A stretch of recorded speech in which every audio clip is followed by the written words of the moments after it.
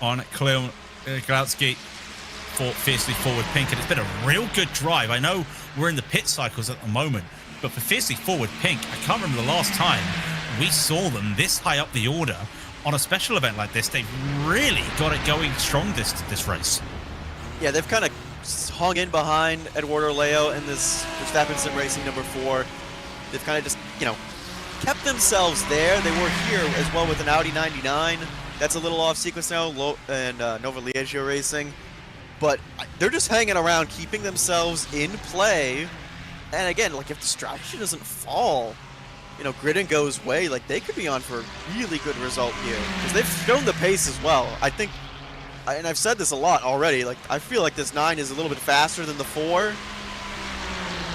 But we'll see kind of how the way things play out and how the driver changes go. Yeah, it's been interesting, this Fiercely Forward. I think it's one of their strongest teams they've ever put out there. Gianni Vecchio coming back as well to race for them. Then you've got Adam Mikhazenko, Rodrigo Meets as well, and Luca Gramp as well. So a really strong team for Fiercely Forward this time. And of course, you can see on the bottom of the page all the information, the runners and the riders with each of the drivers as well on our bar, so you can get a good idea of who's in each team as well as just seeing them battling on. That's the 784. Next car into the pit, Maniti Racing Yellow. That's from one decent team in 50 forward to Maniti. Things are changing out there as well. And I was just looking where that 002 was. I don't know if you noticed it. They've actually got away with that, you know. I'm actually surprised that Grid and Go got away with where they were. They found themselves in a good position on the track. So I think the 002 might be their savior for this race, like you were talking about. Yeah, it's just a matter of, like, where you fall in terms of these big groupings and everything like that. And the 002, again, has found some good space to warm up the tires, take its time. And the strategy, I think, is working out now. They're kind of doing the full stint where they're only coming in about 4 to 5 laps sooner than those around them. But it's interesting to see how long some of these guys go. The Blue Mercure eSport number 1 that's currently in 4th position went about 2 laps longer than their teammate on the last stint. So they can go another 5-6 laps compared to some of, you know, someone like the 002. And then you look at now, when you look at these fuel stints, because we know some cars able to extend a lap, which is a very tough thing to do when it comes to this track. Able to extend by just doing a bit of lift and coasting and also following drivers. But you look around the track, there's only just a few groups of 2 cars there. So it's the case of, okay, these 2 can work together. They don't want to work together. But that's why Verstappen Sim Racing's not overtaking Fiercely Forward, because they would love to use this for an opportunity to save some fuel. That's going to affect Fiercely Forward. They're not going to get that extra lap that maybe BMW, Verstappen Sim Racing, will get. And the same with Blue Mercure. They're working together behind them. You can see on the timing tower the P3, P4 and P5 working together as well. So right now, you're having to find a buddy, and taking those early pit stops or pit stops out of sequence just not helping right now. And I think this is going to be an important moment on the top of the screen as also moves come in. When does Verstappen pit in terms of Fiercely Forward? Can they extend their stint? Fiercely Forward was in 2 laps sooner, I think, to try and undercut the 4 Ferrari, and that kind of didn't work out. They ended up in the same position. But, I mean, this is kind of maybe a little payback from earlier. Maybe the Verstappen Sim Racing team of Eduardo Leo just saving fuel now. I mean, they've been glued together ever since I started on the broadcast. They were glued together with the 99 Audi. 99 is now a little off sequence, but now 4 can save a little bit of fuel. Sebastian Job has found other cars to save fuel with, too. That's the other thing. Is that, like, we have lap traffic. You can find other cars around to help you save fuel. The issue with that, and I'm talking from a man that has never gone over 3,000 iRating, so my opinion is going to be void because you don't know what you're talking about. You're not quick. When you're a lapped car and you see a leader behind you, you kind of want to get out the way. But in this situation, if you're Sebastian Job, you kind of don't want them to get out of the way because you want to fuel save. So hopefully there's that telegraph message. But in the lower splits, and I'm not trashing the lower split drivers because I am one, you're going to have that issue where the leader's being like, I want to fuel save, and the car who's being lapped down is I'm a little bit worried, and that's when you have the incident. So knock on wood, that doesn't happen here. But yeah, Sebastian's got to try and find the opportunity because he knows his teammate, yes, 28 seconds behind, has that opportunity to constantly fuel save, while Job is just looking to find his best way to find some traffic. I mean, Job has also just been putting in laps that are, I think, insane compared to the other two, because he's stretched out the gap from his teammate another, what, 6 seconds from the last fuel stop. So I think 3-car just putting in the work, finding time where others are struggling to find time. You know, one of only 4 BMWs in the field. I think most likely the highest, obviously the highest BMW, but I don't think there's any other BMWs in the top 10. Next one will be TC Esports at 17th, so you are right as these continue on, but what a decision that was by Verstappen Sim Racing. You look at the team, Diogo Pinto, Florian Labiga, both of them winning the last 2 Spa 24s in a row. Then you get Luke McCohen into the team. That's fine. That's fine. He's a great driver. They work with one another. Perfect swap. Then you get Sebastian in. And this is almost like the key to that bridge, the key that they need to get themselves over the line again. Just having someone like Sebastian who's able to put those laps down and look at the pace he's putting down right now. In fact, he'll be probably, what, 3/10 faster than some of the rest of the field at the moment. Just absolutely fantastic times on a track, like you said earlier, Jonathan, is constantly cooling down now as we're hitting almost, we're 22:11. Sim time in the evening. So yeah, the track is definitely starting to cool down. Yeah, on a cooler track on old tires, because I believe they only did fuel on the last stop. They did full tires the stop before, so it's got 50 laps on these tires. We're still like, I mean, he's flirting with the 215s right now as the 2 Aston Martins kind of working together, trying to save fuel. Again, they went long. One of them did at least 26 laps on the last stint. So this working together and having a buddy to go find yourself, no better buddy than your teammate. Yeah, you want to make sure you don't also hurt your teammates, and knock on wood, that's not going to happen. As Emmanuel Oliveri on the rear gunner of this tandem, if you want to say it like that, but Ate Kahuhidin at the front of this, and they won't be making moves. In fact, I wonder if they'll just go, and there we go. The train carriage locking the bumpers together, bump drafting, and we've seen that non-stop today. It's the driver that happy enough to just bump draft down the straight. There's been a lot of stories over the years of what's happened down the Kemmel Straight, but the key thing is that bump drafting feels like it's the fastest and at the moment safest way to get around, because these 2 cars both dipped into the 15s last time by. I've noticed these Aston Martins get stronger towards the end of a fuel stint. Like, they're able to get down into those 15s and really put in some good competitive lap times. I just loved the contrast on screen. You got these 2 working together nose to tail, and then the fight that's happening behind of the swerving back and forth down the Kemmel Straight to try and break the toe. Yeah, won't see that with teammates at the moment. You won't be seeing that for a while, I don't think. I think as the night time goes in, it will be the scary time, really. It's what they always say, things are going to happen out there. In fact, there was a bit of a blink there for a moment from Emmanuel, and that could have been a little bit scary there with 5 minutes to go until the top of the hour.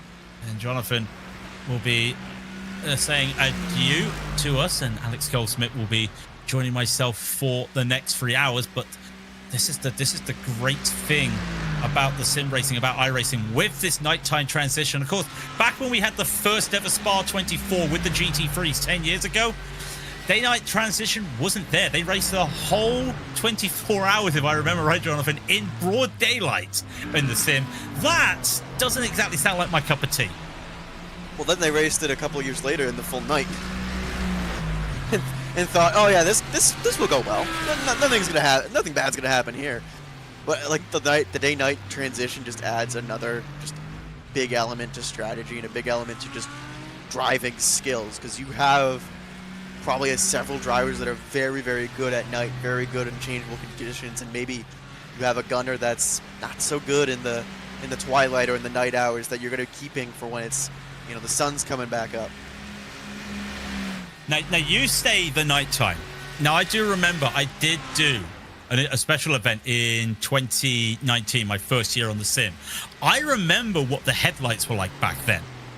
They're not like they are nowadays, Jonathan. I remember how you could barely see anything in those headlights. So you're telling me a whole 24-hour race in the darkness with the original headlights, that sounds like a recipe for a little bit of disaster, because you could barely see 10 meters in front of you, if I remember right, with those headlights.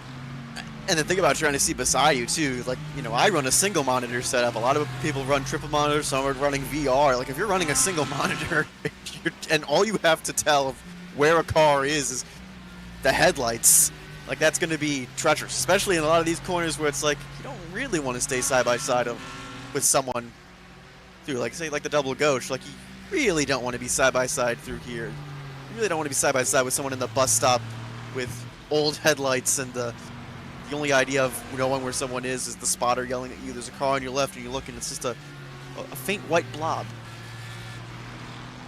Yeah, I must admit, I do have a single monitor, but it's an ultra wide, so I think I get a pass on that one. But yeah, it can be very treacherous. And speaking of treacherous right here, the Blue Mercure guys split up a little bit from a lapped car. That's the 77 of 07 Racing as they go on by. And to be fair, remember, blue flags are not mandatory, so Charlie doesn't have to let them by right away. It's also just trying to get a little bit of time out there as well. It's Fiercely Forward Pink jump into the pits a little bit earlier than they would like. It's about 3 minutes before the top of the hour, so that's 2 laps earlier than what we were talking about with the Verstappen sim racing team. Could come to fruition here, and then the question is, how long do Verstappen go out? If it's 3 laps, then they have saved, and I wonder now if they're going to find some traffic to help them save that time. Yeah, it's been kind of the story of, like, the different stints. Is like some people have been dropping in at 24, 25, 26, and those 1 or 2 laps is going to make a difference going down. I think Fiercely Forward is always pitted before Verstappen sim racing, and the positions have held the same. So it seems to be no benefit to an undercut or an overcut between those two of just 1 or 2 laps. But we'll see if Eduardo Leo is able to jump this Fiercely Forward Pink machine, and also what kind of service they get. If they get a full service, a full minute stoppage time, and if Verstappen gets just a 40-second stop for fuel, it could be a difference.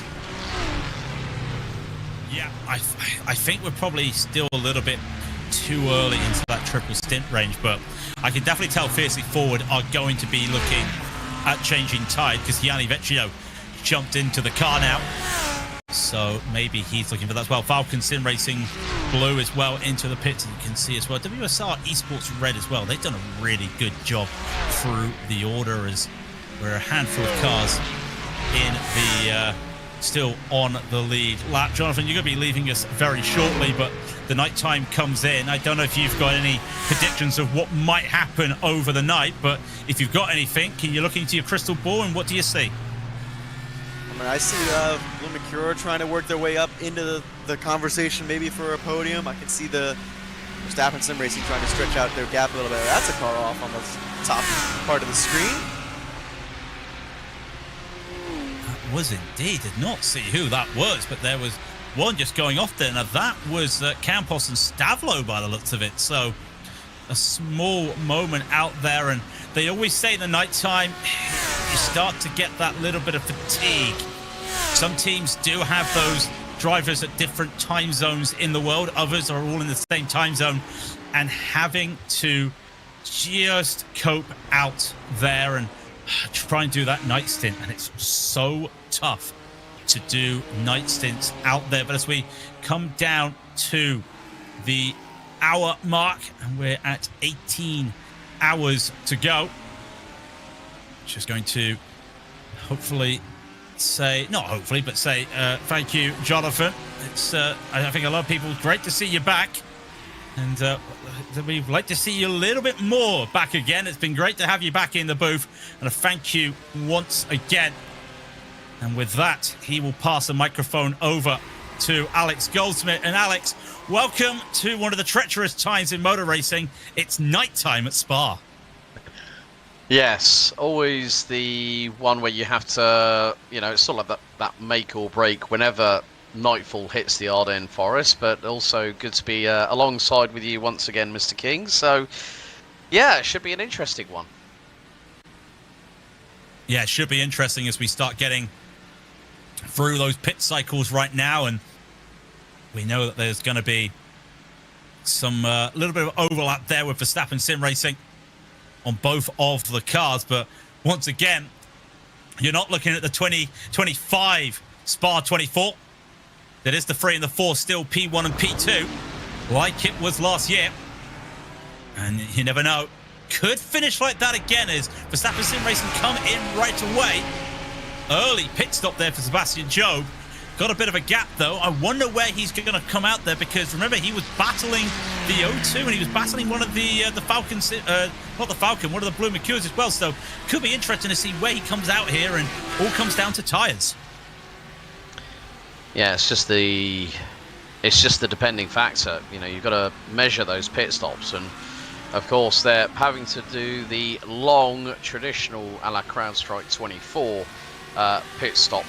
So it is not going to be an easy one, but as soon as Sebastian Job hits his marks, then Eduardo Leo in the number 4 car, and so has Atte Kalpanen in the leading Blue Mercure eSport number 1 car. They have all rolled down pit lane, and they're pretty much the same in terms of laps on the stint. 26 for Job, Leo on 26, Kalpanen coming in a lap earlier than possibly that Blue Mercure eSports. And this is the thing. I mean, talking about Nightfall anyway, Craig, I mean, there's always a different allure when Nightfall hits Spa. Oh, it's great. I would love it if iRacing could, I know they got fireworks on some of the dirt ovals. I would love it if they could just get the fireworks just here in the middle of the night during Spa. Like in the real world, you do have that moment of fireworks going on. Same with Le Mans, and also same with the Nürburgring 24. You have those fireworks as well, and I do like that they have the wheel, the Ferris wheel, lit up here on the sim, just to give you a little bit of atmosphere. I know there's not a lot you can do, but atmosphere would be good. Now I've just seen a yellow flag with Gianni Vecchio, and yet Gianni Vecchio has actually just lost it. He's all right, but on those tyres that he's still warming up, just lost it coming out of Stavlo, and they're 2 lap old or 2 young tyres there, so they're still coming up to speed. But that's a big issue there for Fiercely Forward Pink, because they're going to be losing track position with that spin.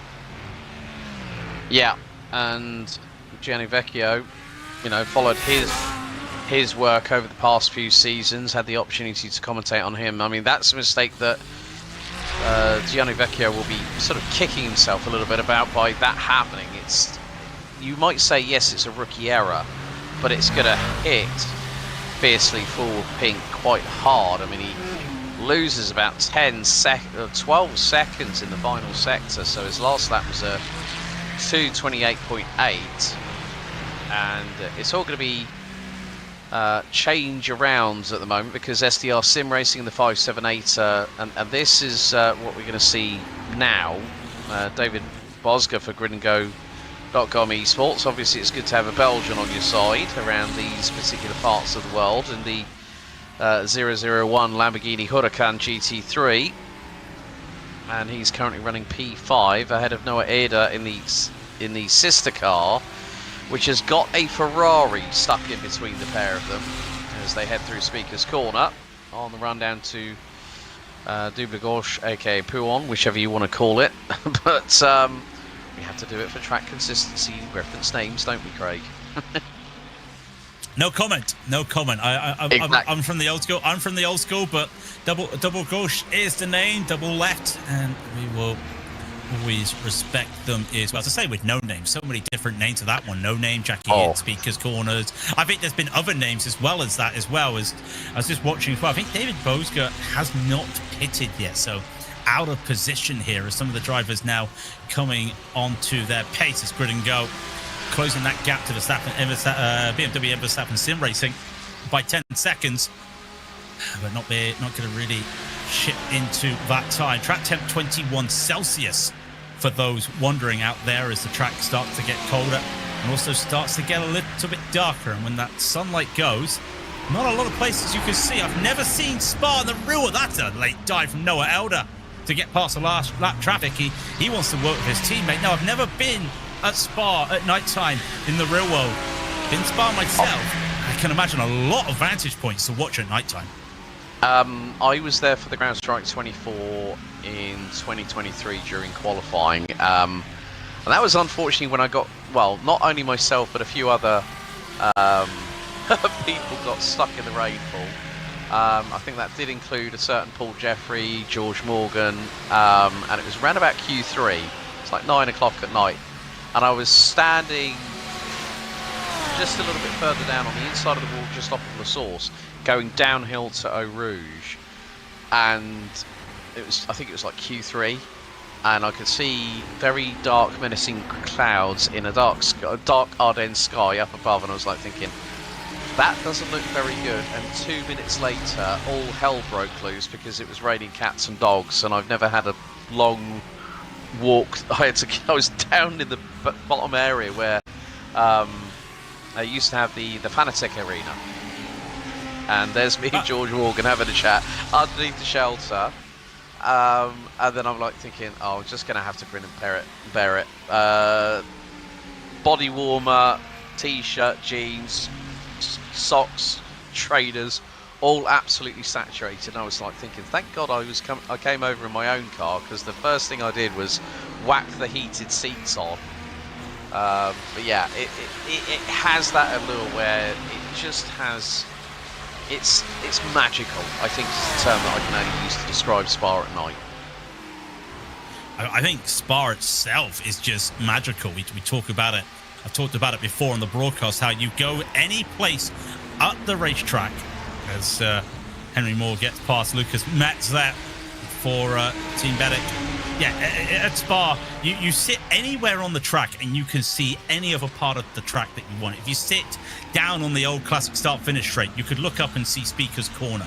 You can also see the start line. You get a good vantage point. You come here on the hill right here, looking down at Speaker's Corner. You can see the start line. You can see around Brussels. You get a really good vantage point out here, and even if you're here right now through Double Gauche, you still get to see a lot, because a lot of the high vantage points allows you to see that start finish line, because the trees do open up for the drivers. So do have the opportunities. I will say I did get caught out in the rain at Le Mans.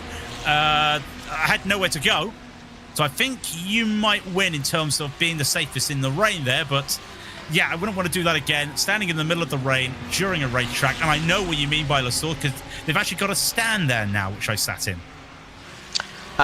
Yeah, which is just off of a villa, which is actually right up the top, and that's normally occupied every year by Team WRT, being their home turf and all that. I have noticed that there has been a change in the gridandgo.com esports strategy. Noah Ada's now ahead of David Bosger, who's now on his 23rd lap of this stint. So yeah, I mean, like you and also Jonathan were talking about before I jumped in, that it is really interesting that when you've got two different teams that have decided to go for very different strategies, and with the leading Grid and Go esports car currently P2, about 8.7 seconds at the moment behind Luke McKeown in the BMW M Verstappen Sim Racing number 3 car, which is leading.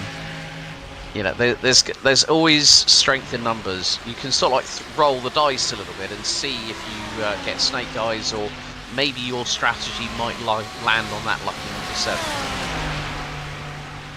Well, lucky number 7's not doing very well at the moment. Solpek's down a lap down. 77's down another lap down as well. But these drivers going up the hill. One of our little battles at the tail end of the cars on the lead lap, is safe to say. But they're still on the lead lap, and at this stage of the race, 28 cars on that lead lap. Still pretty impressive at this stage of the race, with 17 hours and 50 minutes and 4 seconds, 3 seconds. You get the idea. Going down. This is Lucas Metz for the RDV Competition Unity Cup. getting overtaken by Henry Moore last time by.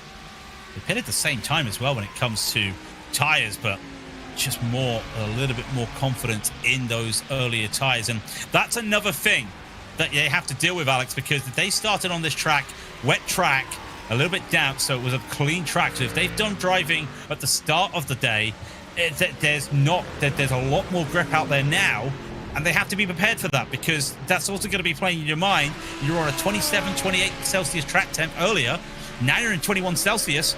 There's a lot of grip, a lot of rubber down. The water's all cleared up. That can throw some drivers off if they're not used to having too much grip. Yeah, and then there's also the thing is, if you come in for a full service, so you go down pit lane, you get driver change, new set of tyres, and with the track temp now being 21 degrees, you're going to see that if they're going to try and warm up those tyres, it's going to take a couple of more laps than, say, what you would have at 28 degrees centigrade. So it's going to be, for those first couple of, for about 14 to 21 kilometres, those first 2 to 3 laps, the car's going to feel like it's skating a little bit on an ice rink on these colder track temps. And that's going to mean that if you can activate those tyres into that window of operation quicker, then you will have a distinct advantage. They'll be looking to have that advantage, because for those wondering about the forecast, well, no rain forecasted really. There's a chance around 8 o'clock in the morning, sim time. So another 7 or so hours, and Paul Smith will be with you on the breakfast show, as he calls it, to provide that racing. And pretty sure Paul is with David Haynes out there. In fact, no, it's yourself. Sorry, I do apologise. It's yourself. Yeah. David Haynes is going to be afterwards. But yeah, you'll have the breakfast show, as Paul was saying, and there's a chance of rain there, and that could be quite interesting if it does rain. Well, I'm very well versed in knowing how well Belgium acquits itself with wet weather racing. I've seen plenty of it. The home of champions karting Genk, which is located about an hour and a half north of the circuit. So, yeah, when rain hits at Spa, it will literally hit without even any warning whatsoever. That'll be rather interesting. That'll spice things up in the last few hours, heading towards the checkered flag tomorrow afternoon. It just all depends on if we get the rain and how strong the rain's going to be. We won't know that until we get there, and that's the magic of the weather. That we know the forecast says there's a chance of rain. We just don't know if we're going to get the rain, and I think some of these drivers would love a little bit of rain just to level the playing field right now and try and reel in these front two cars of David Bolzger into the pits, and he's going to be taking his pit stop. And again, this really weird pit strategy that some of the grid and go cars have had just means that here he is out of position. Gotta be, technically, you can't even say that he's ahead of schedule. This is almost him being behind. Well, I'd say that it's lap 161. Most people pitted lap 56, so plus 6. Not exactly very good. Not exactly something you talk about normally, but Alex Bennett will come into the car and replace him. And another key thing, they've got the Grand Prix pit boxes, which I don't know if that's a blessing or a curse for that car, but some drivers like to be there. But I think if you've got the fuel tank you need, that allows you to just extend pit stops a little bit if you've got that pit box. Yeah, and with the fact of them being on the pit lane speed limiter for a very, very long time indeed, it's a case of just waiting, but you've also got to watch the rejoin coming out of Radion onto the Kemmel Straight. That is incredibly, incredibly crucial. So, yeah, 001 now has Sven Haase behind the wheel, so you'll have got past the end of the pit lane speed limit and then been able to release the horses on that car as Alex Bennett.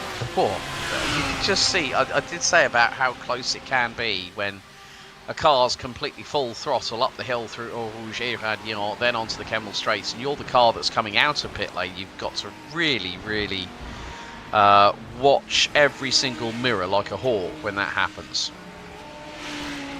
The key thing for Sven is about 3 seconds behind him is Luke McCohen. So this 001 car is in danger of getting lapped as we continue to look, and there is the lead cars, I believe, just coming outward. Actually, just behind. Yeah, there is the lead cars. Yana Koch just 7 seconds behind her. Actually, 2 cars having a battle. That's the number 781 of Core Racing, and then the 92. This is 781 of Maniti and the 92 Core. Getting my numbers mixed up here just because it's nighttime. I can see. I don't need a light on just yet, but Maniti not having the best of races, but they've got a few cars out there to run the gauntlet, and they're still going to be running that gauntlet out there. We've only had a few retirements so far, and I think I count 5 or 6 retirements so far in this race for a 59 car field. Very strong field though when you think about it, because most people will probably have called it a day at this stage, but there's some drivers a lap down still looking to try and get a result. Yeah, that's actually pretty good that we still got 54 of the 59 starters still running. Also an update on Blue Mercure Esport. Alexander Spetz in the number 1 car running P6 has got teammate Andrea Bristow in the number 33. There we see the pair of the Aston Martins making their way through Stavelot in towards Corporal Claire and then into Blanchimont. And again, the Aston Martins, I think in some respects here, Craig, can be a little bit of an underrated GT3 machine. But I think the good thing is that Blue Mercure have decided, you know what, let's see if we can just keep pushing. And the last laps by Spetz and Bristol were in the low 216s as they're going to come out of the chicane again and cross the stripe to put in their 163rd lap of the race.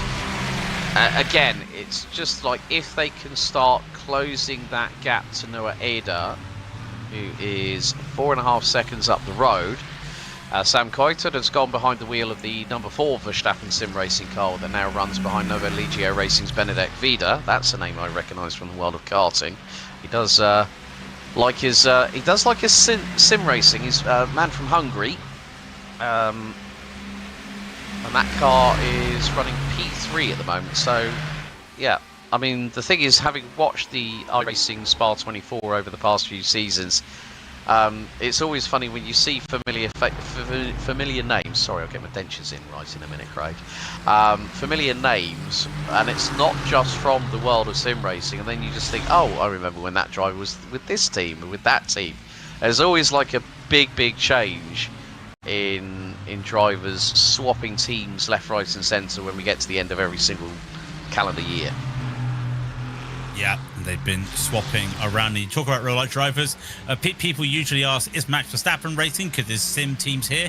No, but he has just stopped watching. He's been jumping in every now and then, just keeping an eye on the teams and how they're doing. And you can bet he would love to see another run. 3 times in a row would be a big achievement here for Verstappen Sim Racing. And of course, they've already got the Nürburgring 24, the GT3, the overall victory to their name this season.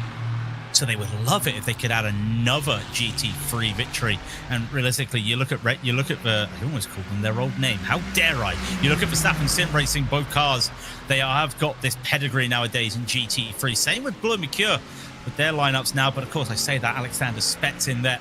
Not a driver that you normally associate GT racing with, but picked up some very good time out there learning that car. And that's a man that would have gone into real world racing as well. A lot of these drivers nowadays moving into the real world, and the real world drivers moving into the sim world. It's lines blurred nowadays over who's a sim racer and who's a real world driver, because the answer is, well, they do everything. Yeah, I mean, when you think about it, Josh Rogers, Chris Lallam, 2 drivers that made the transfer to real-life racing. I think also Jardier is another name. Alexander Spetz was running in Clio Cup, I think, earlier on this year with his previous team, and then then unfortunately I think it was just circumstances beyond Alex's control, and then he just found himself without a sim team. And then he hooks up with 2 former teammates, Attic Kalpen and Milotsiaitis as well. I recognise those 2 names very, very well indeed. and that was back from the Williams Esports days when they were with the squad. But I think it's just a case of the way that you could also say the same about commentators as well, myself included, because until 2020, I was doing real-life commentary, and then all of a sudden, 6 years on from the pandemic, I'm still here, folks. You know, and one of the things I love is being able to tell stories not just about sim racing, but also about what I've been able to experience in real life myself personally. It's funny because myself and Paul were talking about this earlier about the sim racing commentator that have moved into the real world, and here you are going from the real world to the sim racing commentary. And I know some of the other real world commentators moved over to sim racing, such transferable skills. I think David Addison as well, doing some of that as well. I know John Heindorf as well, to name a couple. I think Alex Brundle's done something, was doing something during the pandemic. It technically still counts. So yeah, it's those skills that are transferable, and these drivers hoping to look for it. In fact, you look at it as well. Last year, the number 3 car had Chris Lullen. As I was saying earlier, he's won the Spa 24 and he's won the Spa 24 in iRacing. And the year before that, they were joined by Max Verstappen, who they also won that race as well. So some drivers really just coming in and looking to just go for the opportunity. And talking about going for the opportunity, Jarno Koch looking to get past lap traffic here as well. Will do so. And he's actually in a nice little, I don't know if this is a good thing or a bad thing, in between 2 lap cars who are technically in their own battle here. That's the 92 of Core Racing we were talking about earlier, and then the 781 of Maniti. He's in the middle of this battle, but this would be good for fuel saving. I mean, he's losing time to Verstappen, or is he gaining time? Because he's only 6 seconds behind now. Well, he was actually 4.5 tenths quicker in the opening sector than Luke McKeown in the number 3 car. So this is helping, I think, helping Jarno Koch with regards to not only fuel saving, but what is the Lamborghini in front is actually pulling him around the track. So it's actually helping him with a little bit less of a reliance on going full guns blazing on the throttle pedal out of particular corners as they're heading through Le Fagna before the run into Campus and Stavlo. So yeah, that gap has sort of stabilised a little bit, around about 6.2 seconds, and has lost basically that tiny gain in the opening sector. So the pendulum has swung back in favour of Luke McKeown in the number 3 BMW M Verstappen sim racing car. So it is just about picking your moments, and if you can use a little bit of fuel saving, bearing in mind Luke McKeown pitted 8 laps ago, Jarno 16. So we're probably looking at 2nd and 3rd, but also probably Noah Ada very shortly. Ada might be coming in the next 4 to 5 laps, bringing in for pit stop number 7. Yeah, usually about 26 laps on a stint as some drivers into the line as well. I was just looking where Jarno is. Jarno about 3 seconds up the road is his teammate Sven Hasse, so I think he'll be happy enough to see that. Here is Benedict Vida for the Nova Legio Racing. What a lineup it is when you look at this car. Just absolutely beautiful what Nova have done. Johan Haar, Benedict Vida, Charles Leroy. Just that real good lineup of drivers. When I say old drivers, I would say experienced drivers that have been around on iRacing for a while. You know, we talked about Johan Half earlier with the Apex Racing. Some of these drivers just really just wanting to just continue on, you know, after everything that's happened this year. We mentioned it earlier, Drago Racing. This is the first time in a while we've not had a Williams Motorsports in the Spa 24 as well. So you look at this, Nova Legio really trying to stamp their mark and saying, look, we're not just a bunch of guys that have formed because we haven't got a team. We are a literal competitive element right now, and running P3, and remember they're on cycle right now, albeit we'll probably be the first one to go into the pits at this time. We'd really love to we'd really love to get ahead here, and look at it. They're holding that podium away from the Verstappen sim racing team, the number 4 car that Sam Kutert is in at the moment. They have a legitimate claim to getting a podium right now. I know we're 17 hours and 35 minutes ago, but they do have a legitimate claim here that we've put ourselves in this position in the first 6 hours. We've got a chance. We want to make it. Yeah, and it's all about getting through the night time. As soon as that sun starts to rise here, then as soon as they've got past that point, they're in a strong top 5, maybe top 10 position. You know, you can't really count out anybody that has got good consistency, and especially during the night time. I mean, the track temperatures sort of stayed at around 21 degrees Celsius here, Craig. So it's about getting into that flow state. Benedek Vida seems to be very, very comfortable behind the wheel of the number 99 Audi R8 as he makes his way into the chicane. But the gap is closing between the top two, and it's now gone down to 5.6 seconds. Last lap times around is a 2:15.485 for Jono Koch for Gringo Esports, and then also Luke McKeown 2:16.0. Yeah, that's and it's about finding time somewhere. But like I say, being in that flow state, you'll basically have like racehorse blinkers on. You'll have your engineer in your ear and your headset on your team Discord channel or whatever, and you'll find a way just to sort of settle down. But those first few laps coming out of the pits, when you do need to make that service call, that's where in these nighttime conditions, if it's a driver change, you'll be like, okay, well, I've raced for a stint in the daytime. You've got to completely unlearn what you've done through that previous first stint in the daytime, and then into the night, as you were rightly saying with Jonathan earlier, about the headlights.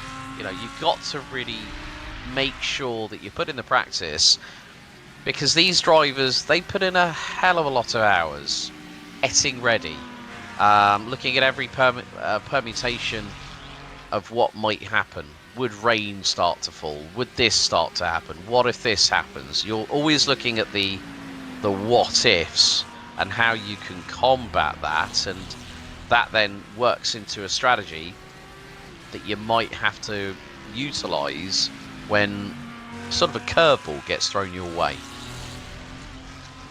Well, the curveball could be anything, because all the teams right now, all these lead teams, dealing with a little bit of traffic out there. I know you were talking about they'll have the team in their ear telling them what to do, and they'll be just going on and just having a look as well, because there are teams and who are streaming their whole things. I know Verstappen Sim Racing streaming their POVs as they're going on by with their battle, is talking to some of the team and seeing what's going on. They don't show the drivers like they used to back in the day. You'd see the drivers racing and seeing what they're doing, but not having that as purple lap times now coming in. I think the night time is finally hitting, as that 002 of Jono Koch already into the purples. A 1:15.215. Real good time, and I'm just looking around. Nova Ligios, who we're looking at right here, only a 16.3. They're matching the Verstappen Sim Racing 4 behind them. Only a 15.5 for the BWM Verstappen. The gap's starting to close. That's good. Attack, attack, attack. That's what you want from the driver.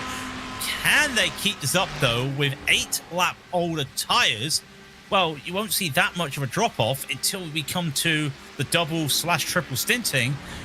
But if the times are now into the low 15s, we're starting to hit that time where the track is starting to get colder. Yeah, and for those drivers that have really been able to work the tyres well and keep them in that optimum window of performance, that is going to help them in the longer run. And it's when we get to this point in the race where the track does start to come alive with those colder temperatures, it's going to help the drivers maybe keep the tyres for a little bit longer, so the degradation might not be as pronounced or severe, but that depends on the driving style of the individual. If they're a little bit rough around the edges in terms of driving style, like let's say if they've been in the car for an hour and a half and the first thing that they want to do is get out of Dodge as quickly as possible, you know, there may be times like say with Benedek Vida, he's keeping it consistent. Their best lap so far is a mid 2:15.5, as yeah, it looks like Dennis Hoffman for BS Competition in the number 2 car has come in to pit lane. That car running just outside of the top 20 at the moment. And that is after 25 laps. I would say Noah Ada's not that far away. Biggest mover at the moment that I notice in the top 15 is going to be Fabrizio Belaziti in the 577 SDR Sim Racing car. And that car has moved up 24 positions from the start of the race and now runs ahead of sister team 578 SDR Sim Racing with Facundo Rago behind the wheel. Noah Ada now pits after 25 laps, and that is going to be pit stop number 7. Only got a couple of laps to go here, Craig, before Benedek Vida and Jarno Koch decide to dive into pit lane themselves. Yeah, that could pretty much make some differences out there. I was looking for that as well with Noah, thinking, yeah, he's going to do another lap. That's what we're looking at, and just couldn't extend that lap. And it's something I said earlier as well, is we're looking at the SDR car still, for Giuliano Rego.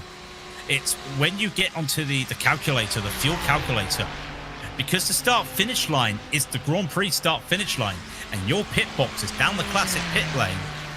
If your calculator says 5 laps, you don't have 5 laps.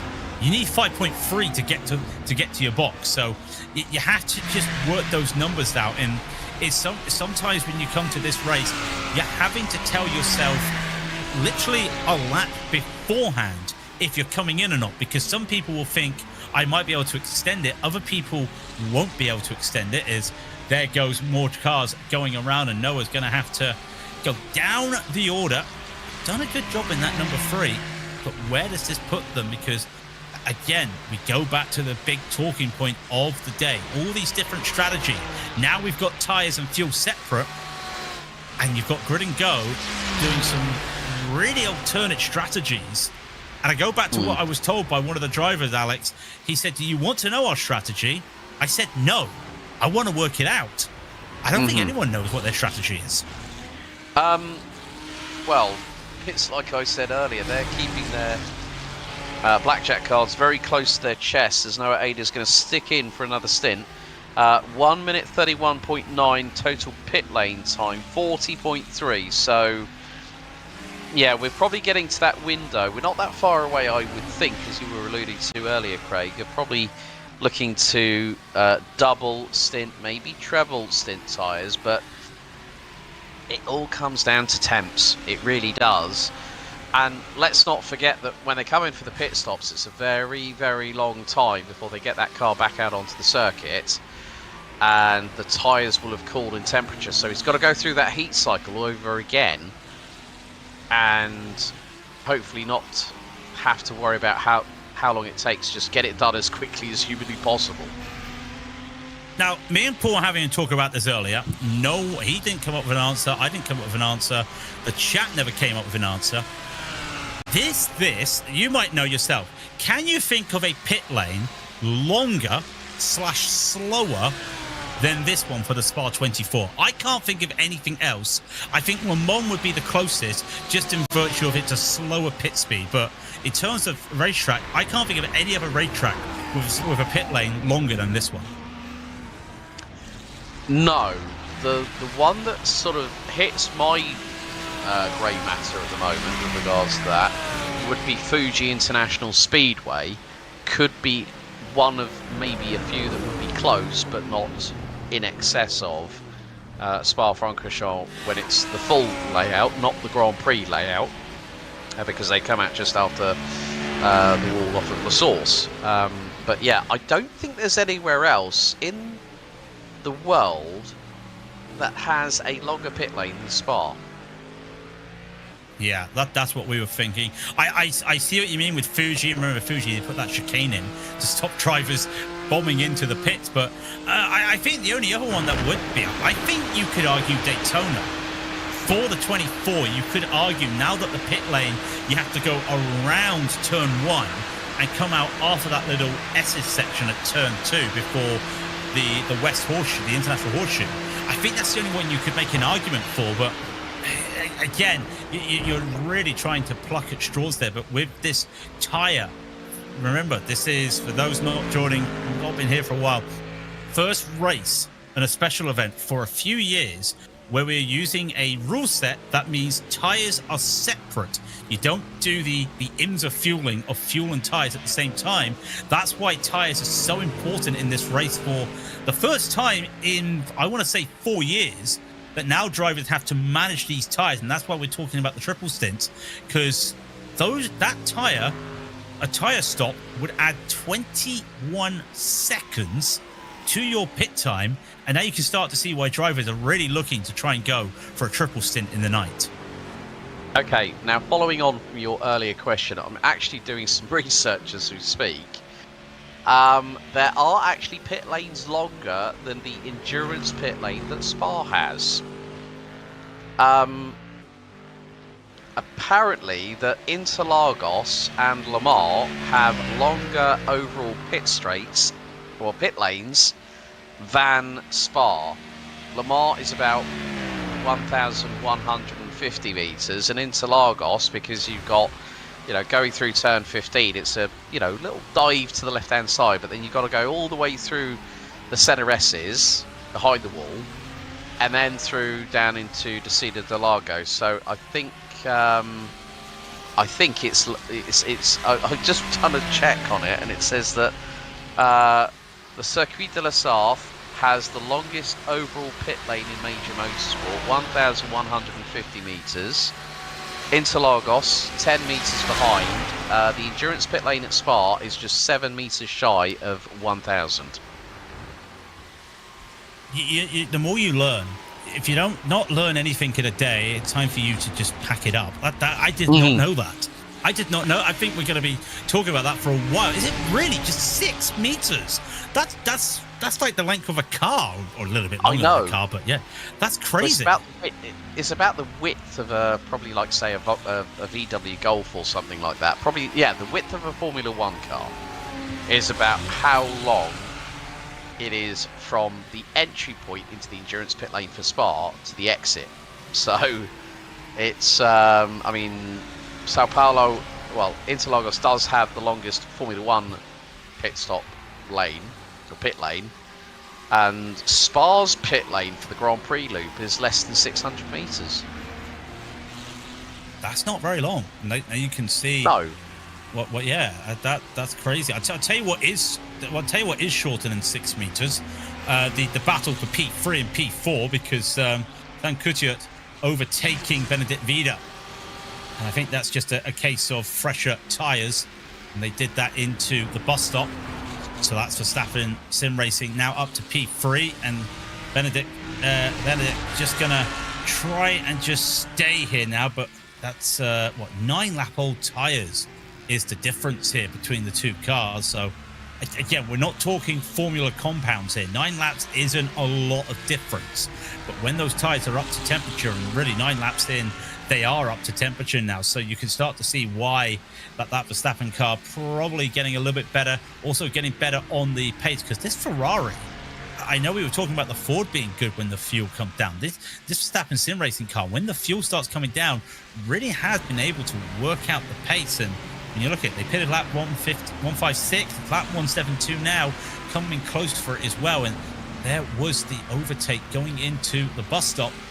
I wouldn't be surprised if we're going to see Benedict. You said it earlier, he would be coming in very shortly. I'm going to say, well, what are we? What? Probably about another 3 laps, I would reckon, before we see that 99 into the pits. Well, he's on lap 24 of his current stint, and we've been seeing anywhere between 25 to 27 laps for teams at maximum, really, here, Craig. So when you think about it, Sam Coitet is on tyres that are 50 kilometres younger than Benedict Vida's at the moment, but still, for that team who started on the outside of road number 7, started 14th place, they've had a really good run. Belziti in the STR Sim Racing 577 now up another spot and is up into P13 at the moment, ahead of Team Bennett's Henry Moore. So yeah, it is just really, I wouldn't say the word mind-boggling, but it's just really fascinating to see how soon drivers will pit after they've done a 25 or a 26 lapper.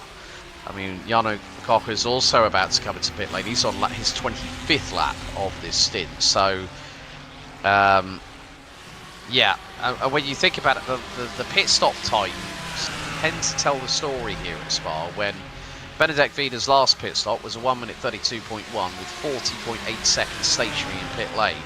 Sam Kuitert's was stationary for 1 minute and it was a 1:51.7. So really, it's a case of, you know, do you double stint or do you not? And it's kind of the old adage of you're damned if you do or you're damned if you don't, depending on how the strategy is playing out. So Nova Leggio Racing, I mean, they've got not only Benedek Vida in the number 99 car, but they've got the sister car in the number 5 with Kevin Ellis Jr. Rounding out the top 12 at the minute, and is a minute and 20 off of Luke McKeown, who is losing a little bit more time because Jarno Koch is finding a little bit more pace, but that car's going to be into pit road very shortly. And that's where they need to really try and make the most of their time. Use that ability that you're on a very light car to try and hopefully make some time as Jarno Koch into the pits himself. So there goes P2 of the race into the pits, and again, you look at it as well. We can work out. That's the best thing nowadays. That's the best thing with this race now. We can work out looking at the pit stop time whether or not they will go for a tyre change, and we're looking to see if these cars will be looking for an overtake. As Henry Moore is the car, the number 8 there for Team Benetk, and that's a lap car in front of Daniel Vicio in the 2-1-1. Henry's looking to try and pull ahead because he's got the STR Sim Racing 578 of Fedusha Rago right behind. The last thing they want is to lose time here with traffic, because they've just given themselves a nice little gap before they come and think about doing their pit stops, and 6 laps different between these two cars. Henry would love to just get an advantage. Not going to get it at the moment. There's the 99 Nova Leggio Racing as well. Into the pits they go. And the sole Audi, and I'm just looking around. Well, there are a few more Audis on the field, but the sole Audi on the lead lap still. Well, it's 2 of them. So one of the sole Audis in the top 10. We'll go with that, Alex. We'll just keep crossing the name out. Nova Leggio. In they go through. And well, that was a little bit risky there from Henry Moore. Got on by, and now watch Rago. He's not even going to worry about, can I get into this? He's just going to go for the overtake here. He's going to be held up with the traffic, and that's not what he wants to see. He's got that inside line. He's had to fight it a little bit. He's got the better deal with the traffic there compared to Henry. Yeah, I think it's always when you're chasing down a competitor in front of you, that's where you get that little spur of adrenaline, spur of motivation, thinking, right, he's got a little bit of backmarker traffic. How can I work this situation to my advantage? So, as a driver, you're always thinking about what is the next call, what is the next move that I can do to help the team. And it looks like Benedek Vida's team is going to take on tyres. That car has now dropped towards the bottom part of the top 20.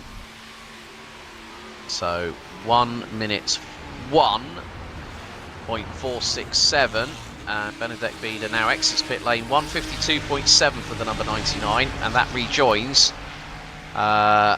behind Balash Pala in the Seja Esports number 26 car that rounds out 22nd position.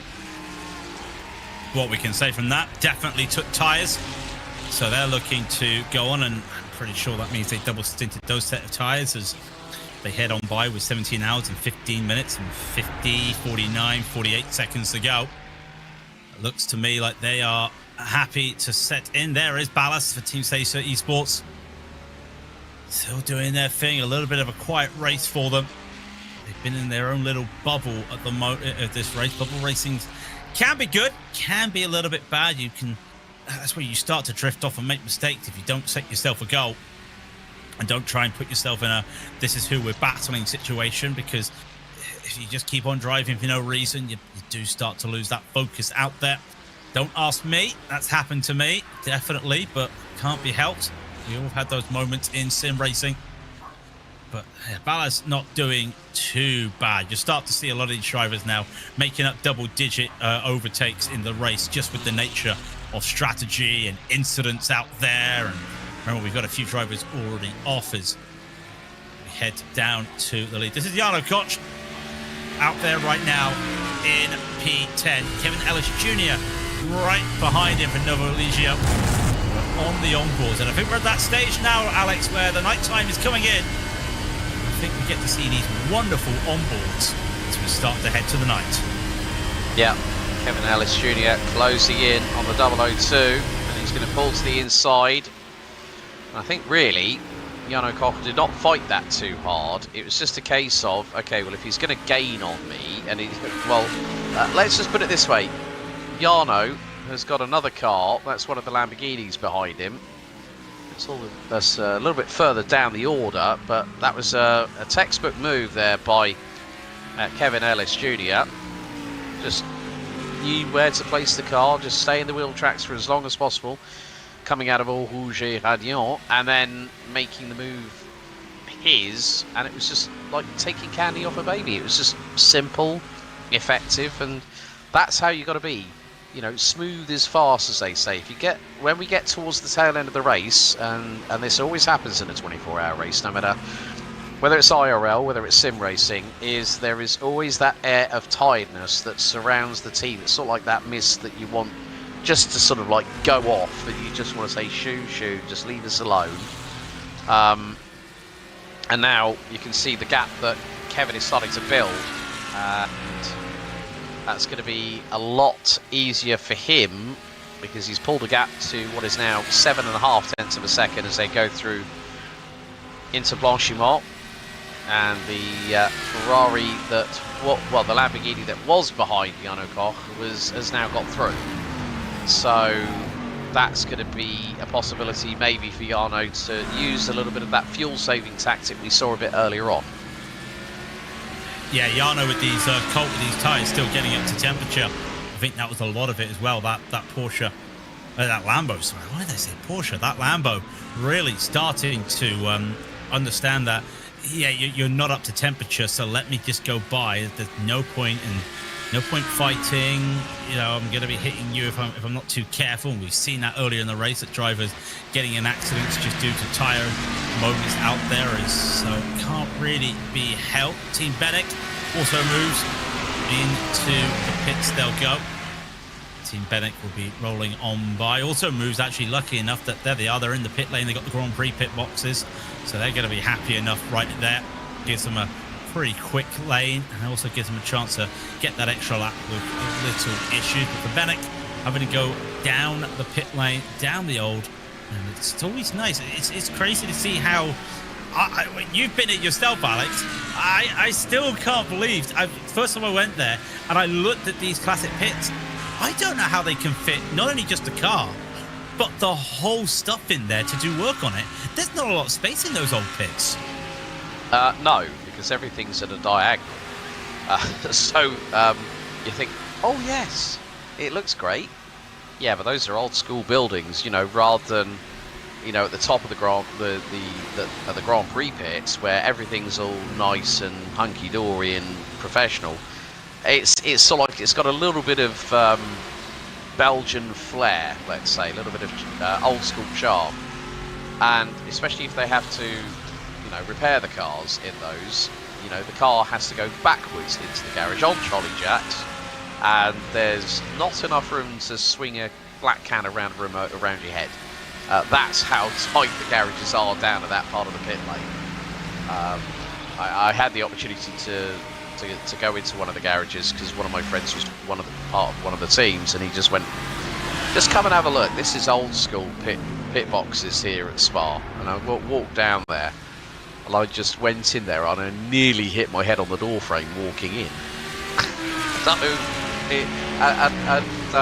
We were talking about the fact of 6 foot. Yeah, well, I'm a little bit less than 6 foot, about 5'8" in height, and I was like thinking, hang on, was this door frame from the Middle Ages? But yeah, it just adds that little bit of charm. Obviously, there's a new building that has replaced the old Uniroyal tower at Spa, just off of the pits, the old Grand Prix pits, and there's a lot of developments going on at Spa, and hopefully one day, when I get the opportunity, maybe to go back there and pay Spa-Francorchamps a visit. Yeah, I'm happy I was able to see that old building. I didn't realise it was getting knocked down, and when I saw it was getting knocked down, I thought, oh, that's kind of like an end of an era type thing, because you can't remove the pit boxes down the classic straight, but you can update that. It was a little bit of a wooden frame. It was quite old, but still a nice little talking point. For those unaware, removed it mainly just for renovations. They can also put a bridge, because one of the issues of getting into the paddock is you have to go under the track. Well, now they put a bridge so you can go over the track, and that's going to really help out when it comes to the participation. And the age-old joke, well, that means that every sim racing title doesn't have an up-to-date version of Spa. Yes, it's a bridge. It's fine. Don't worry about it. It's a bridge. I'd love it. I'd love to see it. But I've been there. I'm happy enough to see what I've seen. But it will connect. Well, it's basically just that fan zone where the Ferris wheel is here on the sim to the paddock. And yeah, I've been around the back of those garages when queuing up for pit walks. And they are quite tiny, and they're basically doing all the work behind the pit boxes, because they really are. Literally, you talked about you can't get the right terminology. You could not swing a cat inside those pit lane boxes. I'll tell you what, you can't swing a cat between. It's a gap between Kevin Ellis Jr. and the lap car that's in behind him of Lucas Bile in the 42 car, who's still going on. And well, now you could say that there's going to be a Revolt there right behind. They're getting the slipstream that Kevin Ellis would love to give other people, but Kevin's happy enough here for Novaligio to just keep hitting his marks like this. Make sure he is ahead of Jarno Koch, because Jarno is catching, albeit slowly. He didn't have a fast lap last time, but he is catching that Novaligio that Kevin Ellis Jr. is driving.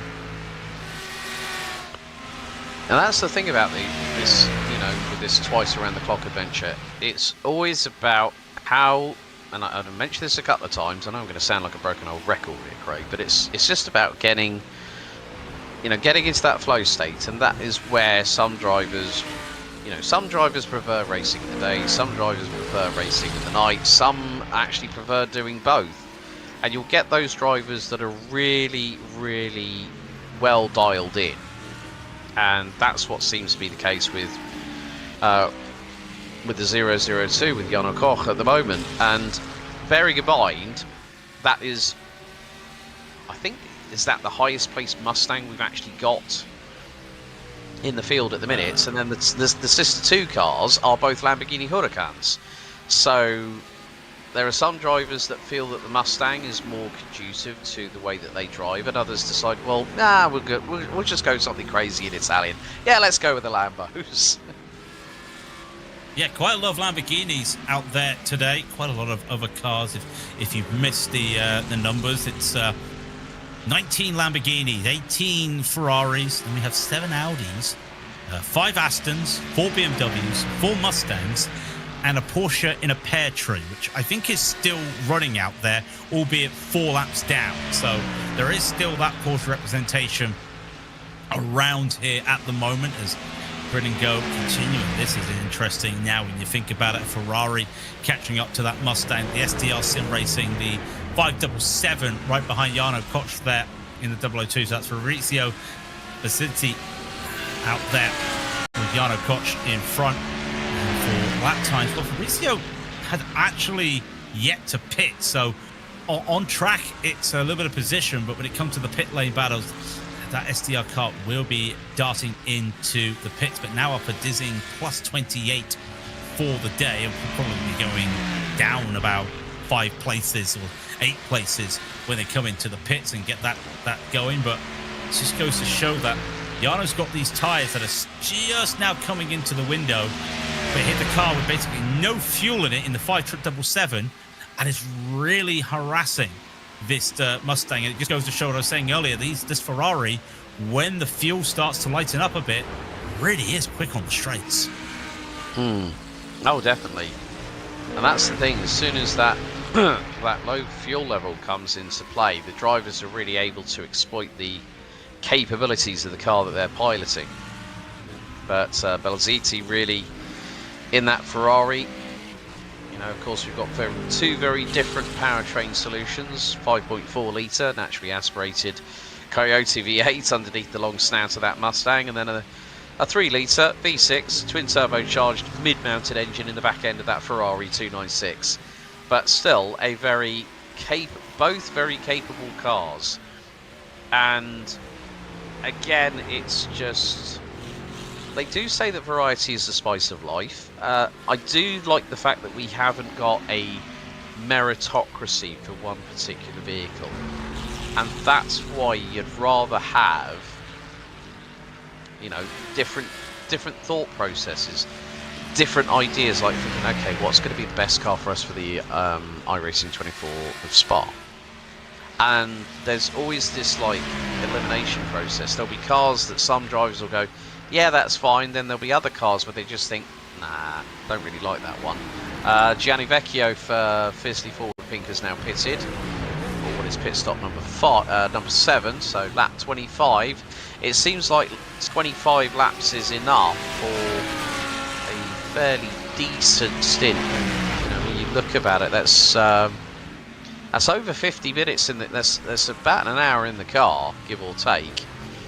So these drivers who have done this plenty of times before, there are always those teams that they say, oh yeah, we're quite a new team, and then you look at the lineup and you're like, yeah, you've just managed to secure like say, yeah, you've got 5 pretty good drivers on your squad, and we recognise that one from there.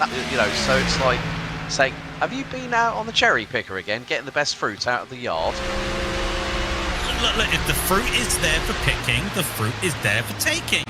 Exactly. Overtake is there for Fabrizio, and on he goes as he comes on by in that Ferrari over the Mustang. And we talked about the car choices, and on the banner underneath the at the bottom, you do have the bop as well going on the entry, so you get to see what has happened to some of these cars. And for those unaware, there is a bop that comes out the week before the race, and then iRacing decides, well, this might be a little bit not right, looking at some of the data we've seen from races in the week, because a lot of these drivers will do some sprint races to get themselves ready, and they will go, no, we need to make another adjustment, just like the real world, where they do a couple adjustments in the lead up to a race.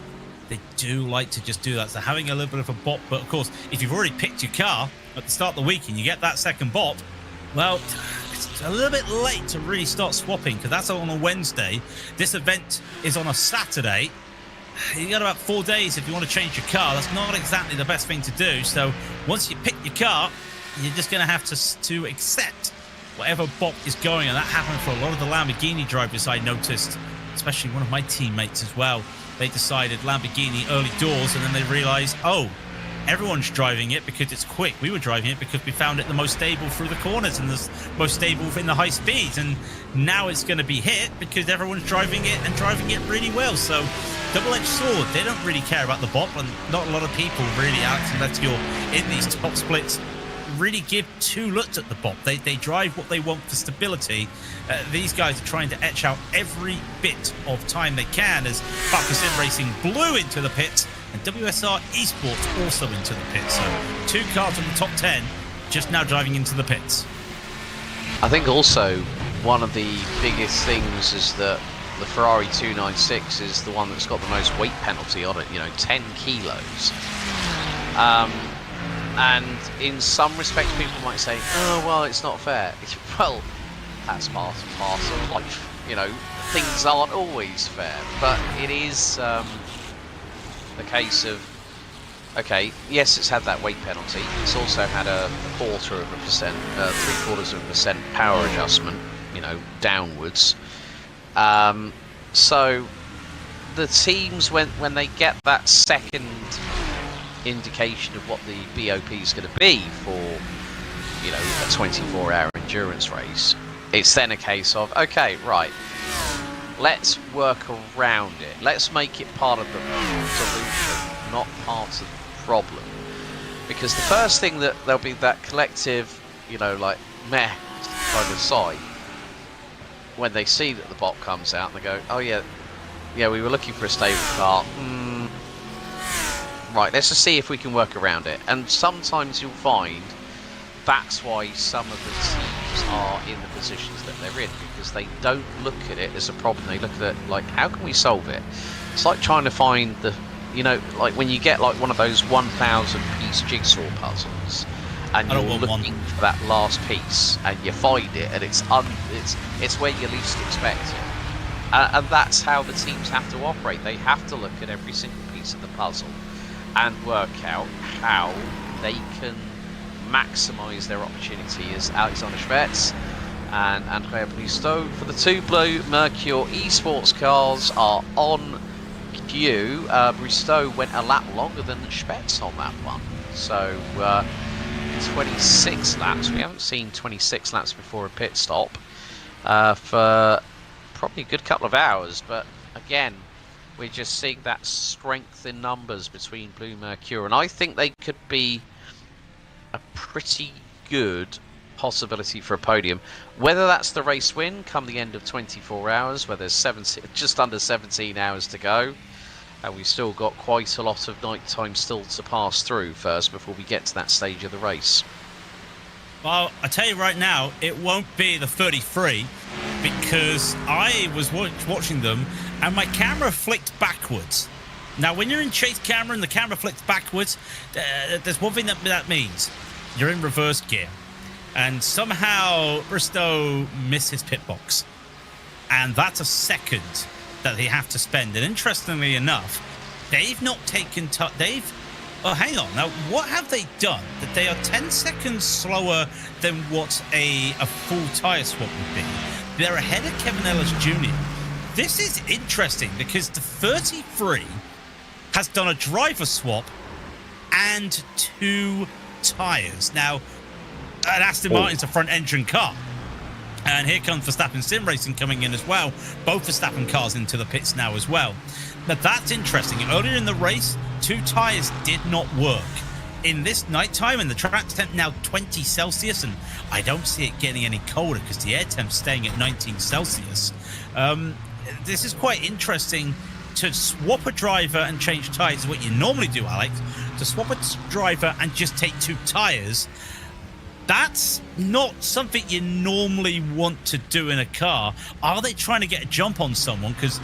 That's 10 seconds, but are they going to make that time back up, I wonder? Are we going to see a driver swap with the lead car? And I wouldn't be surprised. The answer to that is maybe. Luke McComb into the car. I don't think the answer is yes. But I have been wrong many times today. He's still in the car, but yeah, 2 tyres and a driver swap. I've never heard that one before. Yeah, so the jury is going to be out on that one. And with these colder tyres, you've got to think of whether was it one side or was it one axle? You know, so obviously there's a lot of corners here in Spa, and there's a lot of adverse camber from time to time. So you've got to think, okay, can the rear tyres last a little bit longer than the fronts? So if they've decided to do that and put fronts on the car, that would be quite an interesting proposition, because that's where, you know, in a lot of these cars, especially if it's a front engine car, there's all that weight on that front axle, and you go through a lot of corners. Well, the rear end's going to be probably lighter than a feather unless you've got a full tank of fuel in it. You've got to look at the bigger picture. You know, if they can keep the rear tyres in this nighttime phase of the race and the fronts are what have been changed, I'd be interested to see how that's going to work out, but I'm not completely optimistic about it, if I'm completely truthful. No, I'm looking at that and just wondering, what are the? I would reckon if it's a front engine car. But if it's a front engine car, of course the power's going to the front wheel. If it's a front engine car, it does make you wonder, what are they going to do? But we've still got to look at it. We're 2 hours left in our little slot here. Myself, Craig King, and Alex Goldschmidt with me. as we're still here with 16 hours, 55 minutes to go. As we're just looking down, the drivers are making their pit cycles. There is a Rouge and Rally. The sim does not give justice how steep that hill is. Trust me, I wouldn't want to walk up it. Well, I wanted to walk up it. They wouldn't let me walk up it. Don't you worry about that. Every car in the top 10 has taken no tyres, with the exception of that Blue Mercure 33 who took front, or who took two. We don't know what they took. Nova Ligio in their last pit stop took some tyres, as did Grid and Go 001, but those two cars yet to pit yet. So we may be seeing them going on to tyres as Falken Sim Racing Blue get ready to tick down another hour. And Kevin Ellis Jr. in front. And this Nova Ligio, well, I would say it's not doing well on this pit cycle, but there's still about 5 other cars in front yet to pit. They were one of the first ones to pit in this cycle. And that's not going to do them well at the end of this race, because that might mean a splash and dash, but got to get there first. James Buemi right behind for Falken Sim Racing Blue. Really trying to just harass here. And it's an Audi, the older car, versus that wonderful Ferrari, the modern day car that James Buemi is driving as they come through into the wonderful Blanchard. Yeah, and well, it was going to be a case of not if but when Falken Sim Racing Team Blue car would get through. And yeah, I think again, just seeing how the strategies are evolving. Look at this. Oh, I have to say, this is a wonderful shot on the Nova Leggio car there for a briefest of moments. And yeah, I just think it's just so interesting. Like, we've been talking for just over the last hour, and a lot of it being talking about the strategy. We've got to also think about driver lineups as well, because some teams will have 3, some drivers will have 4, some might have 5, and it's always dependent on, you know, whether some teams have gone like, okay, well, that guy's fast, so we might put him in when it's dry, and oh, look at this for a slow-mo shot coming through Radial. That just gives that allure of what this event means to so many people here on the iRacing special events calendar. And what I love as well, and I really shouldn't be saying it, you can still see in the background cars coming around the source, going down the hill. That's just Spa in a nutshell. I've been there once, and I talk like I've known it like at the back of my hand, because you just never see, like, I've been to Le Mans. We've seen all these other tracks. I don't think you'll ever see anything as picturesque as this track, just because of where you can go, what you can see. I think in terms of picturesque where you are, Monza or Hungaroring, but in terms of just the legacy, there's just that there. As just seen somebody else have a yellow, I think the 23, yeah, Tom Griggs in that number 23, just having an off moment as well, losing some time. And that's a driver on fresh tyres as well, going off at campus. That's the last thing you want with fresh tyres. He pitted 4 laps ago. He loses out, and realistically, you want to be careful because, well, he's now moved to 13th. These are the battle for 16th. That they might only be 19 seconds behind, but you've had a spin, you've had an off, and that's going to cost you a few seconds. So have another one, that's going to cost you more time. So as SDR continues on the 578, getting past Team Bennett with Henry Moore, these guys have been glued to one another, I think, really for the last 45 minutes. Oh, you got the Prancing Horse versus the Raging Bull. So, two very competitive vehicles and 2 different schools of thought when you have the naturally aspirated 5.2 litre V10 in the middle of that Lamborghini. But again, another car that is still very much used by a lot of drivers on the iRacing service.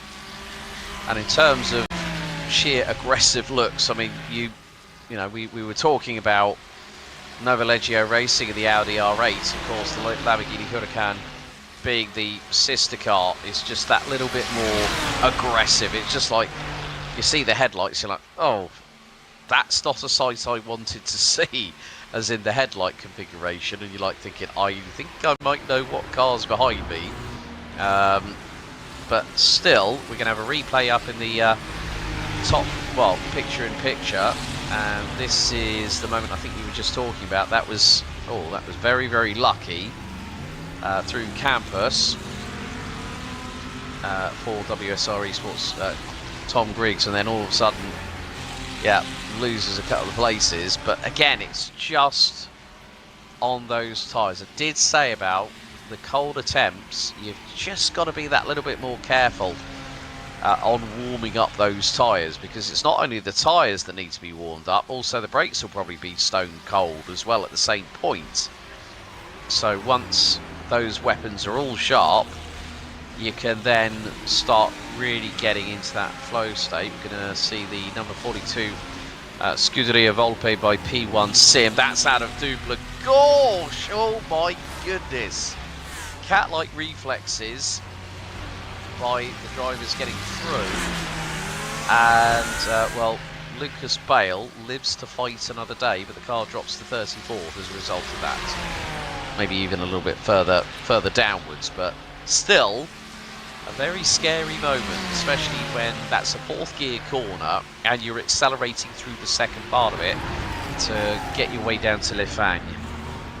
And you've also got the car on the limit of the back weight balance, because you've had to get on the throttle as early as you can to get the best exit out of Double Gauche. So that's also another issue, getting off the throttle there. That was a very heart in the mouth moment as Sven Hasse in the pits now, this 001 on this alternate strategy, I think we can call it now, on the day, going down the order. And looks like he'll probably just be taking fuel this time as lets these drivers go by. Still on board with Henry Moore on the top there for the number 18 Bennick. Instead of going for the move here, watch this. Decide to just do a little bit of a bump draft and then possibly a lift. There you go. That's a big lift. I would almost say that's a 100-meter lift he's just done there. And well, one thing you always forget, lifting's good, but that's uphill. And if you've never been to Spa, you see it in the sims that you're going up the hill. Until you actually are by the side of the track, you don't realize how much of a slope that is going up the Kemmel Straight. And also, it's quite deceptive when you're like I was talking about earlier on with my experience in the rain at the CrowdStrike 24 back in 2023. Earlier on that day, I think it was, well, I was working with a company now known as Artisans of Speed, formerly known as Eau Rouge, not named after the corner, but it had the letter O instead of the French for water. And that was when I was with them and Team WRT. I was actually working there from the Monday to Friday, and then unfortunately had to leave on the Friday night to drive about 2 hours south to Marienburg because I had karting commentary duties that weekend. So I missed out on a cracker of a 24-hour race that year. But the going down from La Source into Eau Rouge, the mind just boggles. You take a look and then you have to do a double take going, is it really that steep? And then I walked down the hill and then I had to walk back up it to get back to my vantage point. And I just went, that was steep, because both my knees were creaking and clicking at that point. So again, it's so deceptive as we ride on board with the Lamborghini Huracan of Henry Moore for Team Bennick. And this is where we're going to see 6th gear, 7,000 RPM, still trying to close on into the Argentinian Facundo Rago for SDR Sim Racing. And that is perfectly personified on how you get through at Les Combes. Really well done there by Henry Moore. Rago didn't really fight that, to be honest with you, but it's going to keep in the wheel tracks. So, that's not how you want to exit Malmedy. 2 wheels into the gravel. Yeah, remember that famous clip of the slow mo of all the drivers just skirting that gravel down. That's why they put actually new gravel. Remember the whole drama in the real world for the Spa 24 when they put new gravel in when they updated this, and it was sharp gravel, and there were so many punchers at the start of the race. It was absolutely crazy. But I want to talk about that elevation change, and I mentioned this with Paul earlier. I went there and I had my friends from the Netherlands, and with no offense to the Netherlands, there's no hills, and they were saying, "Oh, just be prepared. Just be prepared. There's a lot of steep hills." I'm a postman, Alex. You know that. Hills are my life. I walked down the side of Eau Radion and went, "Is that it?" You know, granted, they had a little bit of it. They were. I was puffing a little bit walking back up the hill to get to the car, but we were also trying to walk fast on purpose. The only time I actually ever said, "Yeah, okay, this is steep," was actually we walked the track counterclockwise. I had to walk up the slope to get to the top of Double Gulch. That was the only time I complained of the elevation change. So I am a young, not spring 37-year-old. But when someone says to me, "Yeah, it's steep," I'm like, no, it isn't. The side of the track isn't as steep. But on that track, when you're standing at the bottom of that hill, looking up at Eau Radion, and thankfully at the fan zone, just at the bottom here, where that Ferris wheel is, you can get to the gate right up to Eau Radion, depending on the racing series, and you can see how steep it is. That's steeper than what you've got to walk alongside. So yeah, this is steep, but the rest of the track, nah, it's a cakewalk for me. Yeah, like you were saying, I mean, the Netherlands is just as flat as a traditional Stroopwafel. And that's all I'm going to say on that one. We've got, you know, it's more windmills and clogs than anything else. But yeah, it's so deceptive. But again, we're just seeing up and down the order. This battle between Moore and Drago is still going on. Out of Malmedy into Brussels. Again, another place that can be deceptive. You know, you look down from, and I managed to get as far as the top part of Licum, and I looked and I went, okay, I can't see Brussels, I can't see, well, you can't exactly see Speaker's Corner because it's right on the other side of the divide between the two. And I'll be honest, I mean, when I walked up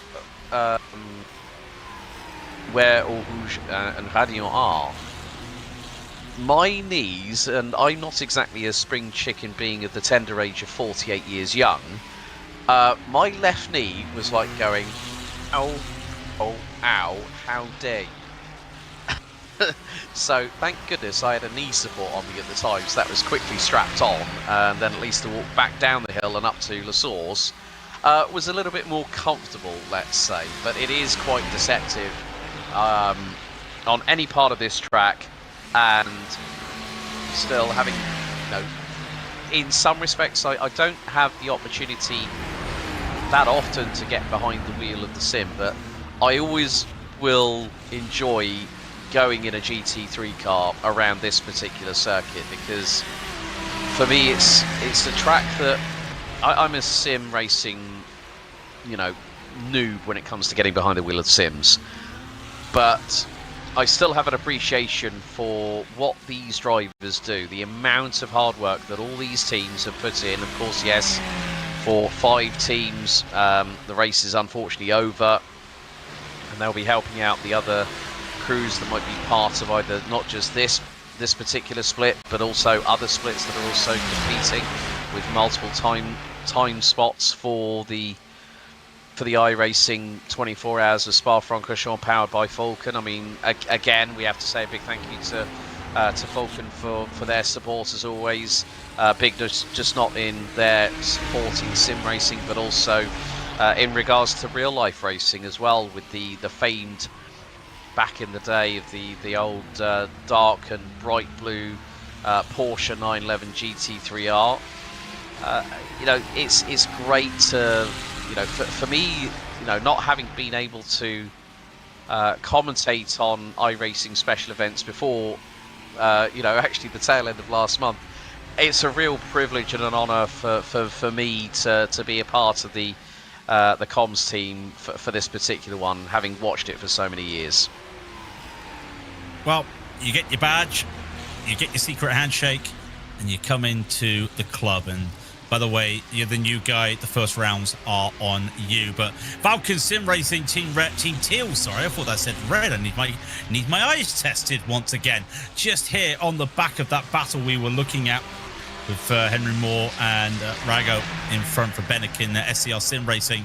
So this is going to turn into a little bit of a free car scrap, and Falcon car really working well. Guy Levesque doing some fantastic work to catch back up to it, and just on the tail end of this, and that's just what they want to see. There's no real traffic around that they can use to their advantage to try and close the gap even more. They're going to have to do this the old-fashioned way, and well, they are all on some decent tyres, but Henry Moore at the front of this pack. Well, remember, he pitted lap 175. These two at the back of this trio, lap 182. So they are also on used tyres. So who's going to crack first? Well, in theory, that Team Bennett car is going to be the one that's going to struggle a little bit more out there than some of the cars in the back. That I have to say it because that's a 933. I think it's taken a little bit of it's had a place in all our hearts, that 933, because it's the sole Porsche out there on the field, 4 laps down, still driving. Well, that's what sim racing is about. They come to they come to Lacombe, and still nothing happens. And Moore's happy enough to lead this, or Rago's happy enough to let him lead. But Levesque, right there in the background, that Falcon Sim Racing Teal, just catching up a little bit. And I wonder if they're getting a little bit concerned that this might be a free car scrap. And then what do you want to do? I think the biggest thing is that with regards to Henry Moore, you know, he came in 7 laps before the 2 cars behind him jumped into pit lane. So he's going to be a little bit more of a disadvantage. So he's got to hang on to those tyres for a little bit longer, because last time out, their pit stop, well, for these 3 teams, quite a few behind, they didn't take tyres. So it's how long can those rears of that Lamborghini hang on as it kicks up a little bit of dust from the gravel coming out of campus. And then, well, we see the same with Rago in the SDR Sim Racing Ferrari. But then you look, Guy Levesque in the Falcon Sim Racing Teal number 6 car is also closing in. So if Facundo Rago starts to go on the attack offensive, I do say that sometimes attack is the best form of defense, Craig, that Facundo Rago is just letting Henry Moore just drag him along, and that might be helping their strategy in the longer game. But when you consider lap times, out of those 3 on our screen at the moment, it's Levesque that is the fastest out of the trio. Not by much, but enough to keep him within earshot. And enough to keep this a respectable 3-car battle, and not 2 cars, even though that's quite a bit of a gap going up the hill, up through Radion. It does make you wonder, well, if it just have a little bit of traffic, could they catch up here? Could they turn this into a proper 3-car fight? I would call it a 3-car fight regardless, but then you come to that whole thing with the tyres. Look after the tyres, as you were saying. That's going to be very interesting. Also, pole promotion, by the way, they've been in the pits for a while, so I hate to say it. I wonder if that Porsche has had some moments out there. I don't think they have, or they might just be calling it a day. I hope that's not the case. We'd love to see the Porsche continue on. That's a respectable pit stop as well. The RC car shop just a position ahead of them as well, as these 3 continue on, and they continue on really well at the moment. As just looking around, and you know, we were talking about that gap at the front of the field, the 002 and the 3, and we thought, well, maybe Grid and Go could start attacking this. Well, the answer is no.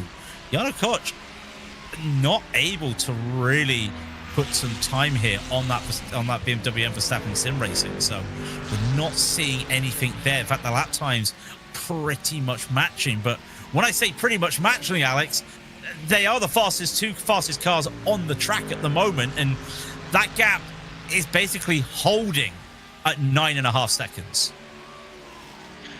Yeah, and bearing in mind that both teams did not take tyres, and I'm looking all the way down the order, and it's down to Benedek Vida in the Novolegio Racing 99 Audi that is the highest placed car that on its last pit stop did take tyres. So did the Falken Sim Racing Team Blue, with James Mooney behind the wheel in the number 44 car, also took tyres. Then you have to look down to Boris Leisen in the Automoves Racing Team 234 that's rounding out the top 14. Those are the only three teams in the top 25, Craig, that on their last pit stop did a full service. So we might see a little bit of shifting of order, so to speak. So I would not be at all surprised if Benedek Vida, who is 1.9 seconds behind the 33 Blue Mercury Esports car of Emanuele Oliveri, might jump back up to the order where we saw him a couple of pit stop cycles ago. Just looking around as well. Fiercely forward Pink catching up to Blue Mercure. They were on a shorter stop last time with Gianni Vecchio. So I don't think we'll see anything. They're here to battle as well for P20th as well as the Capovaya Racing Team and TC Esports at top 20. Still pretty nice because, you know, Aussie Greg does start saying, you're in the top 20. Like, I can't do an Australian accent. I apologize, Australia.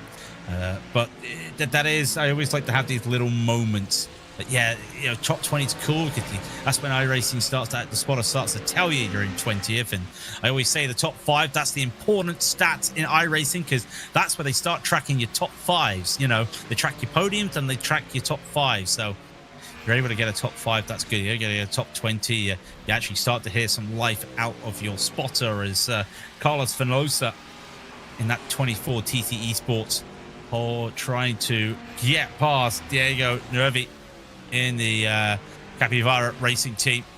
And one of the rare BMWs in the split when you look at it, because well, the next BMW is the lead BMW of the race. So not really the car of choice. And I got to be brutally honest, when I was looking at cars doing this, because there was a flip of the coin of would I want to give this race a go one more time, I was looking at this BMW and I'm surprised that it just doesn't have the popularity once again, and he might be just proving why it should be good, because onto the bright skin Fenloza, in he goes, takes the overtake just how you want it at the bus stop. Meanwhile, BS Competition, their number 2 car, comes into the pits with Dominic Hoffman. But yeah, love to see more BMWs out there. Yeah, I mean, that's... We always find that when new cars hit the service, it's sort of like there's an air of trepidation of what is the car going to handle like, as we're going to see a replay, and this is RDV Competition Unit C. That's at the chicane. Oh, a little bit clumsy. I think maybe just a little bit of over rotation through the corner, and as soon as you go a bit too much pointy when it comes to turning the car in, the back end will normally swap when you've got all that momentum, all that engine right behind, or pretty much just in front of the back axle. The centrifugal force when you rotate the car through the corner, because it's uphill, adverse camber to the right going into the chicane. You've got to be very careful. You've got to turn it on a sixpence.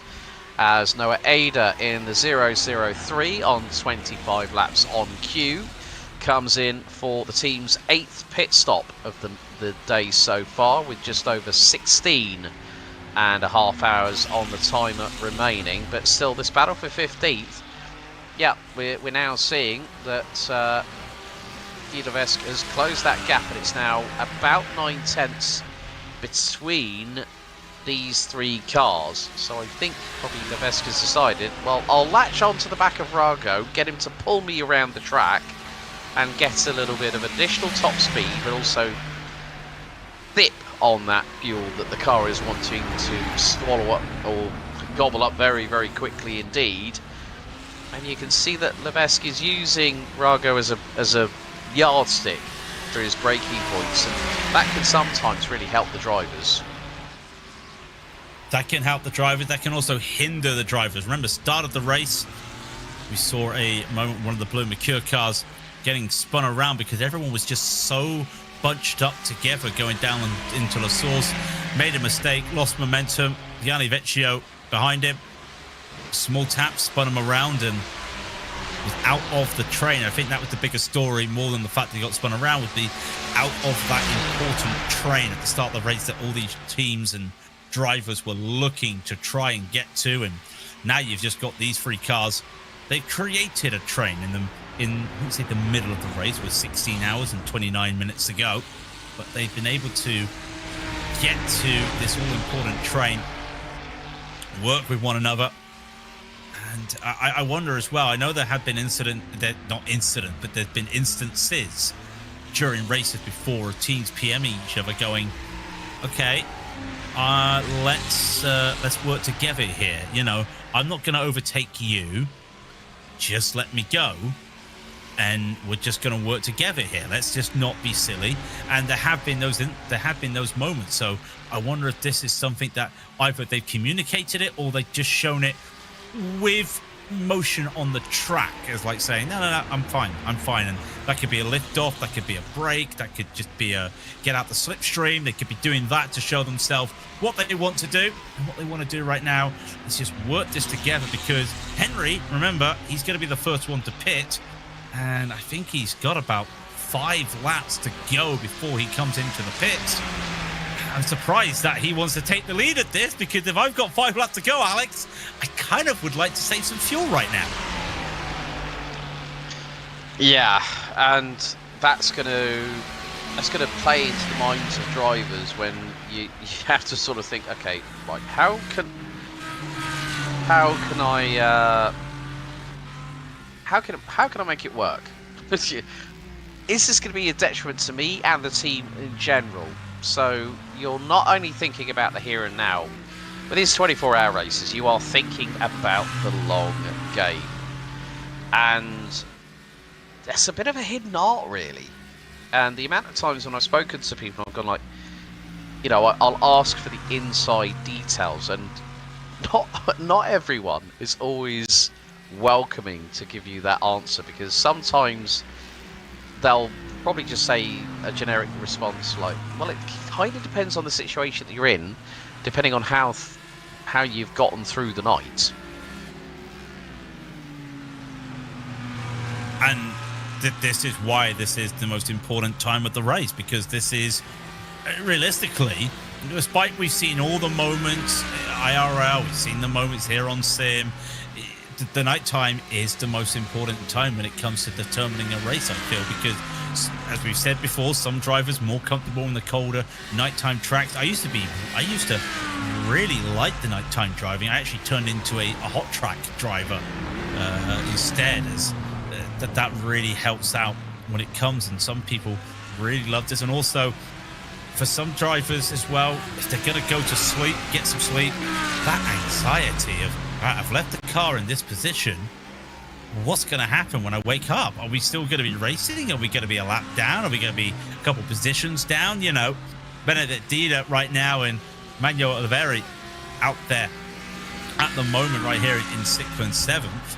And, you know, you've got to feel that somewhere, Johan Half, or, you know, probably thinking, well, if I go to sleep now, am I going to be able to find anything?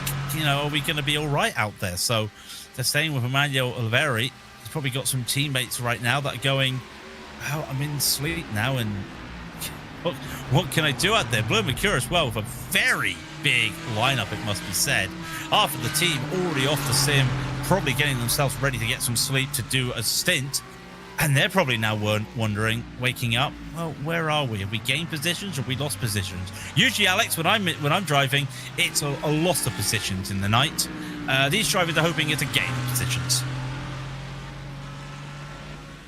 Yeah, I am going to plead the fifth to that one, because I wouldn't be able to tell you what my chain of thought would be at that point, which is probably next to non-existent.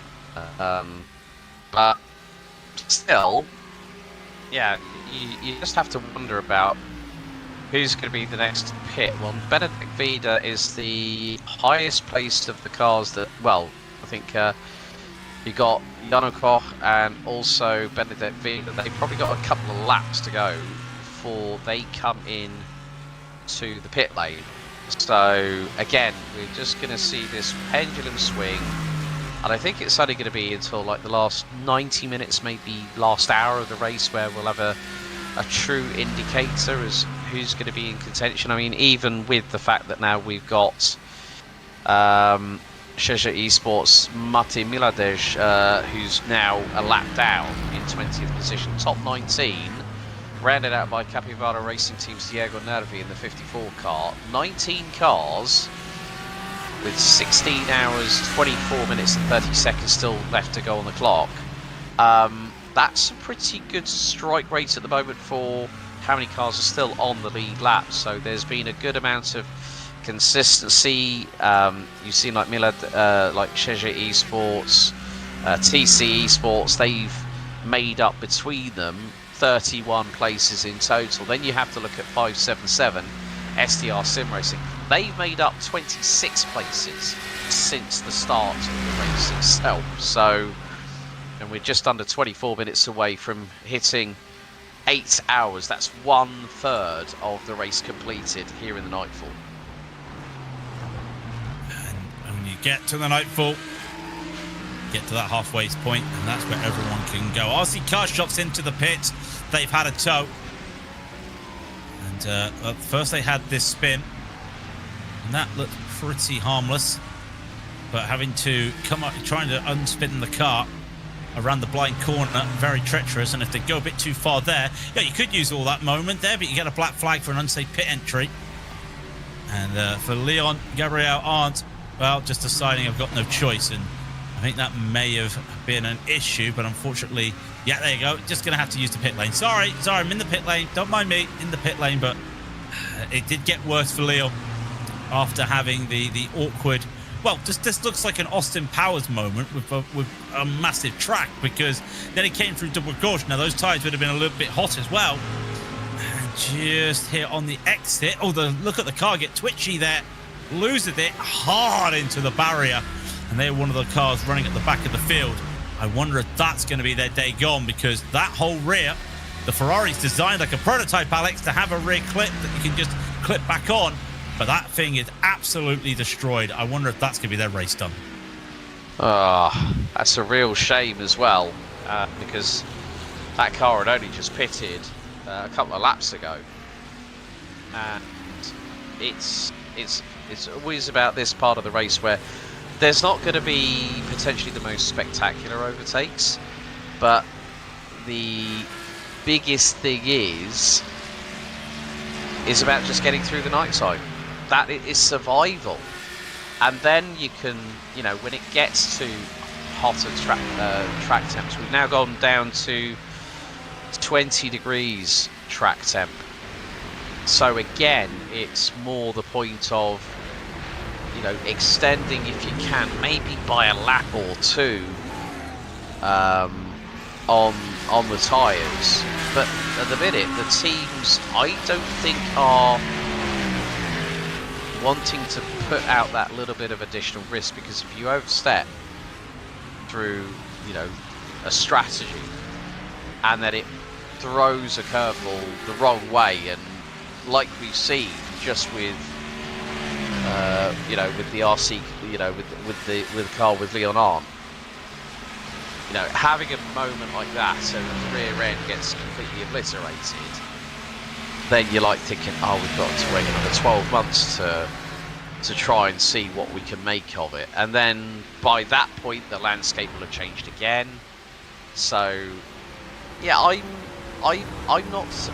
can't say too much in the fact of who I think might win this race or who might be in the top 3. But it's a case of there could be maybe some dark horses out there. Well, we've got prancing horses, and we've got proper horses. We've got a Mustang in the pits right now, and it's on schedule for Jano Koch coming into the pits. As you can see, the timing information just there on the right as we continue on for the night. A shout out as well to Ramiro, Augustin, Cineros in the director's chair for the night, really giving us some of those great shots, those wonderful slow-mos. Was Ramiro earlier, always good to see, and he's in for the long haul. We're not here for the long haul, of course. We'll be off the air. Well, we will be off the booth in an hour or so. Is it an hour or so? My maths, an hour and a half yeah, or so. It's an hour and yeah. Sorry, you know, maths is not my forte. When I've been, you know, for those unaware, I've been here for 3 hours. I've been off again, and then come back into the booth. And I know that Jake Sperry's going to be similar situation where he's there at the moment doing Porsche Esports as well. As Nicholas Lux will come into the car, Benedict Vida as well into the pit. They'll be doing some swaps, and yeah, it's one thing to be doing 2 blocks of 3 hours, Alex, to do it and then have a broadcast in the middle, another one. Yeah, it's very interesting. Yeah, I mean, I've had an IRL broadcast before doing a broadcast before this, and then I'm back at I think it's 10 to 5 in the morning to do 6 hours straight, and then it's another broadcast. Then I'll have yeah, because I'm on Porsche Endurance Challenge Brazil duties remotely from home, and that's got a bit of a bumper grid, but I don't want to ask people to go and join that because that'll take away from this. But they're racing in Portimao, 36 cars, 300 kilometers, and then yeah, I'll be joining Paul again for channel 199 IRX tomorrow night as well. So one of my friends went, "You really put yourself through the ringer, don't you?" And I said, well, any opportunity to commentate is always a good opportunity to learn and progress. You know, the thing is this is my 15th weekend in a row where things have, you know, people are gone, "You're a nutter, you are." And I go, yeah, it's going to be difficult, but I just think that if I could test myself, I mean, I'm going to go back to, I think it was COVID time. No, it's 2021. I think the lead comms for a twice around the clock adventure at Circuit de la Sarthe, and I did 18.5 hours. So build up, took us to green, did 18.5 hours, was flagging so much I had to stand up in at the comms box, the comms desk that I was sitting at, and then decided to go to sleep.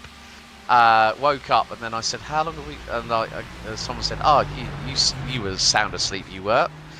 I went, "Yeah, I've definitely needed that." I said, "How long have we got until the end of the race?" He said, "1.5 hours." I said, "Oh, right."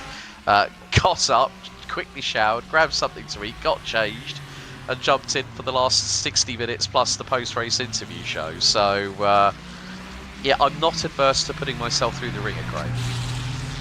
If anyone wants to know how my voice is, it's fine. If everyone wants to know what my throat is like, it's not fine. But that's what you have to learn when you do this. You have to be a little bit more predictable. And of course, in the heat we've got at the moment as well, that isn't going to help with us, and it's also not going to help. Think about Hugo and Ramiro in the booth, in the director's chair with all the computers and the heat going off there. That's going to be bad. I think about these drivers as well, because I don't know what it's going to be like when it comes to the heat around in Europe, and especially for the Americans later on when we come to the night stint, as most Americans probably be driving as well, not just in this, but also in the other splits around. And you think about that, they're in a heat wave. Europe's in a bit of a heat wave right now, and it's going to be a tropical night for some people. And if you don't have AC, you don't have anything to cool you down. I mean, I hate to say it, I'm already sweating just by sitting here commentating. I don't want to be thinking about what it's like trying to drive around here at the moment. Like, look at Spets and Vezio here. Well, this is, as Vezio goes into the pit, really does feel a little bit like I'm seeing old versus new, Spets versus Vezio. Yeah, no offense to Gianni, of course, saying old, but yeah, he's not in the long-term top level nowadays. He does it for for the fun of it. He's not the competitive like we saw with Spets. But yeah, old versus new, still holding up there is Vecchio. And dare I say it, and he's probably going to find me and hit me around the head. Turning the clock back a little bit was Gianni Vecchio there. Well, I mean, I think the thing is that when Gianni's done, been competitive for many a year in the world of sim racing, it's nice to hear something like that where he's doing it more for the fun of the sport. You'll have those drivers in any kind of category, whatever motorsport genre it is, that will always be out there to try and win everything. And then you'll get those people that go, actually, I want to take a step back. I want to enjoy my racing a little bit more. You get those people. So I would say, in many respects, there's a lot of veteran knowledge that Gianni Vecchio does have, but he's now handed over to Luca Gramke in the number 9 car. So change after a good couple of stints for Gianni there. But still, next car soon to pit will be car 114. Team PGZ with Sam Ward behind the wheel. As we clap our eyes onto the battle between SDR Sim Racing's Fabrizio Belziti, and he's being hustled by WSR number 23 Ford Mustang of Tom Griggs in the 23 car as they make their way through Brussels with just under 16 and a quarter hours to go. And all pit stops happening. Automoves Racing Team's Boris Leisen is in the pits. 25 laps on cue. I think Team Bennett Henry Moore's going to be in very shortly, as will Sam Ward. A few other teams, probably Lucas Metz for RDV Competition Unity in the 86 car. Lorenzo Castellani for 07 Racing and G-Tail Design. So that is roundabout towards the bottom part of the bottom 6th of the top 30. So yeah, I think there is still plenty of racing distance left to go. We're on lap 203 of the race so far. Predicted laps that could be completed by the end of the 24 hours.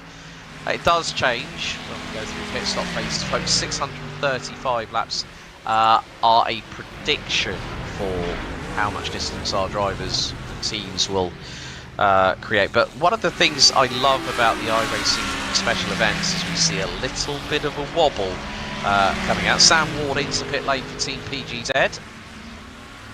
But still, this is the battle that we have been keeping our eyes on. Belziti versus Griggs, Ferrari versus Ford. And yeah, going to be seeing something very interesting if that Mustang starts to stretch its legs down the Kemmel Straight momentarily here, Craig. And here it's raw. And I remember actually with some of the Ford Mustang drivers for WEC, when they had their first Le Mans race, I said to them, in a Q&A session at the stands, I was like, so what's the one part of the track that has really surprised you in this Mustang and or you really like? And of course they joked the straights because they get to hear this wonderful engine. And then they said, well, really surprised and really amazed at how strong this car is through the Porsche curves and through that whole complex. And I know this isn't the Circuit de la Sarthe, but you then realize that this is a Mustang, and every time you hear the word Mustang, you're thinking the old school Trans Am cars, you're thinking the old horsepower, the hot rods, the classic Jeremy Clarkson saying a muscle car can't turn. And here's the driver saying this Mustang is really good through the twisty stuff. And even now you look at it on the sim, well, especially here on iRacing, not many cars able to really navigate some of the mid-speed corners like a Mustang can. So the WSR of Tom Griggs right now really looking to put that to use, that this Mustang has changed the complexure of, well, Mustangs are meant to be just horsepower and just pace, and no, this Mustang is just raw downforce, look to try and make advantage. You've got modern day teams making these prototype like body panel cars, and Mustangs, well, I've been in that pit lane, I've been in that pit box watching them. Had a tour of the pit box. Yeah, that is a straight out downforce machine. Doesn't need to be a prototype. It's really aggressive out there. And talking of aggressive drivers, not wanting to be aggressive up this hill. If they're taking tires, cold tires up this hill, well, good luck on that exit. It's one of the unique characteristics of this pit lane exit is you have to go up the side of the hill, over a bump, through radio. I was going to say a rouge. No, a rouge at the bottom part here. And they go up. And last year, Alex, a lot of cars made a mistake in the night going up that hill on cold tires at the pits. I can say, knock on wood, I think I've only seen one car so far in these first 8 hours have moments up that hill. Yeah, there you see the helicam shot showing part of the circuit. And again, under nightfall, the Spa-Francorchamps circuit has been around for quite a long time. It's now 20 to 1 in the morning. Sim time here at Spa-Francorchamps. 19 degrees air temp, 20 degrees track temp, 11 km/h wind, clear skies here in the Ardennes, and with a big amount of humidity, 94%. But the track bone dry.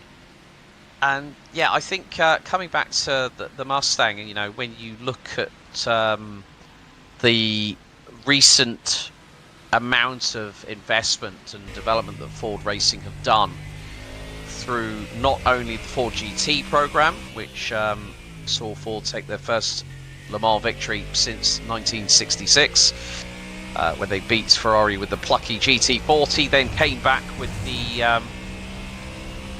grandson, let's say, and now one of the big helpers in Ford's return to racing back in the mid 2010s is a Multimatic, and they've been a big hand in developing the GT3 car.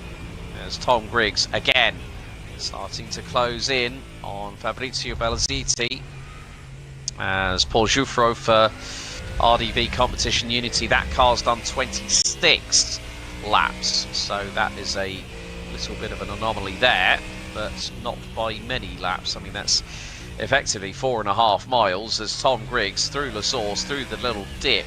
That's also a corner on the circuit here, Craig, that doesn't always get talked that much about because of the little dip, and it's quite deceptive as well because the bottom end of the car scrapes along it when you get really, really close to the wall. We could see Bellaziti getting very tight to the wall, but here is the stride of that 5.4 litre naturally aspirated Coyote V8, and he's bump drafting Bellaziti down Kemmel into Le Combe.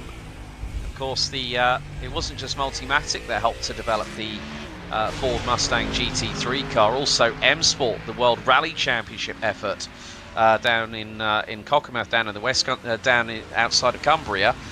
They were the ones that actually helped bore out the standard 5-litre engine to 5.4 litres. So it just goes to show that Ford Racing, especially with, I'm really looking forward to seeing their LMDH car for next year. I really am. As McLaren's LMDH car has made its debut at the Goodwood Festival of Speed this weekend, which is also going on as we speak, but not at this time of day. Oh, that'd be nice. Goodwood at night time. That would be nice. No, I'll tell you something. We're looking at this. You said how it beat Ford, how Ford beat Ferrari at Le Mans. There was a really fun fact that Ford GT went on the auction block about 15 years ago. And I remember it was actually on. People may remember the TV show remember it's still going, Chasing Classic Cars. It was filmed for that as well. It was up for auction. Couldn't get the numbers. Here comes Harold Shelby. What does he say? You've got a chance to buy the last car that beat Ferrari at Le Mans. And that got a huge cheer.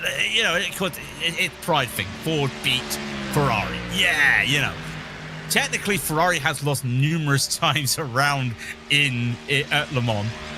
And the best thing I loved was technically Ferrari came back with a hypercar. And still, no one can say you could claim that Ford was the last car to beat Ferrari at Le Mans in terms of overall victory. Then Toyota come and do it. And I was thinking it would have been great that Ford would have been the last car, and they would have come back next year with their new hypercar. They could have beaten them, but no, did not happen. As this Ford, though, really good out there. And again, only just a handful of Fords. I say a handful of Fords. There's 4 Fords, and they're all still running out there. PGC, Sim RC, and then you've got your Grid and Go and your WSR as well. As this is the battle we're looking at, the Grid and Go with STR right behind, Falken Sim Racing as well. That's Levesque as well in the Falcon and the STR. You've got Rago. Nicholas Lux is there as well for Grid and Go, but remember they have already pitted. Rago and Levesque. They're coming up to pit. I think they got about 2 or 3 more laps to go as they do hit. And there, remember, if anyone's going to be asking whether, I don't know if anyone's been asking in the chat, but well, forecasted that there will be a chance of rain about 7 to 8 o'clock in the morning sim time. We are currently quarter to 1 a.m. So what does that say, kids? If you want to do the maths, if you need to know your hand on the clock, that's going to be 7 out 6. Even I got that wrong. 6 to 7 hours to go, Alex, I think is the best play there. So still got a chance for some rain coming up. Yeah, and if that does happen, then it'll be at the breakfast show with me and Paul. So yeah, watch this space. Watch this space, folks, because anything can and normally will happen at Spa-Francorchamps. But this is the battle for P9, and Cundarago has got Guy Levesque right behind, so the number 6 car, the second of the Falken Sim Racing cars, the Team Teal entry, is closing on in, and we're going to see the rate of speed through into Blanchimont out of Curb Paul Frere in Canada. This could be, he's going to switch it to the outside. Facundo Rago is going to go defensive. Levesque is going to get the inside line here, but it's going to put him on the outside for La Source. A little bit of a run wide by Facundo Rago. He gets the traction. Can the man from Canada in the Falken Sim Racing Team Teal car get a little bit of a switchback opportunity? Not quite, but he had to back out of it. He did not want to go into the back end of Facundo Rago's car there, because that would have been a drama for both teams at this stage, as we are 2.5 minutes away from 1/3 of the iRacing 24 Hours of Spa, powered by Falken, being completed.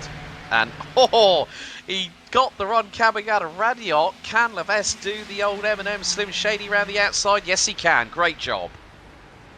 Yeah, that's what he was looking for, taking advantage now of this Ferrari being a little bit lighter on the fuel, and that just goes to show, looking to try and get that track position.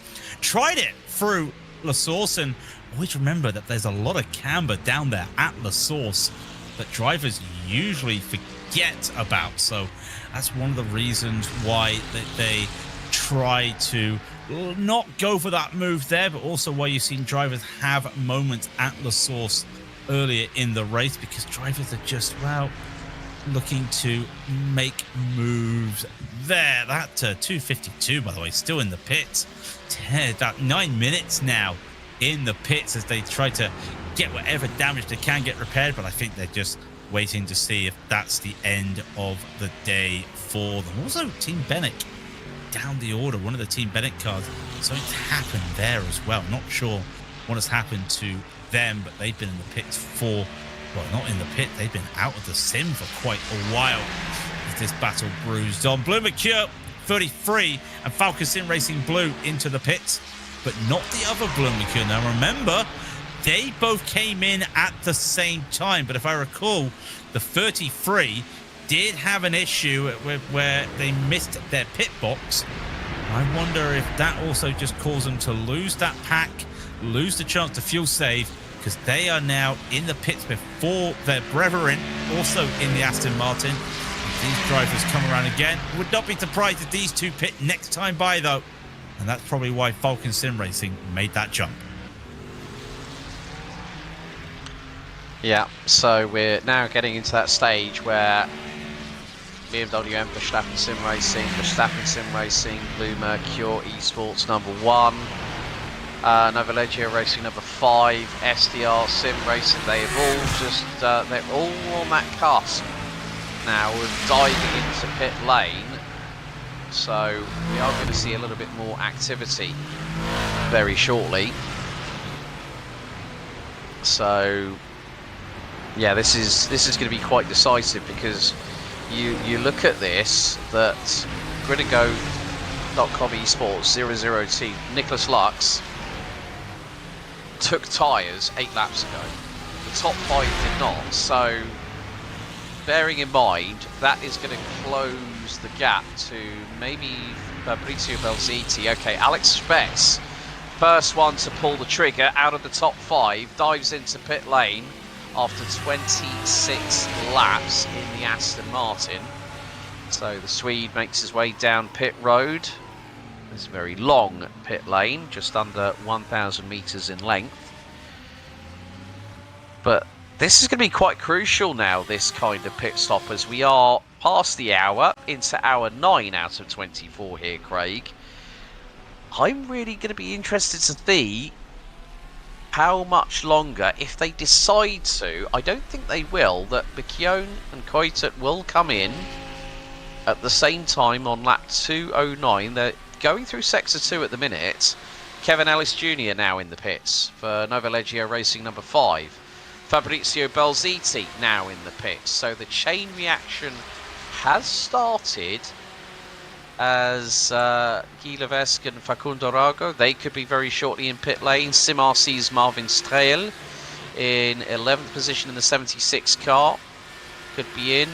Cheja Esports 26 on the cusp, along with Freak Cook for Maniti Racing Red in the 782. They've made a little bit of a resurgence. They're up from 24th at the start to now 17th position. So change could be afoot here, sir. Yeah, change could be afoot.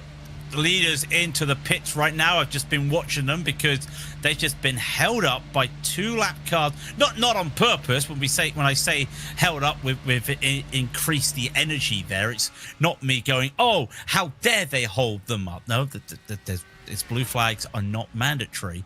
It's just them being a little get caught out there. They got caught up there through Lafanya into Campos and Stavlo. Not a lot they could do, and also with the 30-second lead they have, wanting to play it safe out there, and play it safe they will. Luke McCone knows what he has to do, and I wouldn't be surprised if his teammate, you called it right, Sam Coutiot, into the pits as well. They're going to be hopefully taking advantage and making sure that they've got that gap that they need, a very respectable gap.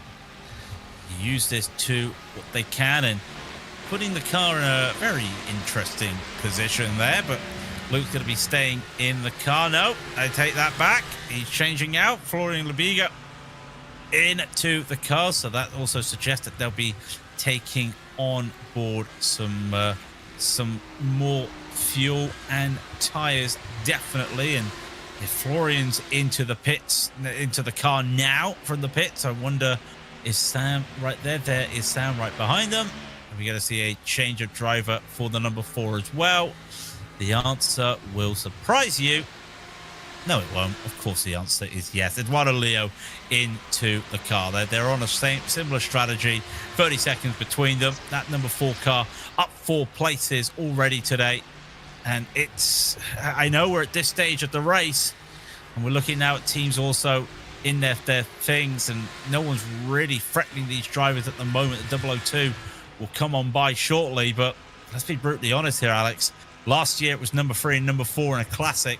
Year before, number 3 had the victory. It really does feel at the moment, knock on wood, that Verstappen Sim Racing are looking like they're going to get another 1 and 2, and it's going to be 3 years in a row for number 3 if it stays like this. Yeah, it was a drag race to the line. I remember that, seeing it on the on the social medias coming up to this event. Nicholas Lux, in the meantime, now is up into P2. That car pitted 10 laps ago, as did Nova Leggio Racing. So Benedek Vida still behind the wheel. Guy Levesque and Facundo Arago have pitted after their 2 and 8 battle, which could continue here in the pits. So yeah, Benedek Vida now up into P3. And the gap between Florian Lebigre for BMW and Verstappen Sim Racing. That was, I kind of thought that might switch around the way it did. But then, of course, when you got Nova Leggio Racing in the 99 with Benedek Vida and Blue Mercure Esports, Emanuele Oliveri, both did not take tyres on the last one. Atte Kalpinen now has taken over the number 1 car. So took over from Alex Spetz. So again, it's just this kind of waiting game here, Craig, and people might think, oh yeah, well it's going to change all the time. Yeah, it is going to change all the time, because what's the fun in trying to have the same strategy as everybody else? Sometimes, like we're seeing with Grid and Go Esports, Alex Nogwe behind the wheel of the number 003, Sven Haase now behind the wheel of the 001, but Nicholas Lux is starting to close that gap on Florian Lebigre. It's now down to just under 9.7 seconds. It was 10 seconds when Lebigre came out of the pit lane, so I think Nicholas Lux might be given the hurry up sign, as if to say, right, close that gap as much as you can. He's on cold tyres. Go get him and see what you can do. Yeah, I wonder if that's just the idea as well. Remember, utilise the fact that Florian on those colder tyres to boot already. I wonder if that's also part of the strategy in hand. Because they also know right behind, there's Benedikt Vida. Granted, 19 seconds behind the Grid and Go card there, but 3 seconds behind him is Eduardo Leo in that number 4 car, and Manuel Oliveri as well, close as well, as the drivers now start to work out strategies and work out what they can do, as the drivers now going through the traffic, going through the hills, and you can't see beside the track there the iconic walkway that the fans walk on by. You start to not see that. You see the trees here. I'm going to say something a little bit rude, and I'm not swearing, don't worry. I'm just going to say it, Alex. Try to get a wonderful vantage point, wonderful panoramic shot through those trees that they've just come through, that you get to see. At one end, you get to see the exit of Lecombe. You get to see Malmedy. You get to see Bristol. You get to see Speaker.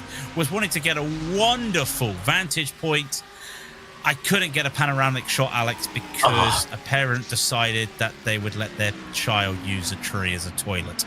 I was unable to get the shot of the day that would have really made my day, because I had a little bit of respect, and yeah, a child was using a tree as a toilet stop. It was a little bit unfortunate, but yeah, you've got to be respectable. Yeah, you don't want something like that fouling your shot. And of course, with the fact is that when you got to go, you got to go. That's all I'm going to say on that one. But Team PGZ, that was a little bit of a spin there for the 114 Mustang, which is currently sitting quite a way down the order. Well, not so far down the order. In the top 12, so Loic Fabier in the 114. Oh, Manisi Racing Black. That is off at Stavolo, I believe. Who was behind the wheel of the 781? That would have been, looking down the timing screens, Alex Bennett for Manisi Racing Black. Has been riding on board with the 578. Miguel San Martin, the Argentine, for SDR Sim Racing, closing in on the number 6 car. That's Daniel Sommer behind the wheel, having taken over the wheel of the Falken Sim Racing Teal Ferrari. Sven Haase in the 001 GridandGo.com esports car, lap 25 of its stint, in for pit stop number 9. And the pit stop to keep coming. They don't stop coming out there, as that old famous song would say. They'll come on by with this battle for 16. Team Falken Sim Racing Teal. Well, of course you'd have teal, because that's one of the colours of the iconic Falken livery out there, with Miguel San Martin right behind for SD. And they'll be making their way through. I wonder if we're going to see these drivers battle it out now. For a while they've taken their pit stop a few laps ago, and they'll be looking to just do this. But behind them, 6 seconds behind, Dominic Hoffman. Now there's a name you don't talk about a lot nowadays, but Dominic out there in that number 2 BS Plus competition car right there, looking to try and attack on. The gap there between these cars are 6 seconds. Dominic, though, having another pit stop as Sven Hasser back in the car, as we see there for the 001 Grid and Go kart. I did notice as well some drivers getting ready to look at getting back into the car, as I saw some of the Grid and Go drivers back in. Out there, I think I saw Sean Campbell getting himself ready. Yeah, he's in the 001 with Sven and David. He'll be looking to get back in that car. Not in the car at the moment. He's just come back from Porsche Esports out there that Jake's been on the call with iRacing. These drivers now would love to just get some of these drivers back in the car after having those moments. And I tell you what, it's one thing for us, Alex, to juggle commentating in different series, you know. But imagine the likes of some of these cars, and in fact, this is one of the reasons we were talking about maybe why Coanda, because they've got so many drivers in the North American Porsche series. But the idea that you've got to go from driving this car to then going out and then driving the Porsche Cup car and then coming back in is very tough. And I wonder if that's one of the reasons why that Sean Campbell hasn't done any laps so far in the race for the 001, because of that moment, because he's had to do a little bit of Porsche Esports. But could you imagine that, juggling these cars, then going to do a cup car and then back into these? That's a very tough juggle. Well, especially when you're going from a Porsche Cup car into a Lamborghini Huracan GT3, in the case of Sean Campbell, who was also in action quite recently for the 6 Hours of Aragon for the 24 Hours Series Esports, alongside Alessandro Quintai, Go Esports team.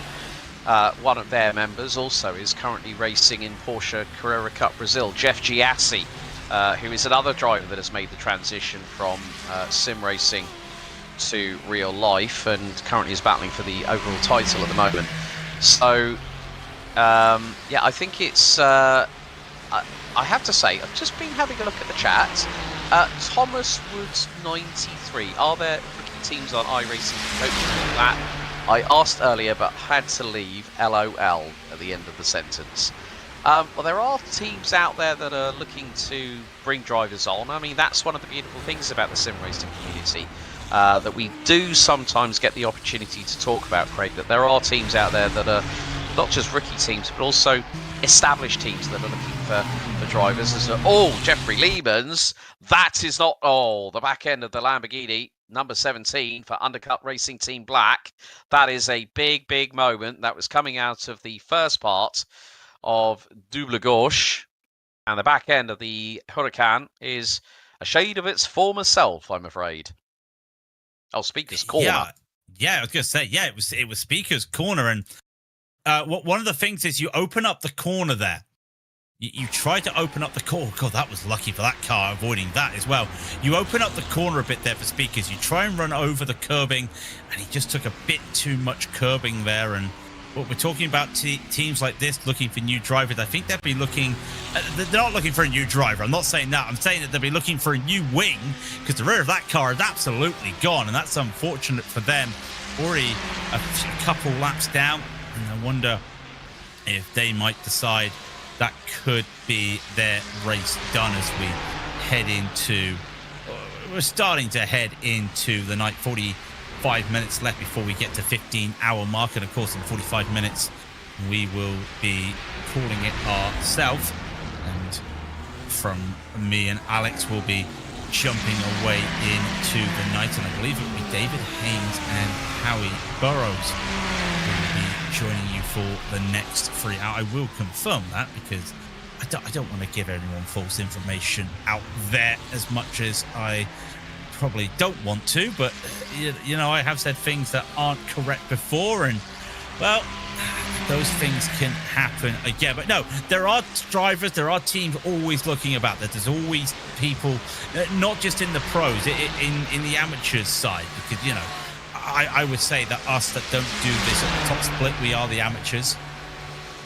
There are always drivers and teams looking around, and I got to give a shout out to the forums and the names left me. There's always in the forums as well, on the run up to an event, that there's always forum posts of people looking. There's always a big group there. It's Derek Watson. I thought it was Derek. Yeah, Derek Watson always, every time there's a big team event, always puts out a de facto area so teams can just go, right, do you want to, you need drivers, put a list in, tell us what you're looking for, I'll add it to the front page of this forum post. And are you a driver looking for a team? There's always those when it comes to special events, and that always them that people are looking just for any random event. And you know, just because you're looking for a team for the Spa 24 doesn't mean that you're not looking for a team for the rest of the time. So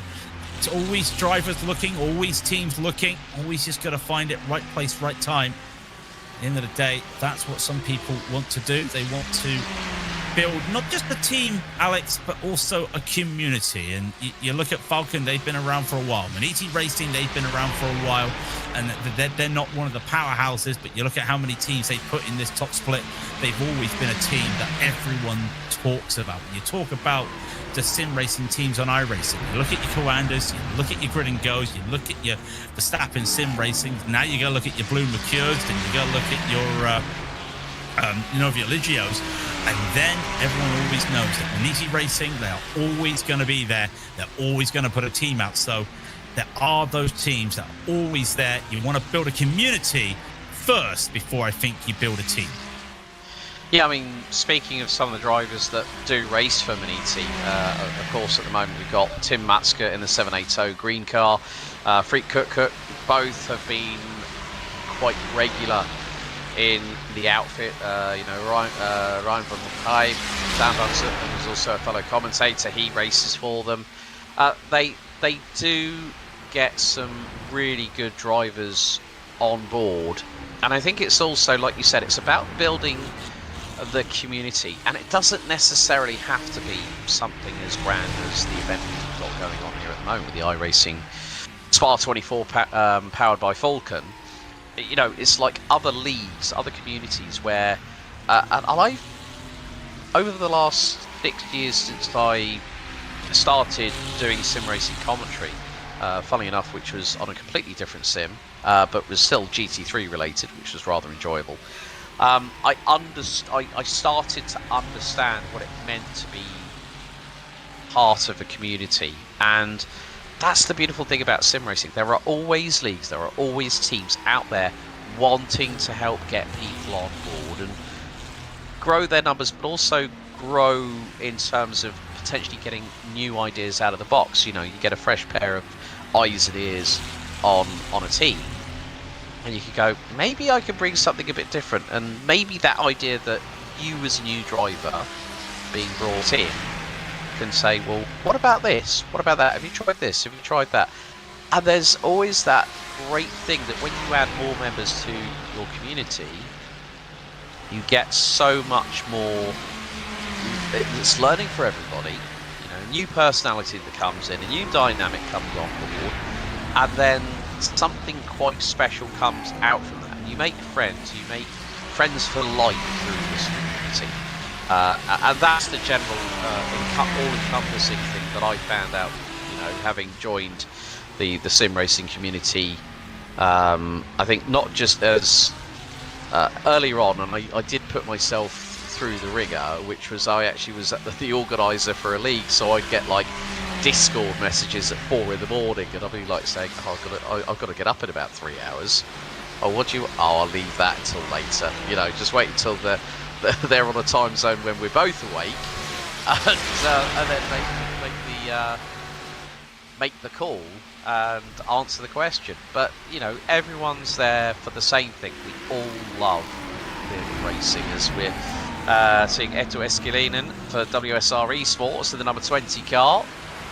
That car is now currently running down in 25th position, as looks like Tim Matska's lost out of position, not just to Eskelinen, but also to Freak Cook. So the German drops down a couple of spots.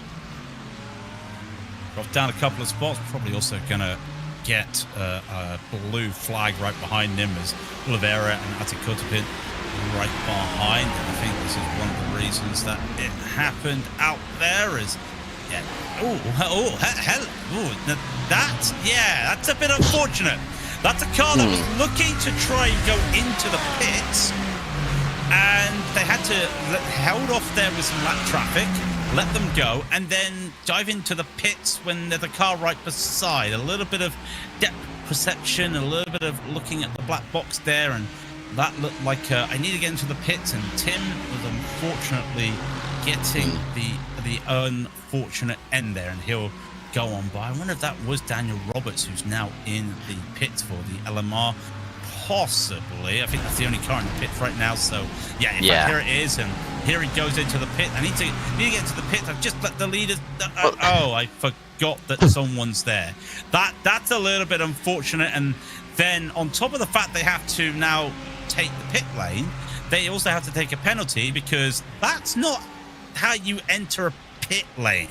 I just want to point out there, and here is Florian there leading the way. We were talking about how I did hear you talking about the drivers. You build a team. You build a team to create friends. A shout out to my team. 2 cars out there at the moment. I think the last I heard, one of them running P5 in their split. So a shout out, a shameful shout out there to Color Shock Racing, who are currently out there. 5 years will be the very shortly. In fact, a good old story about that. It was the Spa 24 that was the straw that broke the camel's back on our old team, and that person said goodbye, and you lot can't have a team if I can't be in it.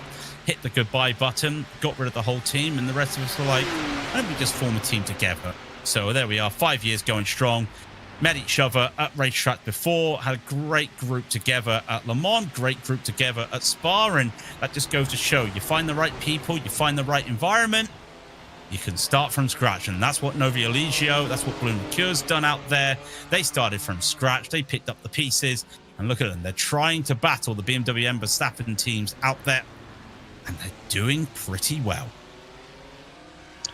Yeah, I think what Daniel Roberts should have really have done, he might have seen a car trying to go up the inside, but maybe should have just completely backed out and waited for space, because their pit stop was 1 minute 20.5. So that means that Daniel Roberts did serve the penalty for not exactly going in at the at the right point. But a real shame there for Tim Matska, you know, caught between a rock and a hard place, and then it just all goes Pete Tong.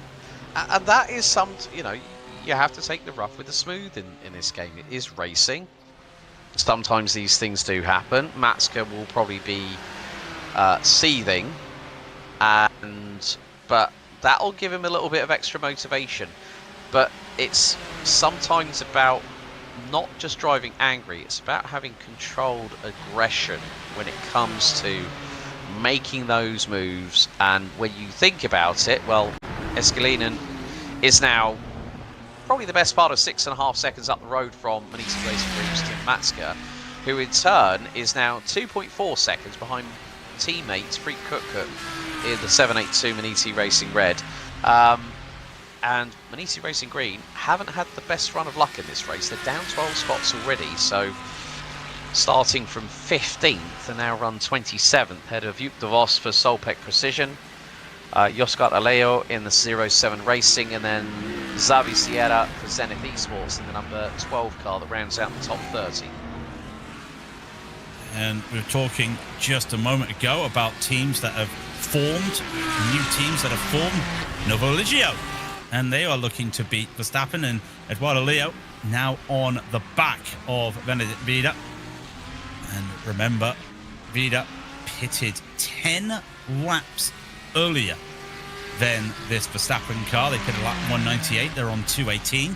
You do the maths, and that's 20 laps there, give or take.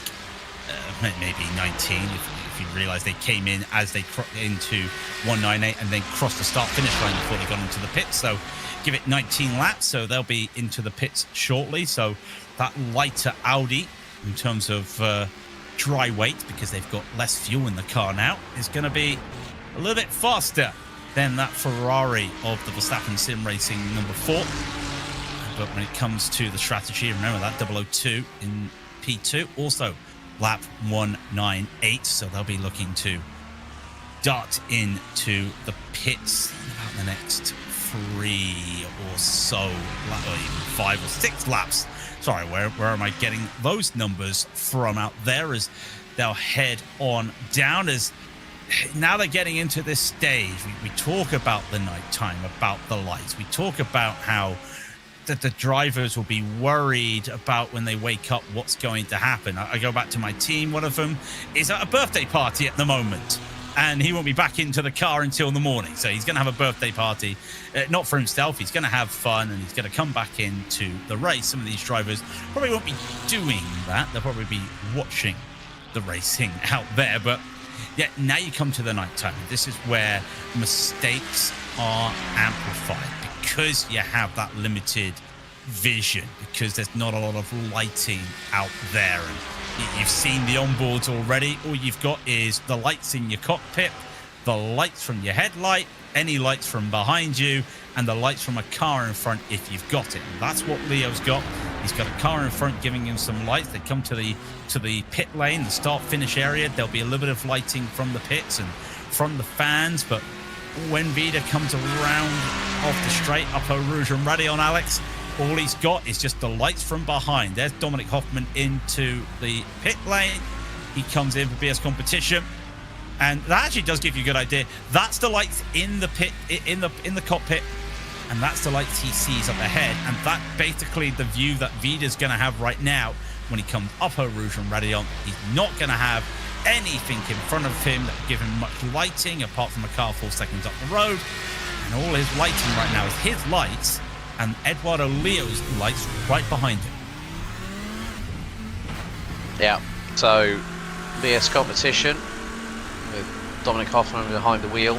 Also coming back to the incident involving Undercut Racing Team Black, the car that avoided it was, funnily enough, Nico Schiffer in Pole Promotion Esports, and that car is still running, currently 51st at the moment. Jeffrey Leeds' Lamborghini has been in the pits for now over 15.5 minutes stationary. So I think you might be right, that could be our next retiree. So at the moment, well, Damien Payet for Owned Esports in the 100 is now in the pits. Aleix Nogwe for gridandgo.com Esports in the 003 is now in the pits. And now that car is outside of the top 10.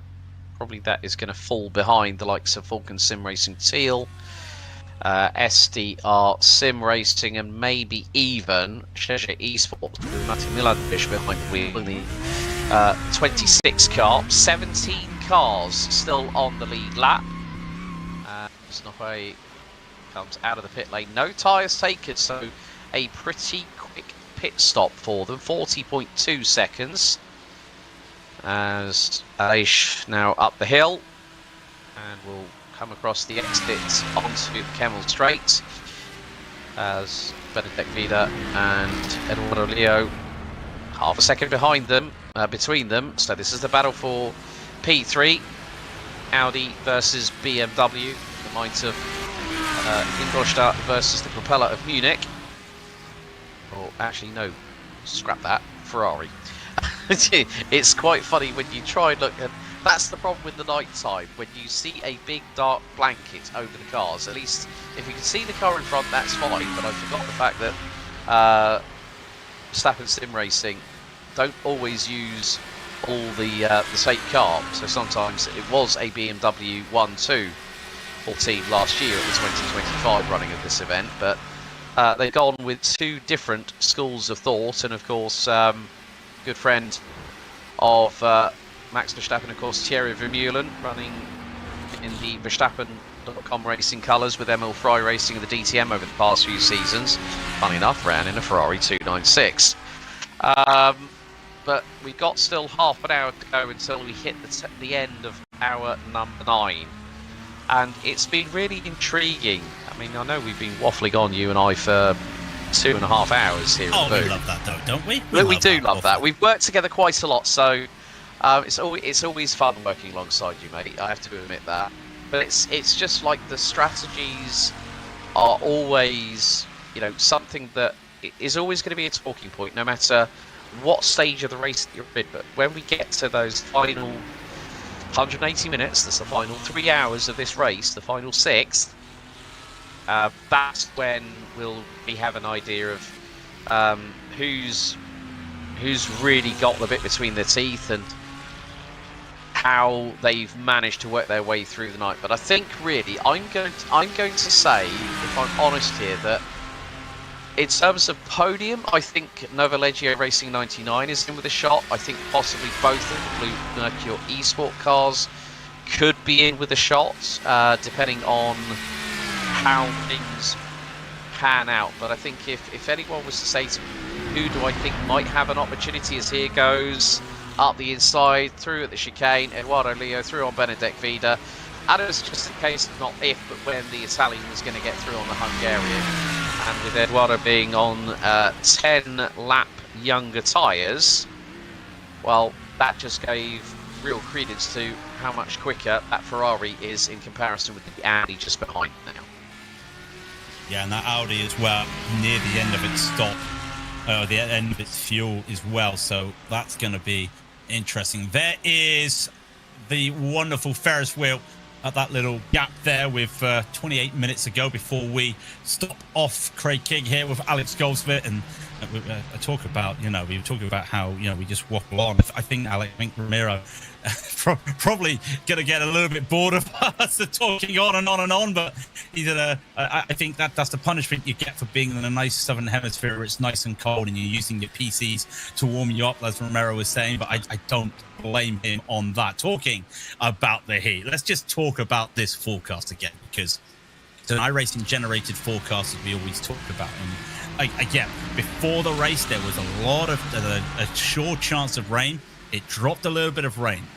Again, it's not telling you the intensity, it's telling us the forecast of the chance of rain. So that happened, race came, no rain. There's no more rain coming until, like I said, just before 8 o'clock in the morning. It's going to be about a 20% chance of rain.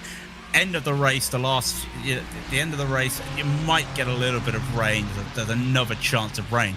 The key thing that we've not talked about, and this is why the temperature is starting to drop a little bit, which has been interesting. There's no cloud cover now for the rest of the night. It's, in fact, if anyone was into the sim and was to go into the info box and look at the weather, that they would literally just see a crescent moon, which says clear skies. So they're now dealing with a rarity out here, a clear night, which helps with the temperature, drops the temperature down, helps with this battle right now. Is Fiercely Forward Pink would love to get some moves on out there as they go on by some of the lap traffic, as Luca Grant get past Tim Matsgate. Oliveri, unfortunately, just going to have to sit behind, and that's going to help as well. The temperature now, track temp is 20 Celsius. I don't think it's going to get lower anymore, but it is still going to keep it cool up there. The air temp is still 19 Celsius, but that no cloud cover, that's going to help in the long run, even going into the morning. I completely agree with that sentiment, Craig. I think it's just as awful.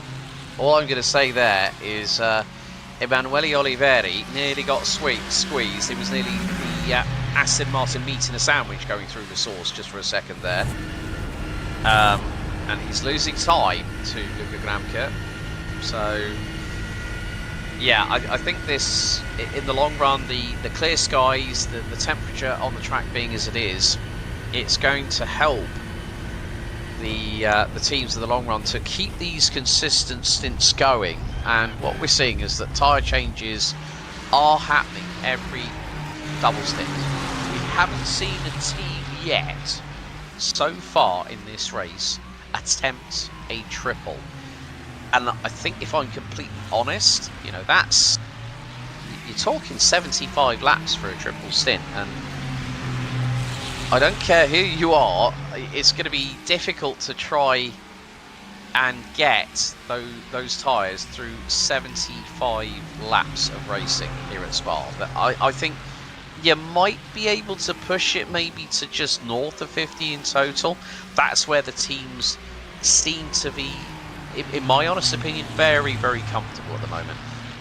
But if there is one team that decides, yeah, we're going to try a triple, if it doesn't work, that team, if they are at the sharp end of the field, they will drop very, very quickly down the order, guaranteed. Because if it gets the midpoint or the early part of that triple stint on one set of tyres, that team is going to have to react on the fly. And if those tyres are falling off the edge of a cliff, then they're going to have to make that decision. Do we bring the car into the pits?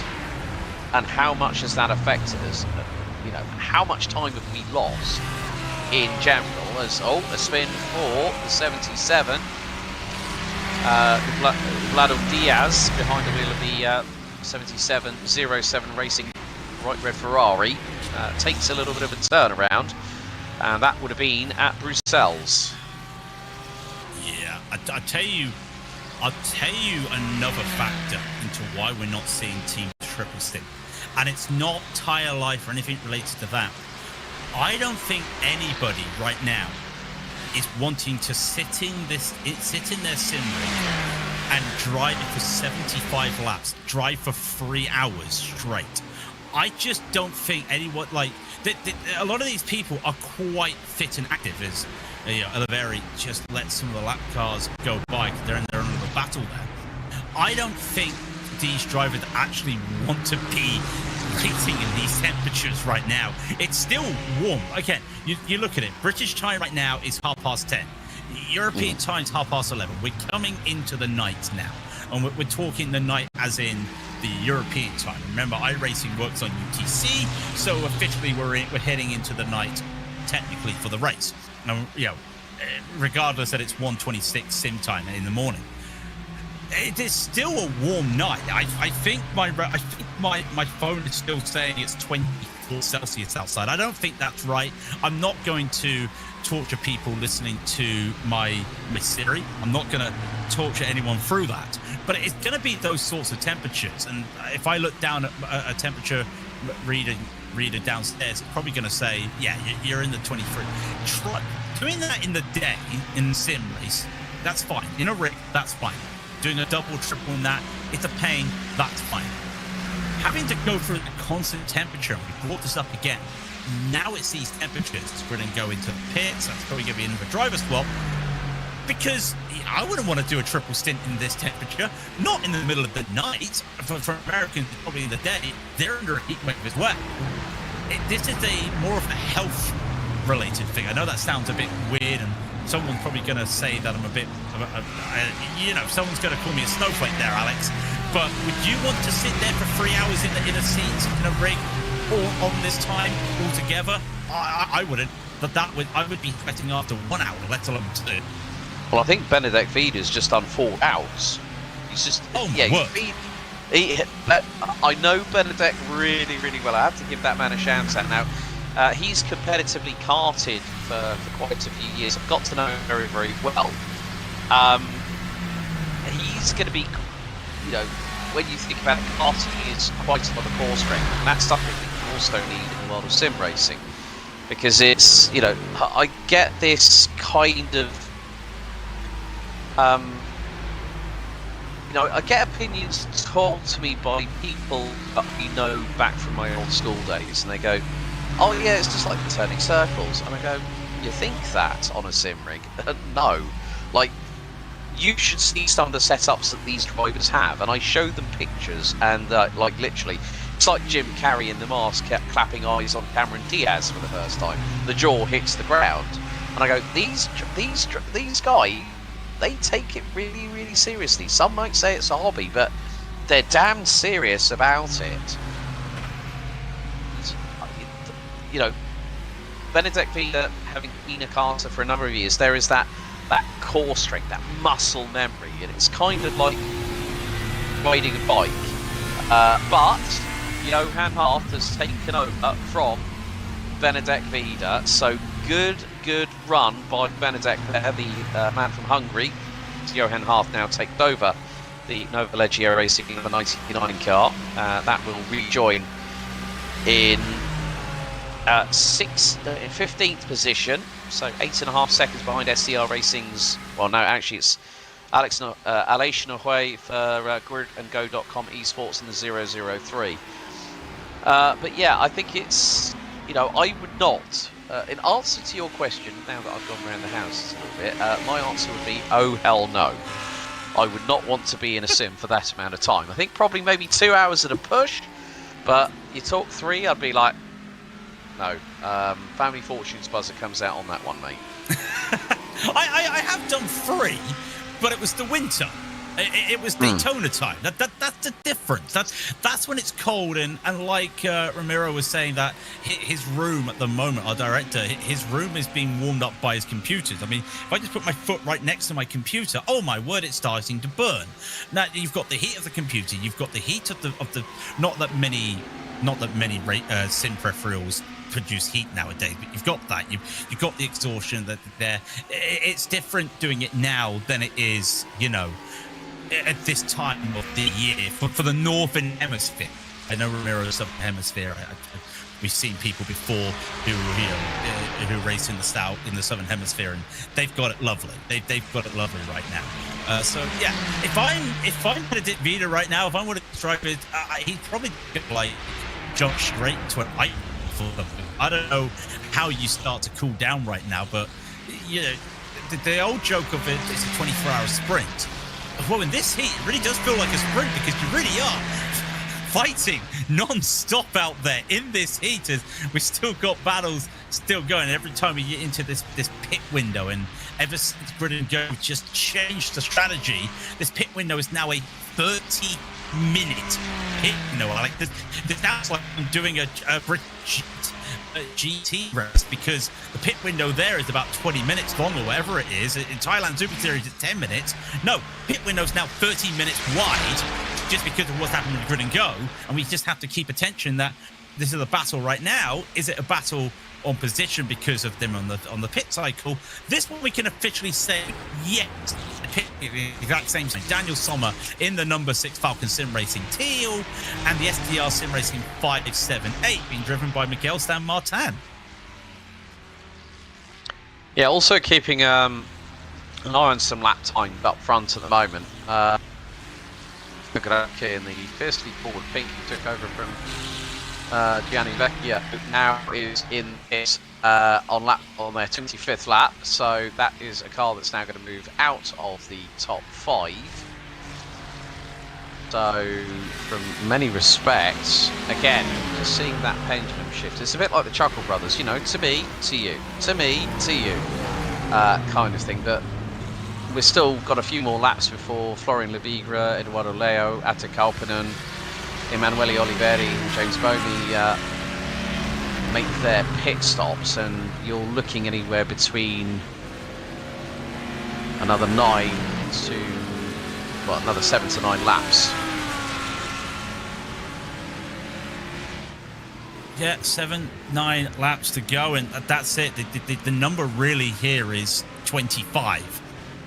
25 is the number that people will be looking to aim for out here, and we are into this window now, and a lot of it is because some teams were struggling to get there at the start. The key thing is an hour-long stint, but that first stint was so vital at the start of the race to set up this whole platform, because if you don't get that extra lap in, because you're going to lose a lap because of the formation. If you don't get that extra lap in at the start of the race, that puts you on the back foot. And we go back to grid and go with their weird strategies, and I'll say it's a weird strategy. Sean's going to message me saying it's not a weird strategy. We're still on schedule. Probably not still on schedule right now. He'll probably going to send me a message in a minute saying, no, we're off the schedule now. And I know what Sean's going to be like. But for some of these drivers, that they're on a different schedule because they've been unable to do that fuel saving because of how massively split the field has been ever since those first couple pit stops.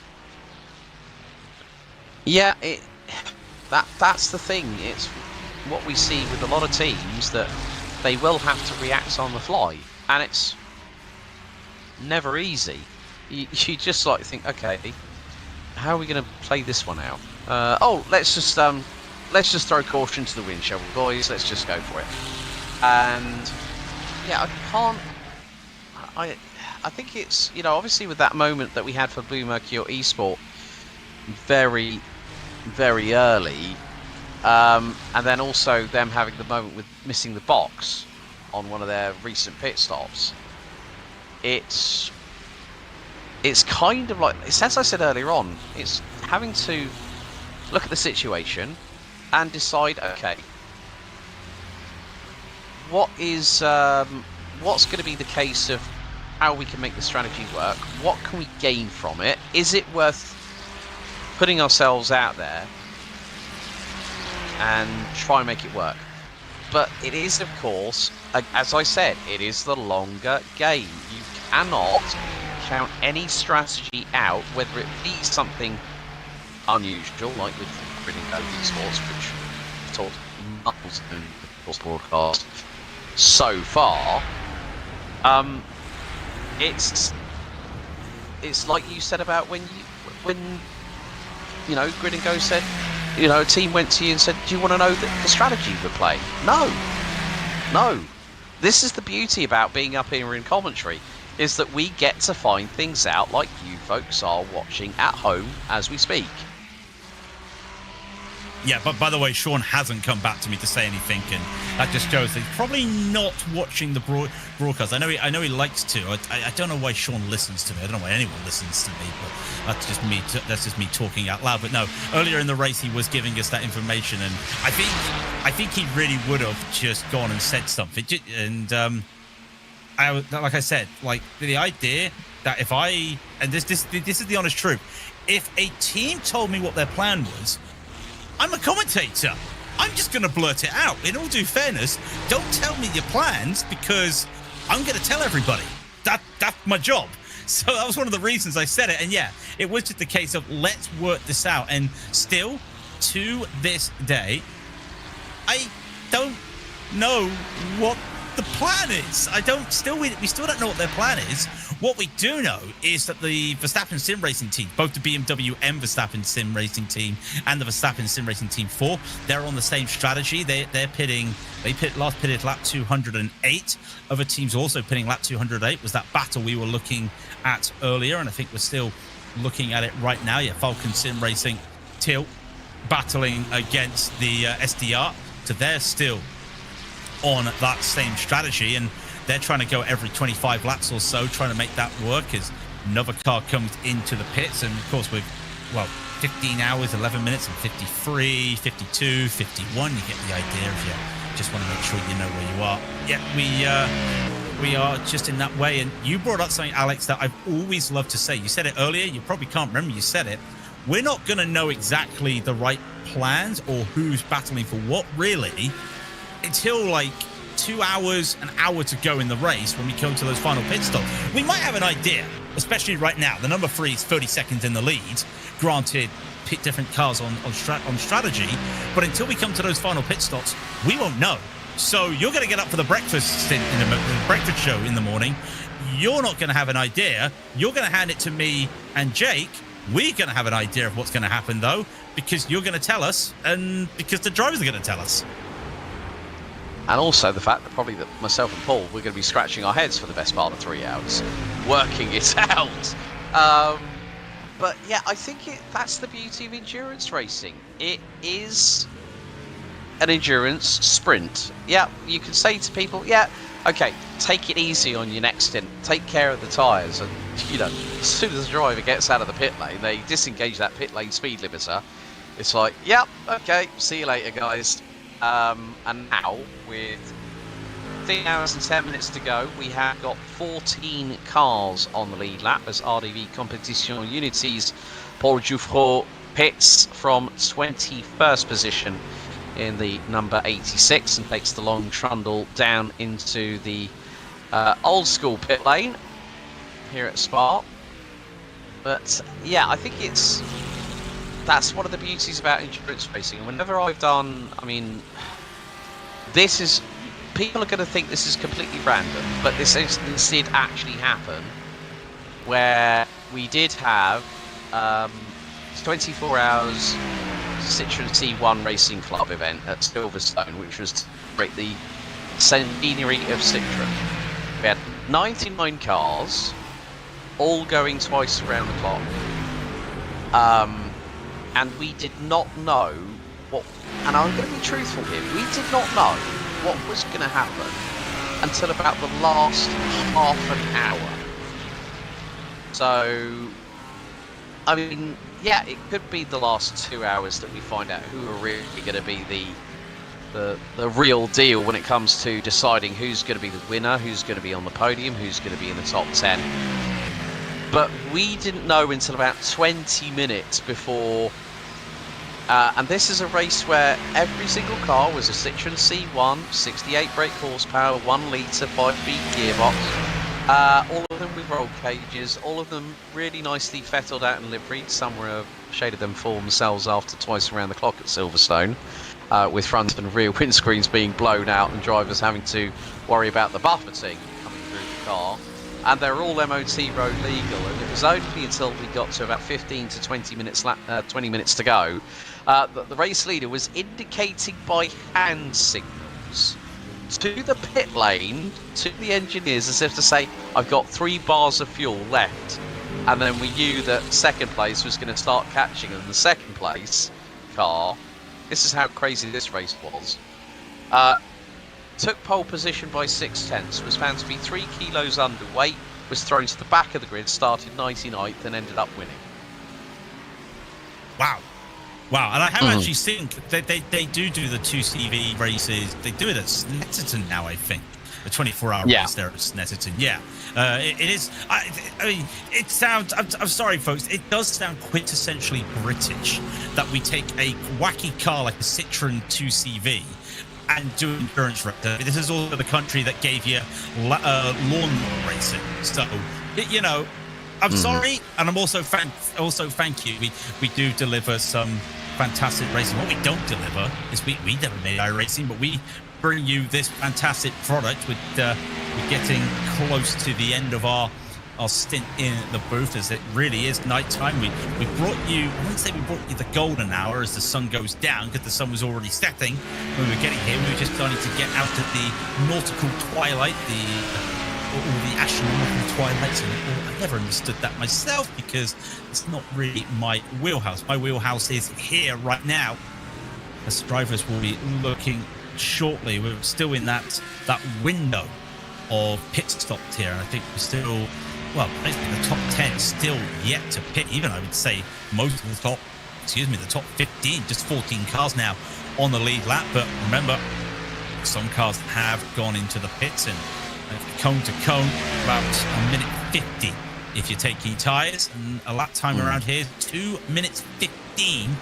We've not gone under that 2:15.5 barrier. I was wondering if we were going to see a team flirt with 2:14s under these conditions, but I think it's just a bit too warm, and the track started a bit too green. I don't think we're going to see drivers pushing for those really intense times, but I think we're at that peak now of lap time to temperature ratio. We're at that 15.5 area that everyone was doing. I think we're there now. Everyone's just happy enough to stay where they are in terms of pace. Yeah, there's also been a couple of developments with some of the cars that we've seen in action, including Team Bennick in the number 8 car. Remy Gilbert showing behind the wheel of that car. That car has been off somewhere and has ended up in the pits for over 6 minutes stationary. Pole Promotion Esports back in the pit lane. RC Car Shop Esports we saw a little bit earlier on, of course, undercut team, Racing Team Black with Jeffrey Lehmans going sideways backwards into the barriers off the speaker's corner. That car has been in for over 42 minutes. So we are now under the 50 car mark because Brad Leonard now is going to go behind the wheel of the number 89 BMW M Team BS competition. Adam Muhaj for Fiercely Forward Yellow and Leonardo Dragotta for Impulse Racing by Tam Livery have now dived into the pit lane. It's not that far away from seeing the top 5 come into pit lane with Florian Lebigra on lap 23, Eduardo Lea for the Verstappen Sim Racing number 4 car on lap 23, Atta Kalpinen for Blue Mercure Esport lap 24, Emanuele Oliveri I think might be coming in either this time or next time. Same for Falken Sim Racing Team Blues, James Bomey from the UK. Nicholas Lux has only been out for 7 laps on a set of tyres that is into its second stint. So, yeah, a lot of change afoot. Nicolas Rubilar now behind the wheel of the number 5 Nova Legio racing car. So, still, plenty of talking points left to go in what is very soon to be when we vacate the commentary box, and it will be, as you rightly said, Craig, David Haynes and Howie Burrows jumping in. It's again, like you rightly said, with regards to that point I made earlier of waiting until the race gets towards the end. It happens no matter where it is. Le Mans, Spa, Nordschleife, even like say the 12 hours of Map Panorama at Bathurst. You don't know who's possibly going to be the winner of that race until you get to that final 60, 90 minutes. It's kind of like you just want to wait and see what happens, and sometimes the chapters that are written in between the start and the finish of a race may not be completely action-packed and exciting, but there is a little bit of an underlying storyline being written towards that finish line. Well, the story here at the moment is seeing double for Nicholas's, as Nicholas Rubiard got past Nicholas Lux, as you were saying, and now he's got past one of the lap cars, and Lux now hopefully get past that lap car, and indeed they do. Behind them, this battle for 8th place. The WSR on Marley Yoffe, and then the SDR Sim Racing. These cars have been together for a while. You won Valiant, and there's only a lap difference in terms of strategy here, so you can say that this is definitely 2 cars that are battling together for this race. Also 2 cars behind them, the Falken Sim Racing Teal and SDR Sim Racing also in their battle. So there are battles on the track going by when we are here with these battles. 2 minutes to go. Alex, we're going to get some rest in a minute. I don't know what you've got in your crystal ball of tricks, but what do you reckon is going to happen when we wake up in the morning and you get ready for the breakfast? What do you think is going to happen? It's tough to say, because maybe my crystal ball at that point will probably be broken, just through pure frustration. I might have to get the, as our junior likes to say, the magic 8 ball out instead. See what happens. No, I don't have an 8 ball. I don't want an 8 ball. I don't want a crystal ball. No. We predict these things, Alex. I don't think we've ever got anything right when we come to prediction. That's just what we do. We just curse people in the booth. I'm not going to sit on the fence, because otherwise you get splinters in your backside. However, I think I'm going to put something out there. I'm thinking that Nova Legio Racing, both cars, will still be within the top 15 by the time I get back in the booth, which will probably be at 10 to 5 UK time. I'm hoping that they should hopefully have a strong finish. So I'm going to put my link out online here and say that at least one of the Nova Legio racing cars will be in the top 6 by checkered flag at the end of 24 hours. Yeah, that's a real good thing. I know myself, I'm probably going to be waking up and having the breakfast show, as Paul has dubbed it, and I love that terminology, the breakfast show. I'm going to be listening to Paul and Alex in the morning as I get myself ready to gear up with myself and Jake for the final 3 hours. There's some cars diving into the pit lane. The 23 comes into the pit lane, and one of the Blue Mercures, the 33 into the pit lane. Falken Sim Racing 2 into the pit lane as well. But as the clock will roll down to the top of the hour 15 hours to go, sorry, not hour 15. That's a long endurance race for sure, but what it does mean is our time in the box is over. So from myself and Alex, thank you very much for enjoying our walk down memory lane for the last 3 hours. We will be handing over to the fantastic combo of David Haynes and Harry Burrows out there for the rest of the next 3 hours as nighttime is getting ready there. The overheads are afoot. And David, Howie, it's over to you. It's looking like a very interesting endurance race. From a cold and dark circuit Spa-Francorchamps, hello everybody, I'm David Haynes, and hello Howie Burrows. 15 hours to go, headlights on all of the cars, illuminating the trees, illuminating the track, and probably dilating a couple of pupils. How you going, Howie? Well, it's always fun to do the late night runs around these quite treacherous tracks, and this is really, I think, where driver attention and endurance is tested on through. Now, unlike Craig King just before us, I actually am in the business of potentially spinning a magic 8-ball to work out what's going on. I've gotten the answer. It is decidedly so. I don't know what the question is, but that can be our words of wisdom to carry us forwards for the next 3 hours. Could stay the same, or we could see some big surprises.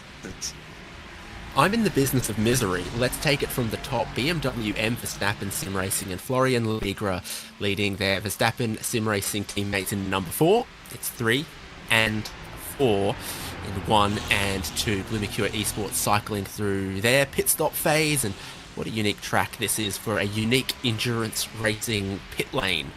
Le Mans and the Nürburgring are unique racing surfaces. It's a track, but it's such a unique big lane.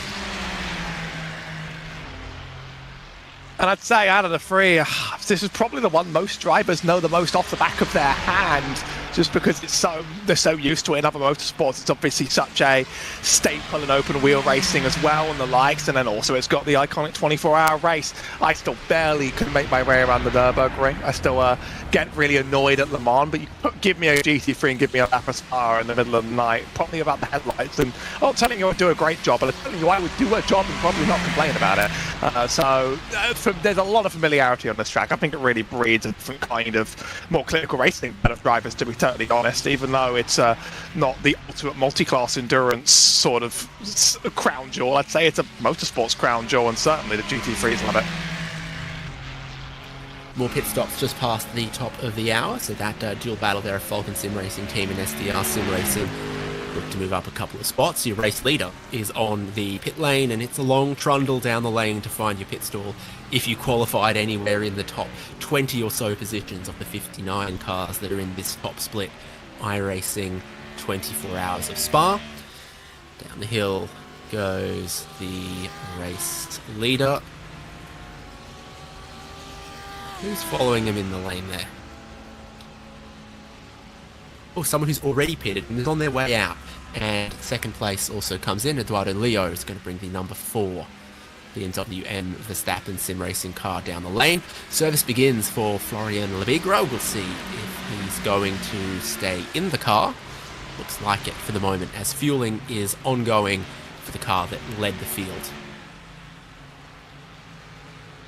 Been a pretty dominant run from these Verstappen cars, and they're going to hope to keep running that one forward, especially given that some of their rivals have Mr. Pit Box worthy of actually staying in close competition. As previously discussed on the last run, the real game is about, is Grid and Go's unusual strategy really onto something? They're off cycle for everybody else, so they're going to be running very differently than the rest. And other than that, can the two Verstappen teams just hold on to it at the very, very front? Because right now they've got a bit of a dominant game to play, but they're not even quite halfway, and surprises certainly happen. Fueling's halfway done for Eduardo Leo in the Ferrari 296 GT3. 40 seconds to fill up the tank, and after that, you decide what you want to do. Florian Lebigra took fuel only, he's out of here. Fuel's nearly done for Leo, who stays in the car.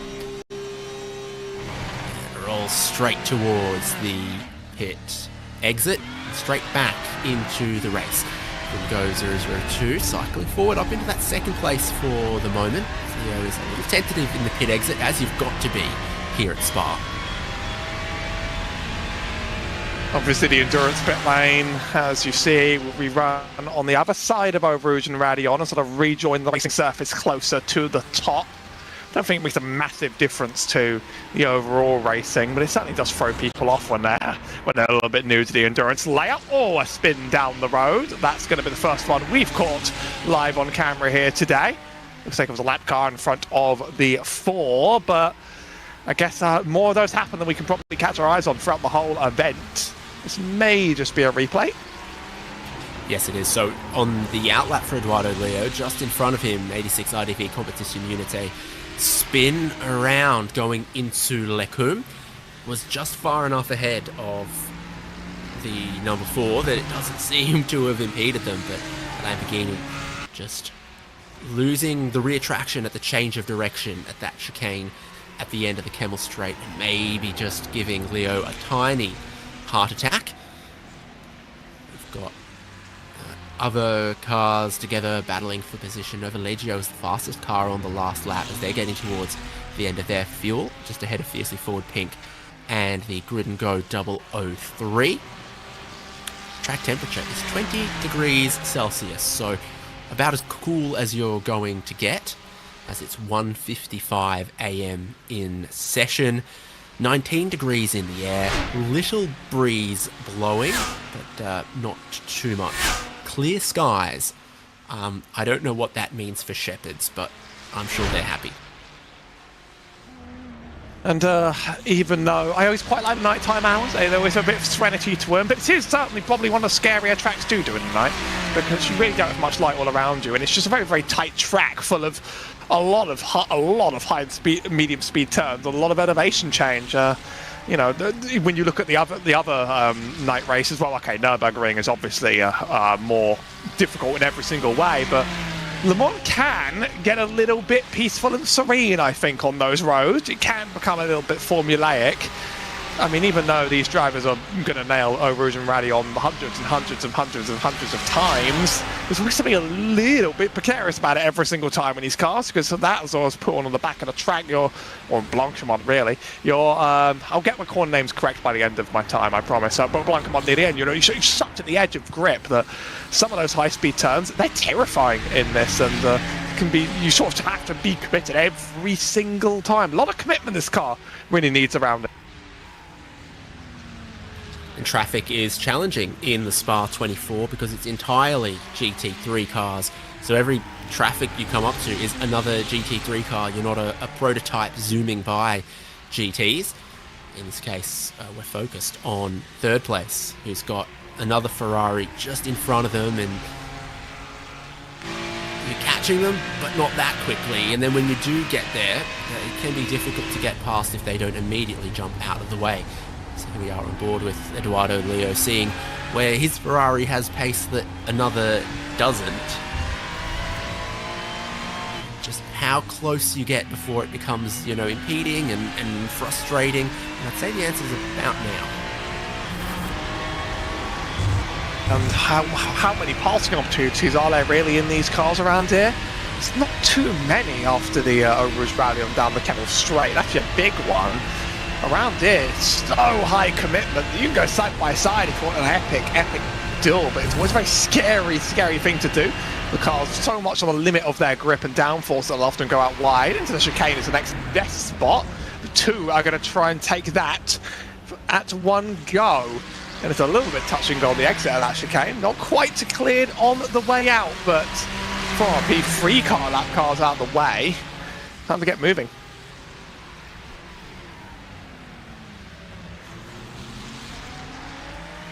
Opening of another lap at La Source.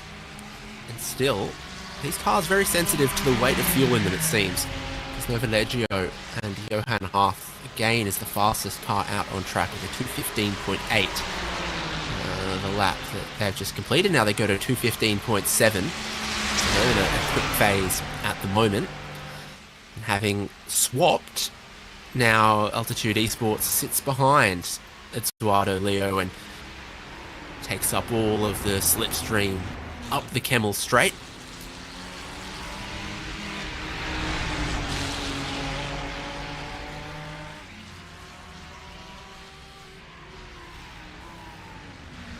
It's very interesting. These aren't particularly slipstreamy or drafty cars, so really you get a lot out of your exit out of that first turn and up early on. You get a little bit behind another car down that straight, just barely enough to sort of gain a little bit of an advantage, but it's not quite like high downforce car where you're going to gain so much from the slipstream and you're going to punch by someone. It's almost inevitable down that straight. You actually do have to set it up and earn it. You have to set up and earn so much in the GT3 class around this track, really. I don't really know if anything is quite given to you for free. It's just the limitation of a car like this around the track, perhaps, but it almost feels just right for it. Like some of the corners that you only just about get away with running flat. It almost feels like they were designed to be runs this close to the edge of grip.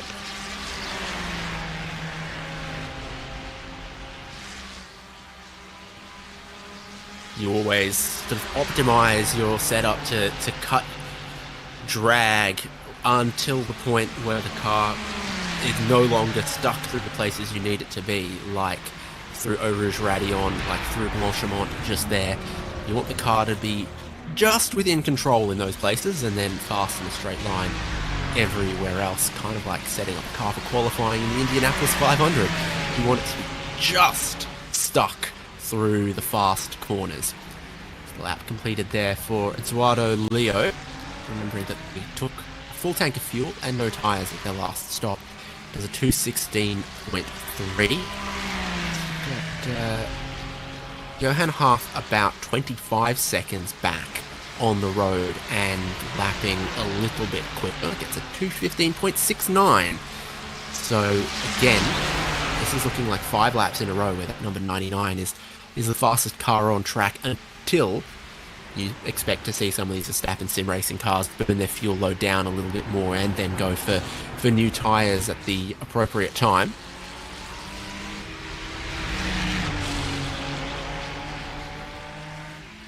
Obviously, that some of these grid and go cars, 002 and a 003, are gonna very much be ones to watch on the road, just because they're the ones running the most alternate strategy on the track, and you know, we're not really sure what's going to work. They're not really sure what's going to work. But sometimes it takes one team just throwing something very, very different at the ball and seeing what happens. Is your P9 runner through Blue Mercure, and you're running such a low downforce set, you can always hear the tyres squeal, just try and get away from you. And if you got a good enough run up those turns, you'll be gaining and gaining and gaining in time. Certainly looks like he's going to. But then it's about, do I have enough commitment to actually go side by side into these turns? Because you can do it, it's one of your better passing opportunities, but it's also the easiest place to spin another car out, especially if you throw yourself onto the inside. It seems to be where most cars end up around when they're next to me by accident. And I do mean by accident, I am a bit of an oaf on the track. So it ends up meaning that you sort of got to choose your time and really make that attack carefully. It doesn't always work out. Both these cars pitted on the same lap, and they're just ahead of Team PGZ, who I think might have lost a tiny bit of time with the traffic behind. Traffic unending with 59 GT3 cars out on track. Falken Sim Racing remains ahead of Blue Mercure Esport 33, who are just managing at the moment, using the slipstream for a tiny bit of fuel saving. It's the Falken Sim Racing Team Ferrari, Josh Thompson now flying the flag of Isle of Man. All 4 time slots, of course, of the Spa 24 are actually running right now on iRacing. 10,000 drivers registered to teams in one way or another, racing in their own split of this race of their own. This is obviously one this was the schedule split that we were going to broadcast for the special event, but there's plenty of drivers up and down the skill ratings across all 4 different starting times running now, and 24-hour races are sometimes the fun ones to organise. It means that you really actually, instead of having to pick up people in your time zone, you really are trying to pick up people across the world. You actually really do need Australians in their time zone to be able to make their stints in the morning hours. So it's arguably the ultimate time to shine when it comes to building an international team, I think. And also it does mean you sort of have to actually go to sleep and then wake up hoping that your car's in one piece, which is scary. I mean, no one wants to do all 24 hours staying up. Flash of the headlights here from Falken Sim Racing team. From Blue Mercure, which I think must be French for I'm going to go ahead and lead this pack now. Falken Sim Racing team seem to understand the message. Having saved fuel at that part of the track a lap ago, now they move up a spot. Godinho now ahead of Josh Thompson for 8th, and both of them can see Lloyd Grabia in the Team PGZ car beginning to close them as well. That's the Ford Mustang just behind. Identifying cars does become difficult in the dark, but most of them have got different dashes, different headlights, all of that going on.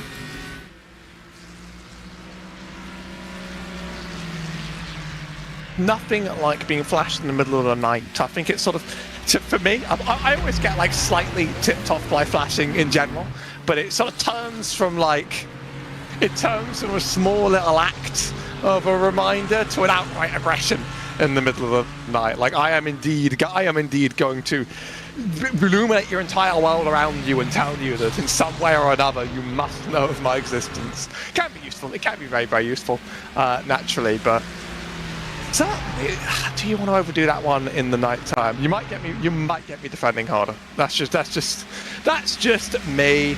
Still chasing down for P8 here. Had the trade once and looking for it again. I like a good Ferrari, and I like it even better in those Falken colours, let me tell you that. That is a stunning one, and unfortunately we only have the twilight hours to actually look at it. I'd love to see that one lit up in the day. But those are the dice you roll when you get your time slots for a 24 broadcast. Them's the breaks, kid. Blue Mercure Esports, Aston Martin ahead of the Ferrari of Falken Sim Racing team. The Mustang closing from Team PGZ behind. That's the final spots inside of the top 10, and they are just ahead of Novalegio Racing, WSR Esports Red, and SDR Sim Racing. So quite a few close cars in battles inside of the top 10, but some pretty significant gaps forming between first, second and third, at least at the moment. Florian Lebigra leads by 16 seconds to Grid and Go, who in turn have about 16 or 17 seconds to Eduardo Leo, the Verstappen Sim Racing Ferrari. So gaps first, second and third, not many gaps through the rest of the field, including here where it seems like Blue Pure put the foot down a little bit, just trying to lead this group with a little bit more pace.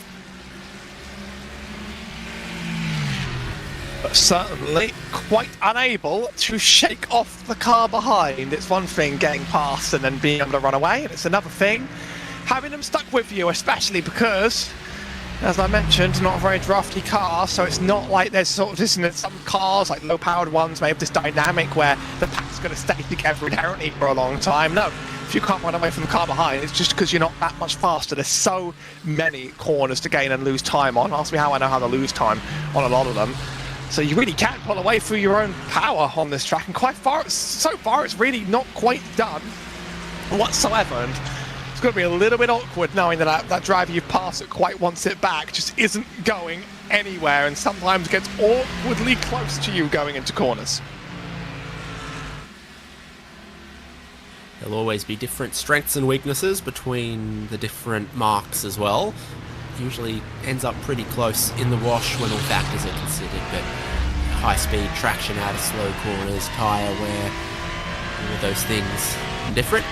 There is the flag of the Isle of Man for Josh Thompson, who we go on board with. Josh Thomas is an Australian comedian. Josh Thompson is driving the Falken Sim Racing Team Blue Ferrari. I'm not going to look it up. I'm just going to embarrass myself. I believe that 3 legs is called a Triscadelia. I'm just going to go with that. I mean, I'm afraid I'm not an Isle of Man expert.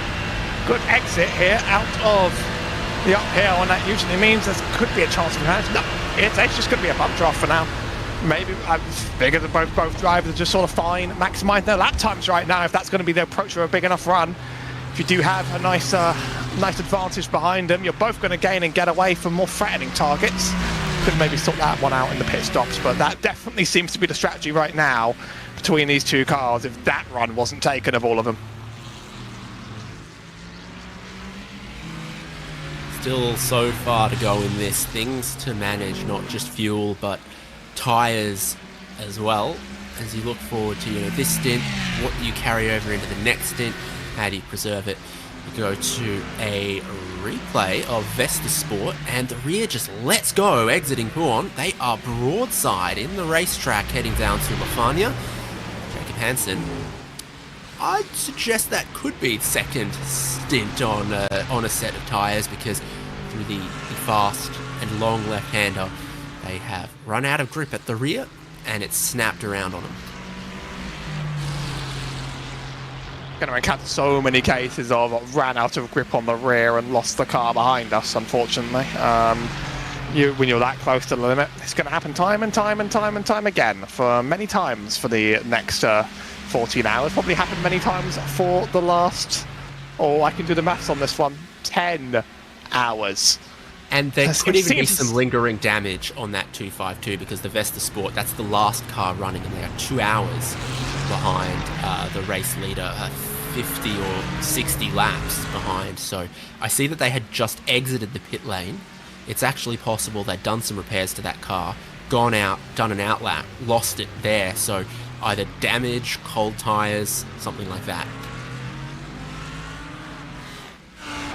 It's especially painful when the tyres aren't cold and it happens to you anyway, and sometimes it just feels random. It just feels like, why'd the car do that? And the answer is, well, probably it was something very subtle to do with the tyre heats over the course of several laps, and that's not an answer that gives you all too much comfort. But it's just a result of running so close to the limit. If there was any lingering damage, that just makes the situation worse. These are the two closest cars on the track, and they're still very, very content with pushing each other down this straight behind of his team at PGZ, who are in the 114 Mustang behind. They're just trying to make up difference on that car, I figure. And the Ferrari, the number 11 from Altitude Freem Esports, Zane Khan loses the rear almost. Collects another one, exiting Stavolo there. So rear stability challenge for Ferraris, it seems, at these times. Might have been not all that far away from second and third on track. Go down to 16th place, because Falken Sim Racing team number 6 sits in 15th place ahead of SDR Sim Racing. This one's Ferrari versus Ferrari. You look at that steering wheel and tell me how planted you reckon this one looks. It's a curse of the mid-engine car, really. They really can behave like this. I often find the Ferrari is one that trends towards understeer from my experience. It trends towards being less pointed than the other ones like it, but it acts completely differently to some of the other popular cars out there on the track. Our BMWs, our Mustangs, and our Aston Martins, which are much more planted to the track.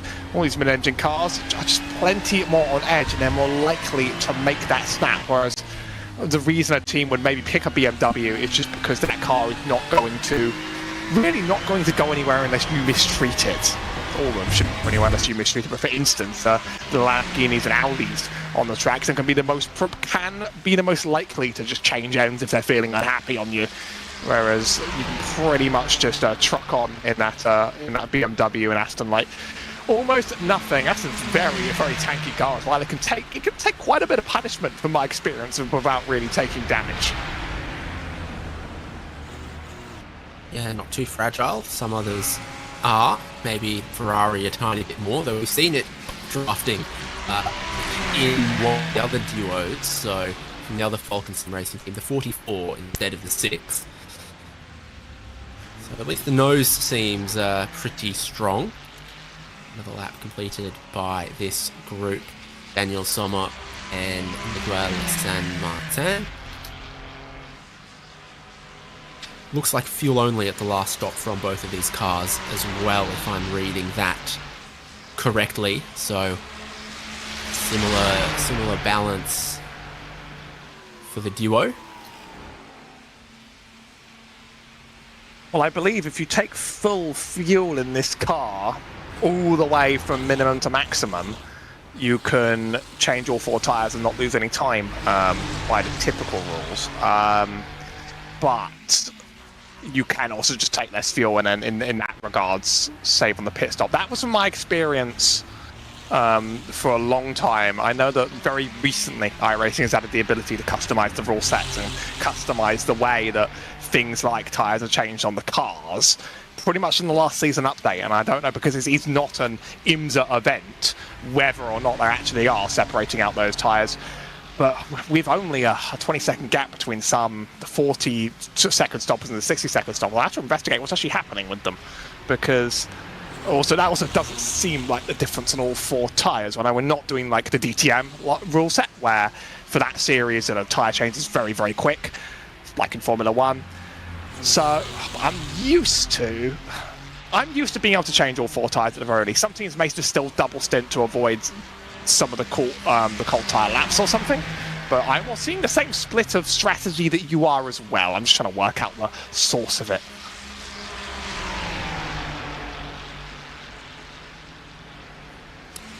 Lowdown for Blue Mercure Esport number 1. Atse Kalpinen has left the track somewhere, and he was not that far behind, 3rd place, so that could be costly. The typical place, of course, here at Circuit Spa-Francorchamps is running just a little bit wide, up Radion, cutting the runoff, and they don't let you get away with doing that too much.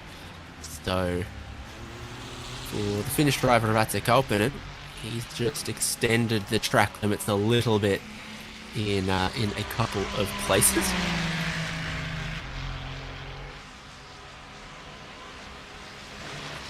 Not that forever, because every 100 incident points is a drive-through in this event, and a drive-through is very, very painful at this circuit configuration. So you do need to spend the whole of the 24 hours minding your track limits a little bit, but it becomes so tough when you're in the heat of the battle. Concerns of incident point preservation kind of go out the window. Battle down through Puon. There's a big fight here around 7th position.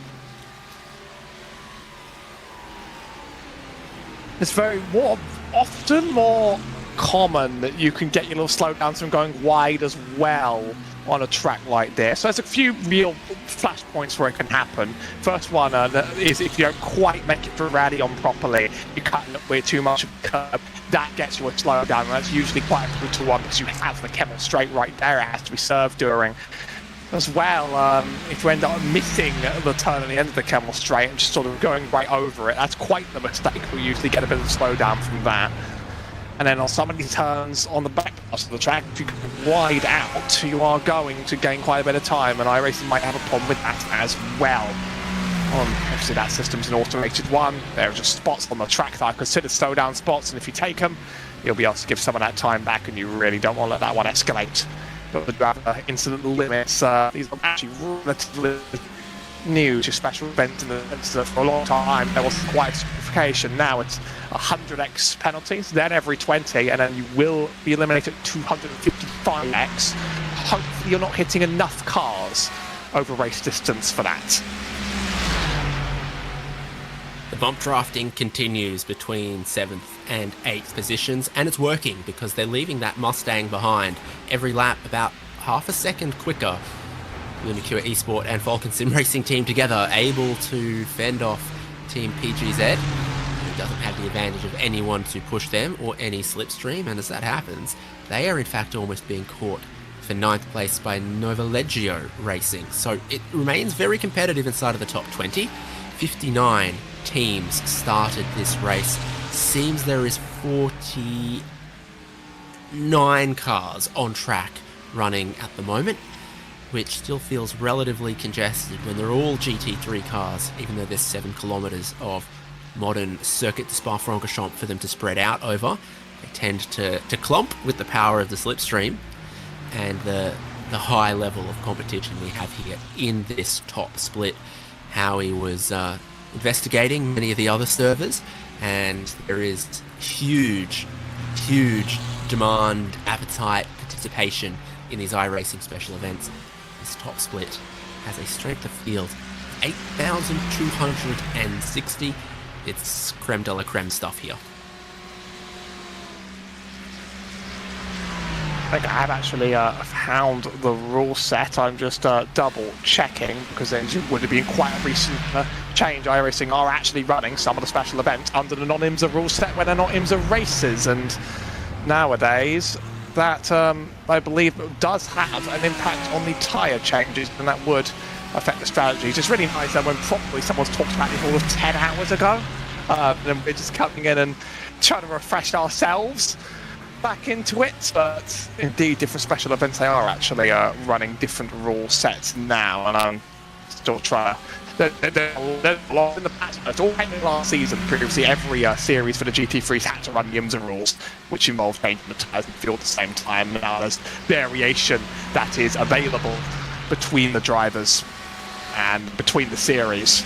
As you customise things like your pit stop rules, things like the available settings on the cars, like that. So it would make sense if this was one of the first to not quite run that rule set. It's maybe the closest 2 cars on the track. They certainly have a pattern at this point. We've worked it out. They're certainly enjoying doing the same thing to each other back to back to back. So maybe when the next pit stops come, we'll see if anything changes to any of them.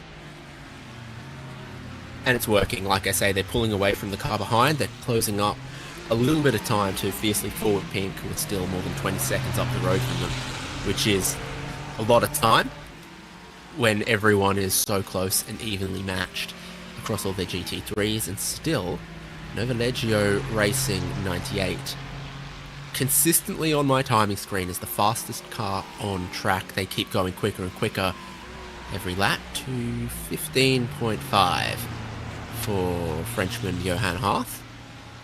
A lot of French drivers. I think we've got 4 inside of our top 10. Other nations: Monaco, Italy, Finland, Isle of Man, and Chile, and Brazil. It would be rude for Europe to take every single driver among our top 10. It would. I would consider that one rude. Could see some of the international representation. Even if the French are on top right now, there's still plenty of talent all across the world. I have my doubts about the authenticity, though, of Owned Esports claiming that their current driver is from running from Antarctica. Part of me just thinks that one might not be the case, but I'm willing to believe everybody else on their claims. You're not gonna believe that Twan van den Belt is from South Georgia in the South Sandwich Islands? Well, I don't know, and I wouldn't dare make a claim about another person like that. I just don't think you can run iRacing in Antarctica. So that one I'm comfortable ruling out. Penguins have got a sim race too. Now, don't get confused here. This is a different Falken sim racing team, Ferrari, and they are ahead of SDR sim racing at the moment with 14th and 15th. Not like their teammates who were behind and pushing Blue Mercure Esport. Really rubbered in line forms quickly with this many cars out on track, and as they continue to race for 24 hours, the track evolves. Only does rubber come down on the racing line, which gives more grip and helps to preserve tyres the longer this race goes on, but then also marbles, dust, gravel form off the racing line that can make it more difficult to pass and more punishing if you do run just a little bit wide. SDR sim racing, I think this is Ferrari pushing Ferrari almost up Kemmel Straight here. All right, I've actually triple confirmed with one confidence, thanks to both chat and David Haynes' gut. Yes, we are running fuel separate from tyres. That is a pit stop variation in strategy. But that was a fairly recent change. And if you were here 10 hours ago and the commentator said the same thing, I'm so sorry to bear repeating it and get lost over it. But that one absolutely explains the difference in pit stop strategy. And that, the gap appears to be about 20 seconds, 40 seconds if you don't take them, 1 minute if you do. So that's basically the decision to make. The tyres I always find to be relatively hard in iRacing in the sense they don't get completely shredded after one stint. So that does actually add a lot of management strategy to the running of the race.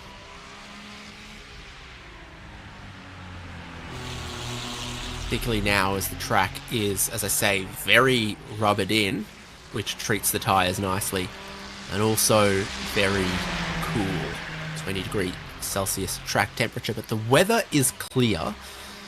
I don't see any chance of rain on the radar going forward. So then eventually when the sun comes back out, it might be clear summer skies, 27th of June, and it could get very toasty later on. That change of conditions, the change of visibility, everything being dynamic across the full 24 hours keeps some sparkle in it, because there are teams and cars that could be quick in these conditions that might struggle later on, teams that struggled earlier on that are now entering their element in the night.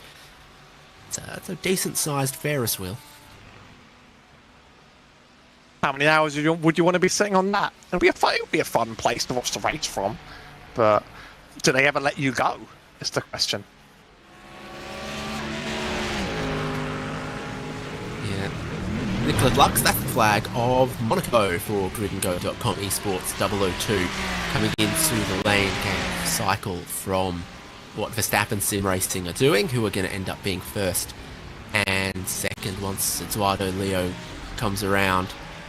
Somewhere just on track, about to approach turn 1. So Lux now downhill, and that Ferrari out there, that's Eduardo Leo, who's going to pick up second place about now. Novaligio racing Johan Harth also on the lane, so the end of quite a rapid stint for the 99. 002 finds its pit stall. Fueling will begin for GridandGo.com Esports, and it's about this point where we usually know if there's a driver change or not, and yes, there is. Dino Lombardi is going to get in. Typically we see a tyre change at driver change stops as well.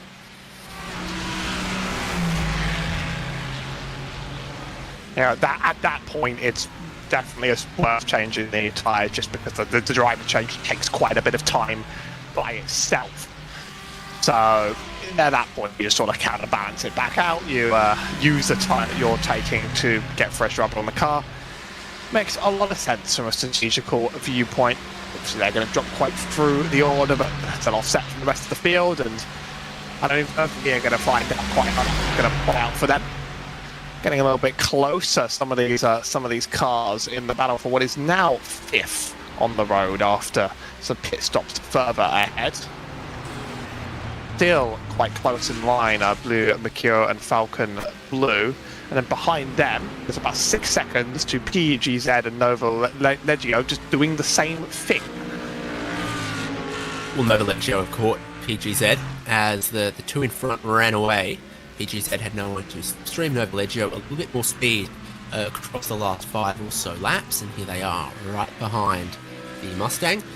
Nicolas Ribillard is the Chilean driver I mentioned inside of the top 10 earlier, driving the Audi R8. Miraculously, spares and support still available.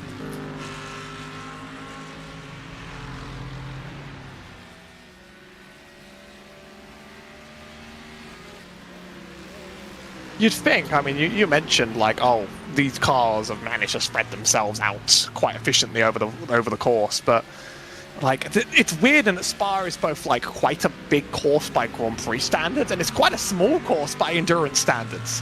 Certainly the smallest of some of the most legendary 24-hour tracks.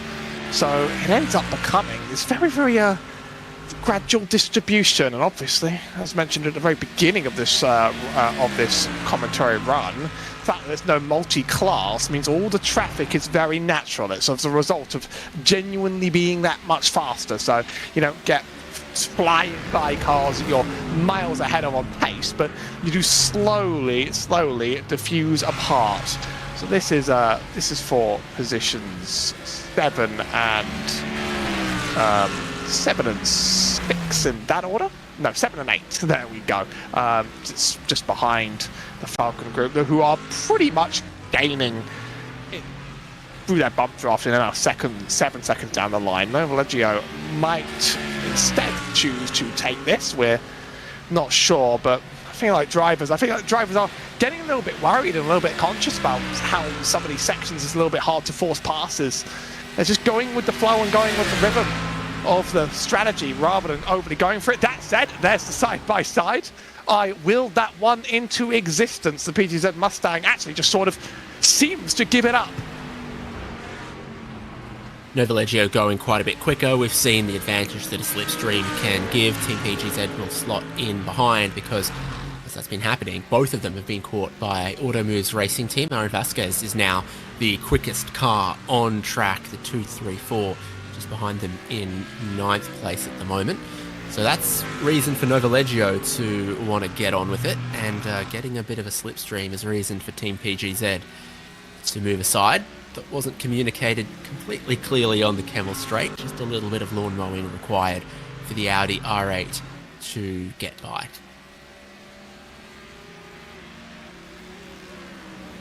Tell you what, it is nice seeing, even though it's not my favourite GT3 car, it's nice seeing that there's quite a few Audis represented in the field, just because you don't see them in any of our multi-class events. The Audi is the car that doesn't run in IMSA. And so this is sort of really one of the few shots for it to become highly represented in the field, and they've come out in force. They like it. It's very similar to the Lamborghini. It's effectively the same chassis, same engine. I find the Audi a slightly more reliable version of a car that I still don't really adore. I kind of thought Falken were going to maybe take that move just because of how close it got between the two. Car behind is not racing them in the same way, but I saw the gap get so low, and I thought this is a treacherous part of the track. But it's one of these drivers wondering whether or not I'll go by. It's fiercely forward pink in for their pit stop.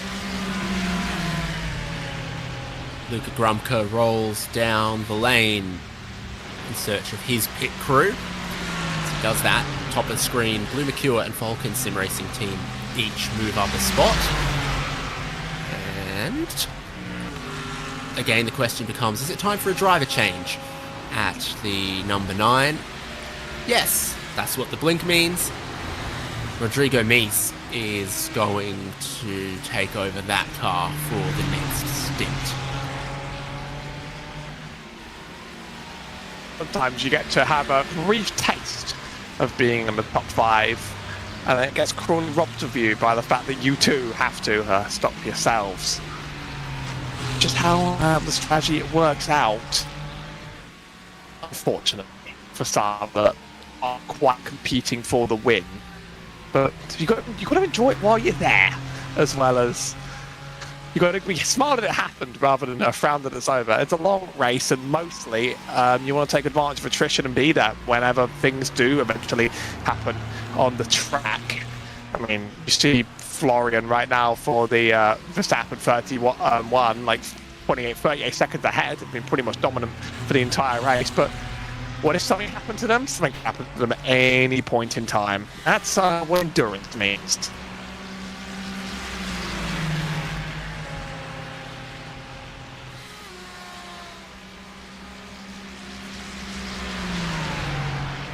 Other cars pitting.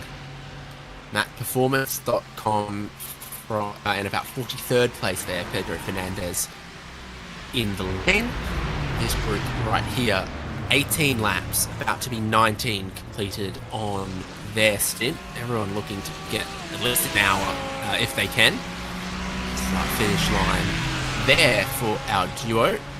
they have managed to put a lap on a few of the cars that they found ahead of them. And with everyone else making their pit stops, now New Mercure Esport are the fastest car on track in the last lap, by a little bit of a push, a little bit of slipstream, and a few of the other quick cars are encountering traffic. So Nova Legio 98 has stopped, and we also had a few others going quickly. Vasquez was quick. Lo Carabia and Team PGZ, that Mustang comes into the lane. So big boy rolling down the working side of the pit lane.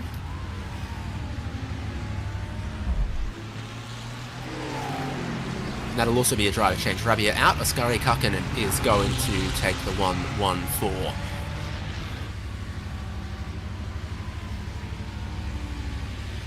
And even then, you have to wait for another 50 years. Now, I'll admit, I was surprised to see that the sort of the staying in line strategy was such a thing between rival teams. I sort of imagined that if two teams ended up next to each other, then that were part of the same organisation, they'd obviously push each other. You know, I've come into a show where I've realised, rivals are doing it to each other, and I guess it is just a safe way to play. You're going to lose a lot about that. Perhaps. But it's not on my mind right now, unless I'm thinking about the really obvious one. Oh no! It was the one that was briefly on my mind for a second. I still haven't. I don't know if I will. But I guess it's if you trade that position back and forth every single lap, you're going to lose a lot of time, and your goal is to end up getting the fastest time over the whole race. You don't really want to just give it away every single lap endlessly battling when both teams would serve to benefit from just playing the same game. I mean, that's just how it is, I think, in a race this long. We're not even halfway. People aren't truly going to shoot their shot. They just want the best laps they can get.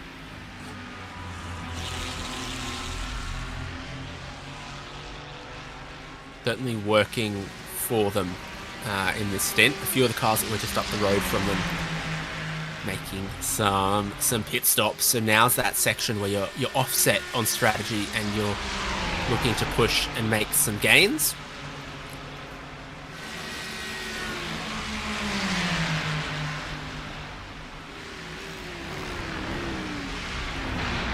You're talking about the Audi and the Lamborghini. There are a number of parts that are shared between the two, but are stamped with different part numbers and belong to different homologations. So the car would work if you went and put Lamborghini bits in the Audi, but you're not allowed to because that would be parts outside of the vehicle's homologation.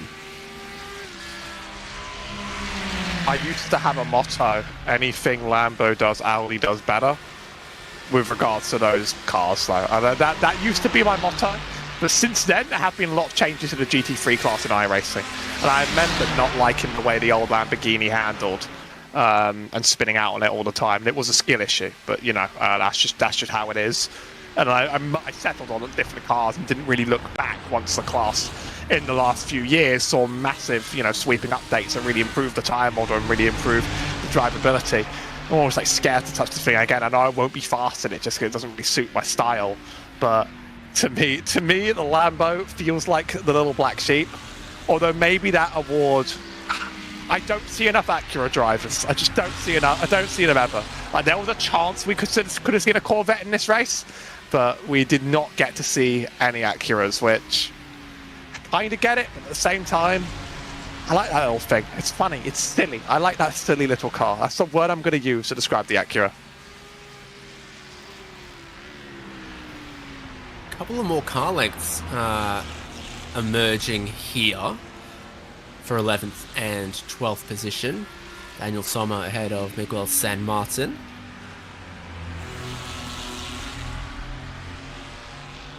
They are both now 18 laps into their stint, where we would expect 25 to 28, something like that, to go to get you to about an hour.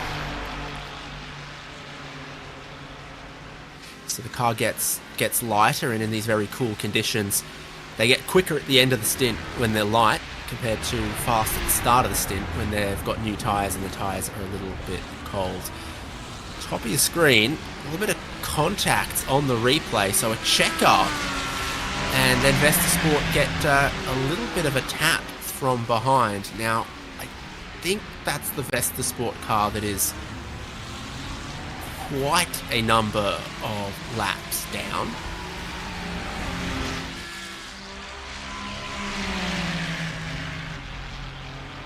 And solve But I for don't injury. Still don't want to do it, do you?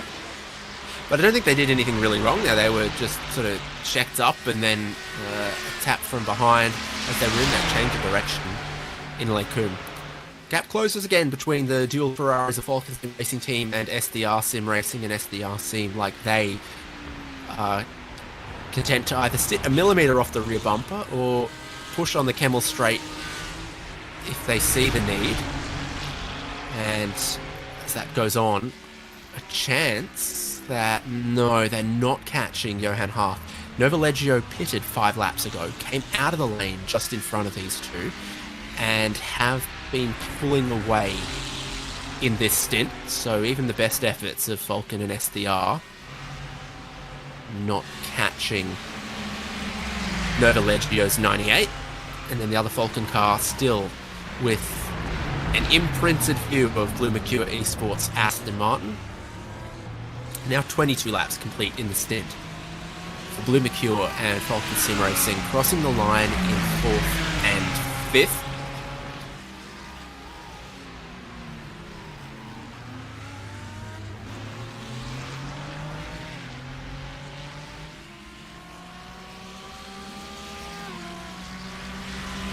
And still the same lap time pushing and lap time running. This is really the middle of the race. Is really the consistency hour.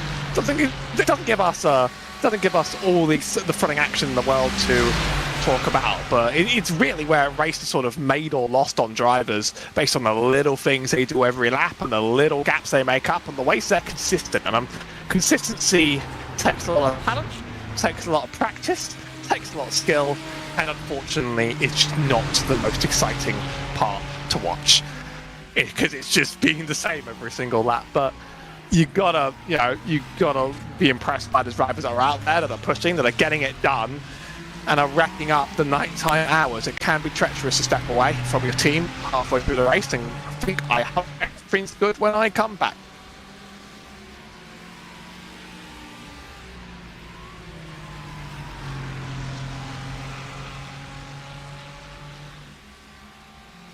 Yeah, just going to look down through our entries and see sort of how the different teams are composed, because it's incredibly popular, particularly at the peak of performance in these teams in the top split, to run a 3-driver configuration.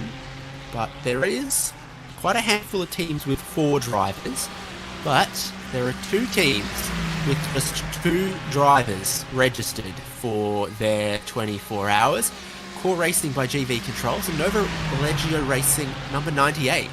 So just Johan Hart and Benedict Vida for the number 98. 2 drivers for 24 hours.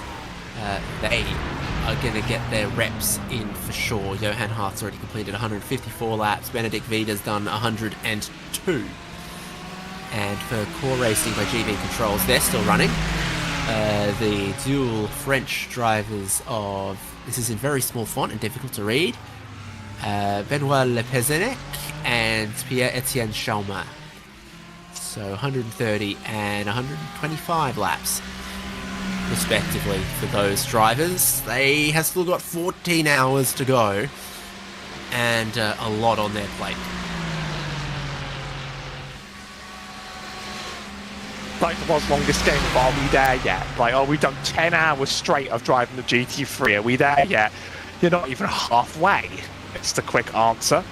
Drivers out coming out of the pit lane now. Impulse Racing nearer the back half of this field. Certainly a little bit awkward rejoining right in the middle of all of the action. But that's just what this endurance layout really demands of drivers. As you do your pit stop down the Eau Rouge Hill, and then you rejoin all the way on the Camel Straight. As you see, there's almost no clear space to get on, although it is the other car's responsibility to let you out of the pit lane in this case. I don't imagine that makes it any less scary.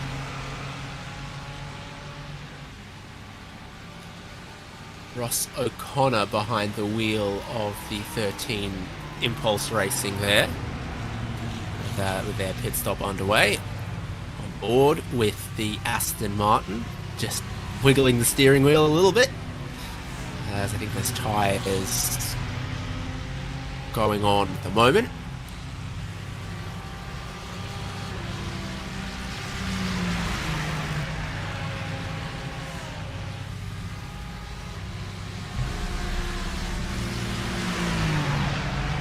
But the only moment you get to catch your breath, I think, is the endlessly long wait in pit lane. You can only put fuel in that car as fast as it can enter the tank. That's what they will say at the very least. Still, this P4, P5 duo train holding up. We did see the lights flash to sort of indicate when it was time to swap place the last time. Maybe we'll get to see that one before our time is out, or maybe something else entirely will break up the duo and mean we never even get that possibility to ourselves. Endless possibilities. Sticking the nose out sort of down the hills a little bit. You keep making me think you're going to do something interesting. And sort of communicate things by the way you position your car. How urgent is it right now? Not urgent enough, as they're remaining glued to that bumper. Yes, indeed, they are 11 cars on the lead lap for the moment, but we are presumably just minutes away from the race leader's pit stop. It was past the top of the hour an hour ago, where we did see cars that are trying to run to that top of the clock schedule come in for their pit stops. Includes cars like these, again, onto the 25th lap of the stint for Blue Mercure Esport and Falken Sim Racing team. They are one lap shorter than some of the cars in front of them. The two Verstappen Sim Racing cars are 23 and 24 laps to their stints. So these two we expect to see come in, and then the lap after our race leaders. That's a Lamborghini very wide through Prawn, just in front of the cars we're following, and that's one of the few remaining pieces of jeopardy in these conditions for these drivers. Is what happens if you're catching a lap car and they lose it? Can you avoid their accident? Thankfully, there's quite a few corners sort of self-clean around here, where a car flying wide is going to end up well out of your way. But if it's on the wrong side of the track and they spin in your way and you're going at high speed, then oops! Not the most manoeuvrable car to really force and throw your way around somebody. The very, very first time slot, by the way, so in case you're not really aware of the way iRacing handles a special event, there are 4 opportunities, 4 starting times to sign up. I believe we're doing the 3rd time slot, but there are people that started their race about 14 hours ago. Their group's actually about to wrap up right now, and I'll be sure to try and grab the name of the winning team of that top slot, even if we're not able to quite watch the end of all these races live or even track how they went. As I mentioned, there are up to 10,000 people that signed up at the peak to be a part of the team over all sorts of skill slots in the Spa 24 and iRacing. We're only watching the highest skill drivers from the 3rd time slot available, but pretty much everyone takes a shot at this one at one point or another if they can fit it into their schedules, and why wouldn't they? Even if you're not a GT3 lover, even if you're not a Spa lover, to me it's sort of a rite of passage to try it anyway. It's the 54 car, by the way, making a pit stop on the bottom of the screen. Oh, there's looks the like car it's made. Top of picture. Could be the in-lap for Blue Mercure and Falken Sim Racing team if Falken Sim Racing team have gone to the lead. Cannavaro Racing team are just checking the steering wheels attached before they go and leave the pit lane. I was saying earlier about the teams that only have 2 drivers. Well, there's one team with 6 drivers. 07 Racing 77 have 6, and all of them have driven. So Alessandro Torchio is in the car at the moment for his first stint of the race, having done just 5 laps. All of his other teammates have done a double stint, 53 laps apiece.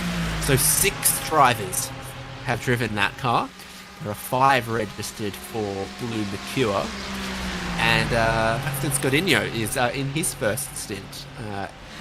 But Corinne Lassina, this is incredibly small font, hasn't driven yet. So 5 drivers registered, 4 have driven. And it is a race into pit lane and a checkup on the entry for Falken Sim Racing Team and Blue Mercure. That Lamborghini that was wide earlier was also then slow in the pits entry. Makes sense why they went for the move, though, because they'll be able to lead coming out, and we'll see what strategy the 2 teams take, whether their strategy differs from each other or is the same, of course. About 20 seconds say don't change the tyres. Depends on the rhythm these teams are on with their driver swaps. Keep an eye on that, even if this is the precise moment the one of our 2 absolutely thankless producers had to step away for a second, so we'll be watching their cars, even if they have actually they're dropping in right there. Okay, I always forget the camera angle is actually correctly there, so no, we were saved. As I said, the producers are ahead of the game. They know what's about to happen, and they're locked in with the result. I mean, once we hit 40 on one of these 2 pit stops, that's when we'll actually find out how this is going to play out.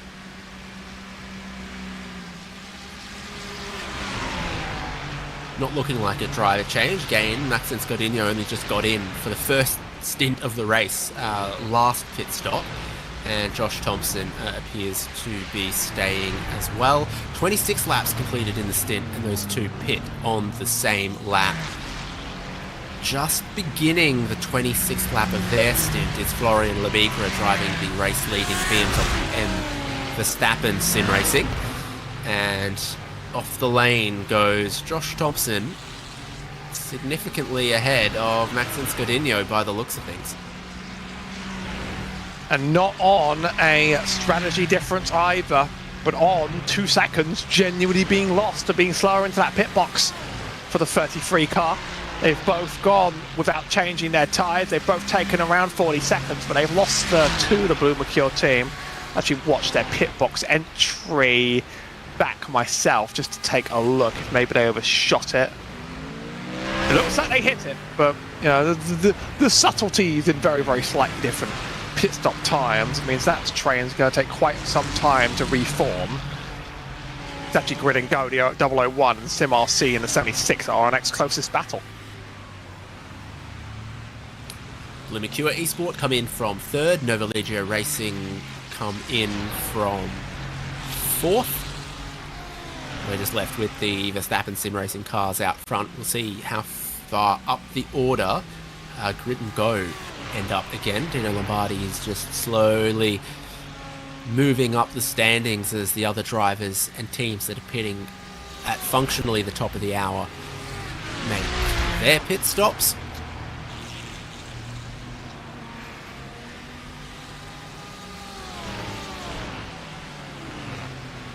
And on cue, your race leader is in 26 laps completed from the leading BMW. I mean, the whole pit lane takes around 1.5 minutes to 2 minutes, so they will temporarily lose this lead. But who will they temporarily lose this lead to? Teammates that are just behind and rocking and going to stop relatively soon to give it back, really. So nothing ever really happens, you know. This is one of those cases where it always will end up traded on back.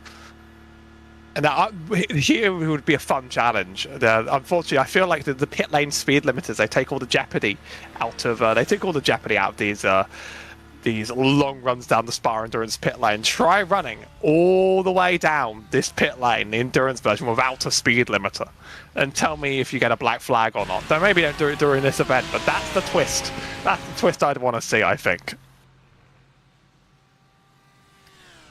the curiosity can be with that downhill pit lane. If you engage the clutch, then there's no engine braking and the car can overspeed with the engine off. I've seen that happen before in previous years.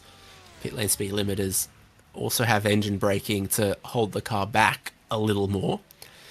And driver change in the leading car. Diogo Pinto gets in to take over from Florian Lebigra. And in their teammate car, we are going to find out if similar happens.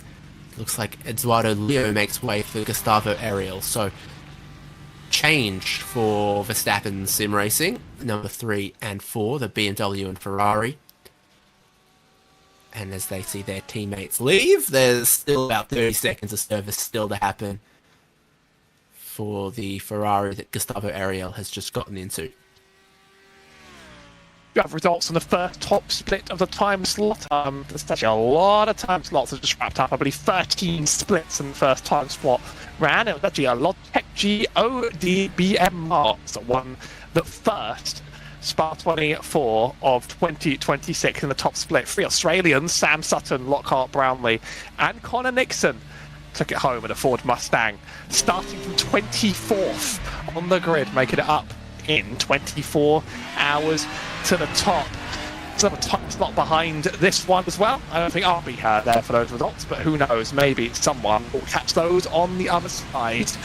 It is the highest strength of field though, in terms of average driver I rating, the skill rating system that places you with similar drivers on the professional team know that it's not going to be the slot that's up on the broadcast, and so the skill massively spikes in the race you're watching now. This will be the highest skill one of the entire weekend in terms of drivers. Chicken and egg, it's the time slot that most suits Europeans, so it had the strongest strength of field, so it's the broadcast one, so it's the one everyone wants to do, so it has the strongest strength of field, and so the feedback loop goes. Up cars pitting, including Sim RC Ford Mustang just there. Leif Sebastian was driving, but he's out. Johan Gerazi is going to get in. Sven Haase brings the grid and go 001 to the lane, but now he gets out. And Sean Campbell will get in the Lamborghini. So, plenty of driver changes happening, and plenty of tyre changes happening at these stops underway at this phase.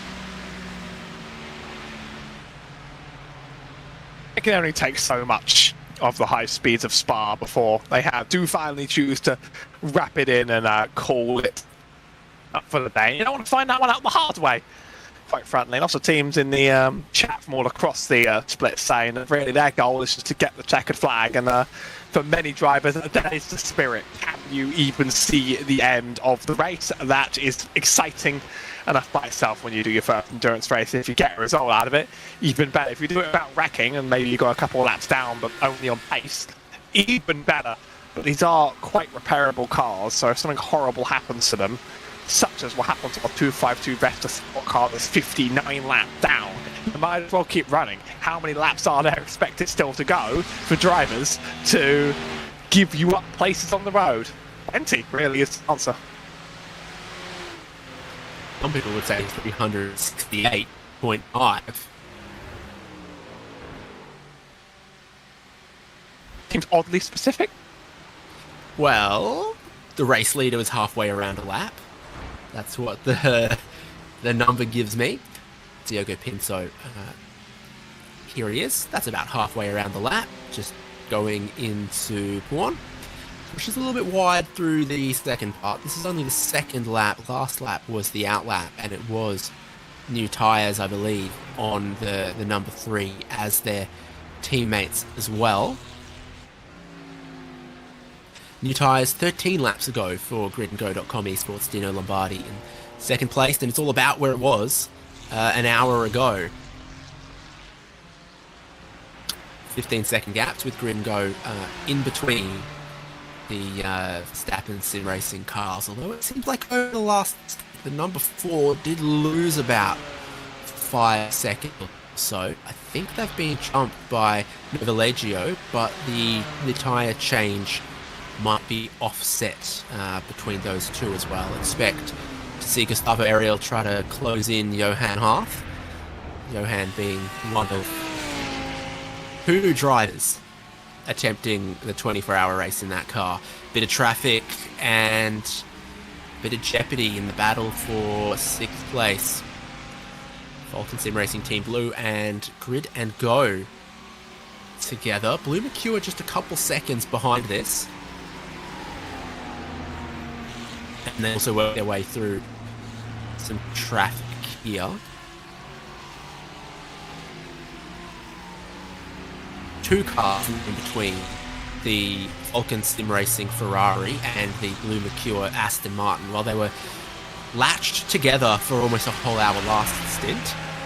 Falken Sim Racing team have fueled slightly quicker, saved a little more, jumped into the lane, and now we'll see what happens as they battle for position, or for position don't battle, with GridandGo.com Esports Lamborghini.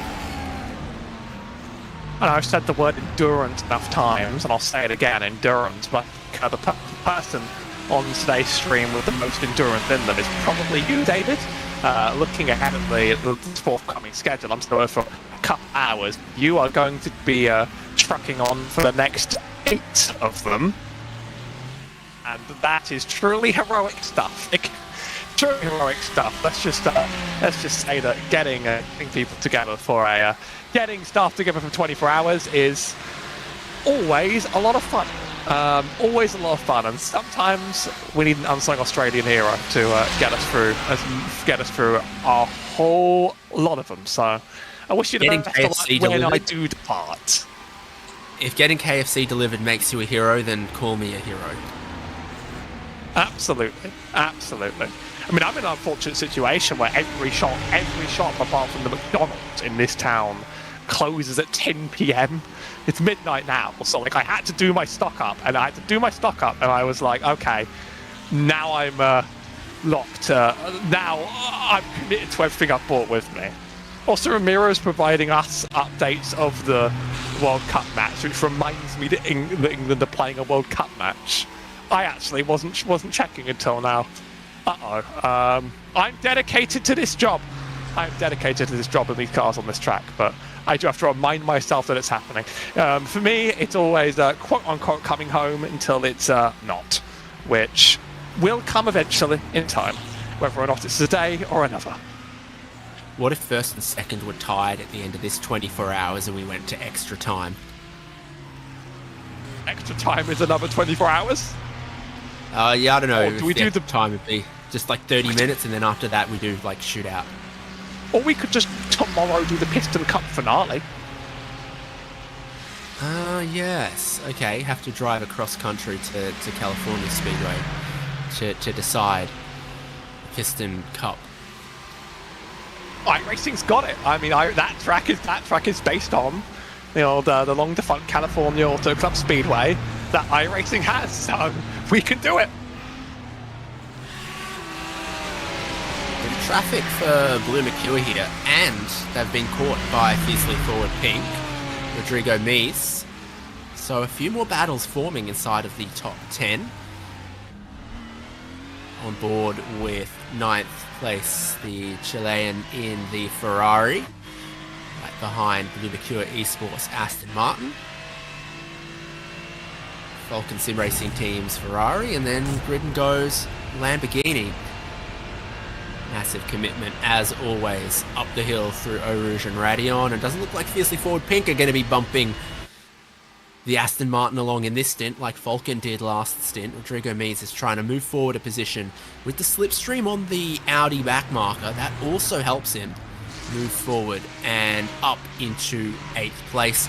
I'm sure he's going to put the hammer down these next couple of laps to try to see if he can close up Grid and Go and Falken just a couple seconds up the road for the next 2 positions. We love to see a good battle. It just finally needed to come to us. We needed to prove that we deserved the battle. And then I feel like it's finally... This is a really, really busy portion of track up ahead. Again, if it was like a multi-class, I'd be a little bit terrified, but just because the cars are similar on pace, they'll catch, but like they'll crawl up to each other. not getting any favours, it would seem, at the moment. Rodrigo Mies has had a look to the inside of Puon, didn't try to make the pass, still sits behind. The car was 45th on the road when it crossed the start-finish line. It might be your friend from Antarctica, or it might be Steven Aurora from Nicaragua. Can't think of two places further apart. I would say we're going to need some North Pole representation. Which now, Santa doesn't have gifts to deliver this time of year, so why isn't he doing the Spa iRacing 24? Makes you think. Then we could get far away if we just assume the Antarctica. Well, I think Rudolph the Red-Nosed Reindeer would be very good in a 24-hour race. If you need him to light the way on a foggy night, then stick him in for the night stints. I think that's how Santa could win the Spa 24. Once again, the guy's got no magic himself. He's reliant on magical flying reindeer. He's reliant on magical elves to make the stuff. Santa is such an extractive exploiter, and everyone else around him doesn't get the credit, and they do the hard work. They've got the skills. I'm listening to the Santa rant while sweating in the middle of a heat wave. Even at midnight, it's hot around here. Is certainly a fun experience. Although I guess it's a lot cooler for you right now. So it's a trade, isn't it? Really.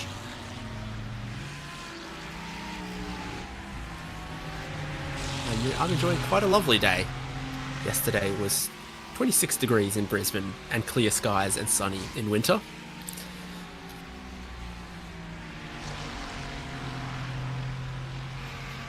So just about right. And being where we are to the equator, winter days are like 11 and a half hours long, summer days are like 12 and a half hours long. They don't vary all that much. Now, Rodrigo Mies has gotten past, and Blue Mercure have not been able to do so. I mentioned this is Maxence Godinho's first go in the car. He looked competitive in the first stint, but the pace in that Aston Martin on the second stint of the tyres is not looking near as competitive. He's been jumped by Falken Sim Racing Team. Now he's been passed by Fiercely Forward, and he's struggling to hold on. My gut tells me that the front engine car is already sort of prone to understeer. I mean, you control brake it right, you get it to turn, but it doesn't turn like a Ferrari. Is going to understeer a whole lot worse on old tyres. There's going to be more worn up front, and it's sort of slowly going to compound on itself over time. Talk about places where it is cool, by the way. This track, we are in the middle of the summer, 27th of June track date. So, 19 Celsius in the sky is plenty warm for an evening, but on the track it's only 1 degree hotter, 20 Celsius on the track. So that's 66 in the sky, 68 on the track for those who need freedom units. And so really, you're not getting much heat into these tyres at all over a stint. Well, you're going to get them eventually, but they're not cooking themselves to bits like they may have been earlier on in the day. Worth noting as well, some other time slots have had rain, but the way iRacing does their weather is that they sort of have like a set seed for the weather, a set forecast, and then each time slot will have different weather patterns. And so far, we're seeing no signs of rain out to the near future anytime soon. It's not impossible because 13 hours is a very long time, but I don't think we're going to be the ones to see it. But yeah, the very cold track conditions are going to... They certainly have an impact on your early stints, and they may also sort of lead to more spins early on in the stint, but you're not going to get those overheating problems either, so you take the track. Francisco Camillo in the Capivara Racing Team Ferrari. Pretty new tyres, and I think he's just stuck the move on Chessa Esports just there, and they're not far ahead of BMW M Team BS competition. Bradley Linard's there. So with more than 45 cars out there and still running, battles for position to be found everywhere. And Capivara Racing Team get themselves another spot. Someone in the YouTube chat has asked, where's the hydration break? The answer is drivers are going to have to arrange that one for themselves. And anyway, it's not that hot, so stick with it, stick with it. Although maybe that's the first time we could get a full course yellow in a special event, is specifically so the drivers could hydrate in the hot weather, because all summer, like, it's got to be kind of brutal to be getting into your sim rig and actually deciding to go ahead and race. My room gets hot enough as it is. My PC gets hotter as it is. And then you're going to sit in the sweaty rig all that time. Might be easier during night hours.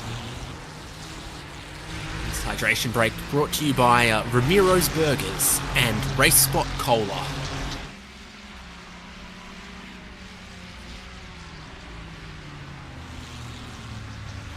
For me, a lot of caffeine. A lot of caffeine in the form of various energy drink brands. I've got myself a litre thermos of vanilla chai tea. That's the good stuff.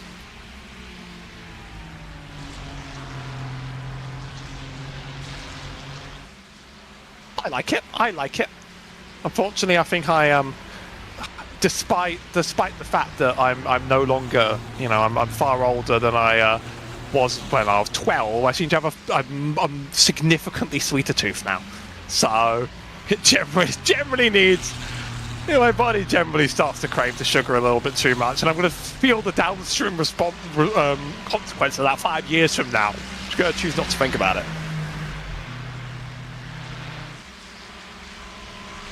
Expecting a couple of pit stops in not too long from gridandgo.com esports 003, on board with Lorenzo Manfredotti from WSR Esports. He's been catching and perhaps looking to pass SDR Sim Racing. So we're on board with 14th. I believe we're looking at a lapped car, and then 13th is SDR, the next Ferrari up from that. So on board with the Mustang. You can tell for a couple of reasons. One, the dash has got the Ford oval, and two, it sounds like a Mustang. I always think about the giant. Is that like an air outtake on the right hand side there in that blue? I think it's there for calling. I think that's there for calling, but it's distinctively round and distinctively stands out. And for some reason, my eyes just get obsessively drawn to it whenever I have to race the Mustang. It's what it is. It's a voice tube from the bridge of the battleship down to the engine room, so you can yell more power, more power. That makes sense. Ford would build it that way. So it looks like Impulse Aston Martin is in between and a lap or so down to the battle 13th and 14th. SDR Sim Racing not pulling away from them and being caught, it seems, by WSR Esports.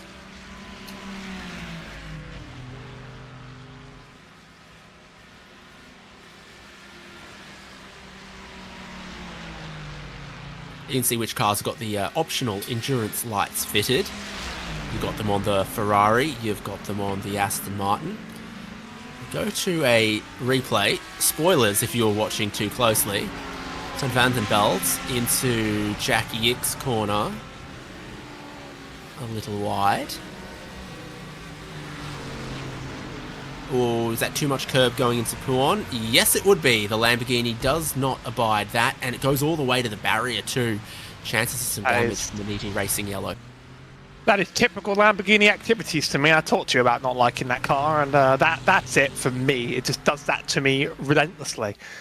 Depending on the downforce in your setup, I've had that thing just go spin on you and Blanchimont without taking the curb, and I'm like, yep, that's great.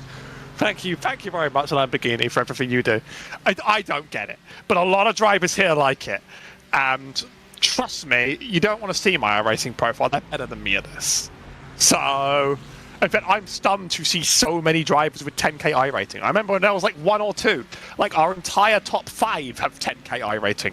So, the skill has gotten there. I probably shouldn't be telling them which cars they should be driving, by any means.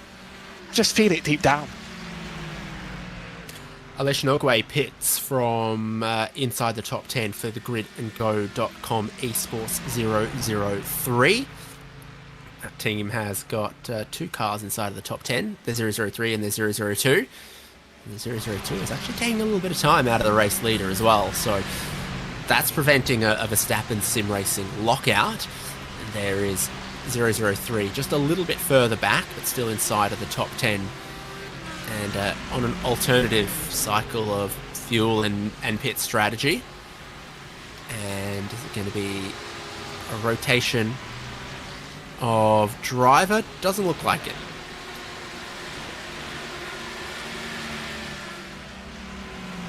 How many stints in a row would you do on Spa if your team asked you? I've heard of some, drivers in the lower splits who are just racing with their friends and they've been forced into doing like 5 or 6 in a row. There's got to be like a human limit eventually. Although sometimes like desperation calls, human life hits on the rest of your team. They're not professionals. Some of the drivers in this slot are professionals, but just in terms of like, your average Spa 24 endurance race, sometimes like life happens to people. You're not all in the same location. All of a sudden you're out all night having to do 12 hours worth of driving around there. I guess it becomes rhythmic in a way. 4 or 5 is the most I can remember doing.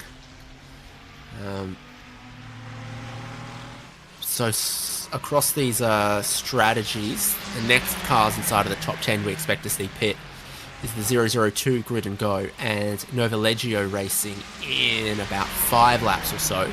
They've now worked their way up into second and third, and the pace right now is phenomenal. The track is cool and clear. And the fastest lap of the race is a 2:15.2. Gridandgo.com just did a 2:15.3.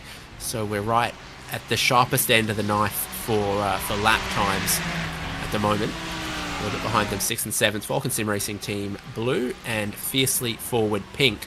So that Fiercely Forward Pink car is doing well. We saw them pass Blue Mercure, and then they've come up to catch Falken Sim Racing Team Blue. And then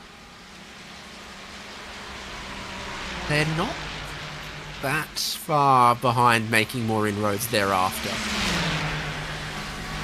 And they're looking to make the move on the Kemmel Straight. There's no Ferrari bump drafting here. Fiercely Forward are going to stick their nose in front of Falken Sim Racing Team Blue, who will lift out, give them the line into Lacombe. Fiercely Forward Pink are up into 6th. Lacombe's a scary corner to go side by side in. You do it if the position really matters to you right now, but if you don't, it's very easy for the car on the inside to just overcook it a little bit, turn you around. It's actually very, very common. I see it all the time. Probably even happens to the best of drivers out there. It's just GT3s are quite big, and so the one on the inside often can't really maneuver around you particularly easily. So I understand why drivers are sort of giving it up when someone has the ambition to get on through. Got to think about self-preservation, really. There is still so long to go in this race, 13 hours and 30 minutes, and a predicted 359 more laps. Multiply that by 7 for a predicted distance. Fastest car on track, 2 laps in a row. It's gridandgo.com esports Dino Lombardi. So he's now only 12 seconds behind the race lead, but with the offset strategy, you look and you go, does gridandgo.com need one more pit stop to get to the end of this race than BMW M Verstappen Sim Racing? Probably. Could there be some kind of fuel save, stint extending, something else that could help them? Because otherwise it's box seat for this number 3 BMW at the moment. There is the gap between them and second place, slowly coming down, but we're expecting second to pit shortly. I mean, my naive first question would be, how likely is it that a team is planning out 13 hours of stints? And then I realised, yeah, the sort of teams that are here are the ones that would plan out 13 hours of stints ahead and know exactly what's happening to them over the course of the run. The ones throwing unique strategies at the wall in order to try and win the iRacing broadcast split are probably trying that. I believe the SOF is 7,000, which is one of the highest I've ever seen on a lobby. Mine's calculating, I think, based on the drivers that are in the cars right now, is 8,244 strength of field. Oh, even better. I thought you were going to undercut me and tell me I was wrong by a couple thousand down, but actually no, to find out currently it's even higher on the track. You don't see it that often, but that is just how much you have to put in order to actually get any results here. Looking at that second place Grid and Go car at the moment, again, fastest lap of the race belongs to them as a 2:15.215. Lombardi's just put in a 2:15.399. The consistency and the speed together is incredible to behold, and that's, with that lap, pulled about another half a second out of the race leader. I'm very happy if you could do that lap after lap, because then it's only a matter of a stint or two and you'll have caught the leader, when you know that there are 14 more stints to go. Slow and steady in terms of the delta can win this race. They can't quite see 12 seconds behind the race leader is the tail lights of the leader in most places. They're racing the stopwatch more than their visibility of any of the other cars. Next fastest car on track is fiercely forward pink, so Rodrigo Mies is moving. Like we say, he's made 2 passes in this stint, and he's the equal fastest car on track at the moment. And again, with so long to go, that's positive to have that kind of forward momentum back in your corner. Fits the name as well. You wouldn't call your team fiercely forward if you weren't moving fiercely forward through the field, so I respect the dedication to it on the road. Certainly is some absolutely impressive pace. And they wouldn't call themselves pink if they weren't a salmon. Yeah, unfortunately, the car isn't pink, so, you know, my entire theory's fallen apart there, actually.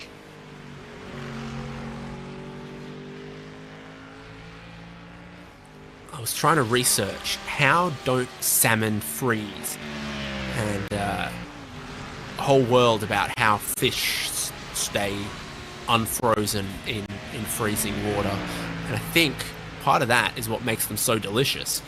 The 004 is in the pit lane, one of 3 gridandgo.com esports cars. 001, 002, 003, and 004. So they've got plenty of them. And that's one of the other things that drives up the strength of fields, is a lot of teams, while they might want to run 4 or 5 drivers, the splitting is done by the average of the I rating in the car. So you can kind of, by splitting your drivers up into smaller teams, you're more likely to get cars into the top split. And that also then drives up the average strength of field. Also found there's a bit of a humour. I've tried organising one team for a 24-hour race before, and the entire team fell apart, and I didn't even get to drive the car in my own team. But that's not a story for today. That's a story for next time when Daytona 24 comes around, actually. But anyway, I tried organising drivers for a 24-hour race team, and we ran 5, and I found 5 was generally one too many. It became awkward to slot people into stints with 5. 4 felt like a sweet spot, and obviously you can go lower. Every single, it won't be in this split, but every single special event, there is some madman that tries to run it solo. Now, iRacing won't let you get a finishing result if you run solo, though. You'll get a DQ when you cross the line. But that doesn't stop people from doing the whole race, because they can.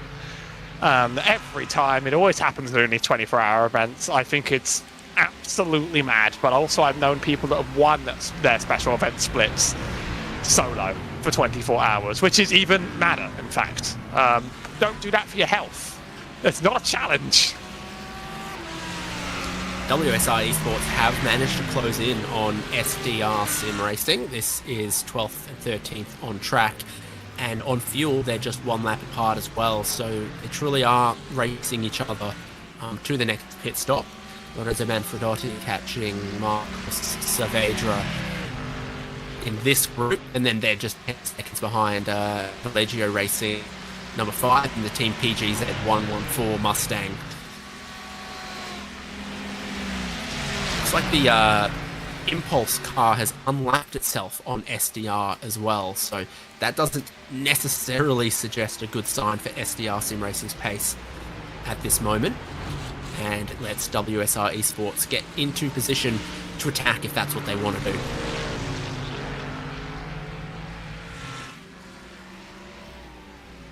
We're definitely in the ebbs and flows now. We're definitely in portions of the race run where the strategies unravel just a little bit. Things aren't quite always what they seem. Teams on very, very split runs and split strategies and styles of racing. But yet they're also not quite pushing to the absolute moon for final positions on the track. They are just trying to consolidate consistency. So it's all now awkward little middle ground. But compared to when we first dropped in and very much, drivers weren't even passing each other, now things are starting to split out just that little bit more in terms of how different drivers and teams are choosing to tackle the long road ahead. We're going to hit the halfway mark eventually, and that usually is a bit of a point of no return. Indeed, that's how the linear passage of time goes.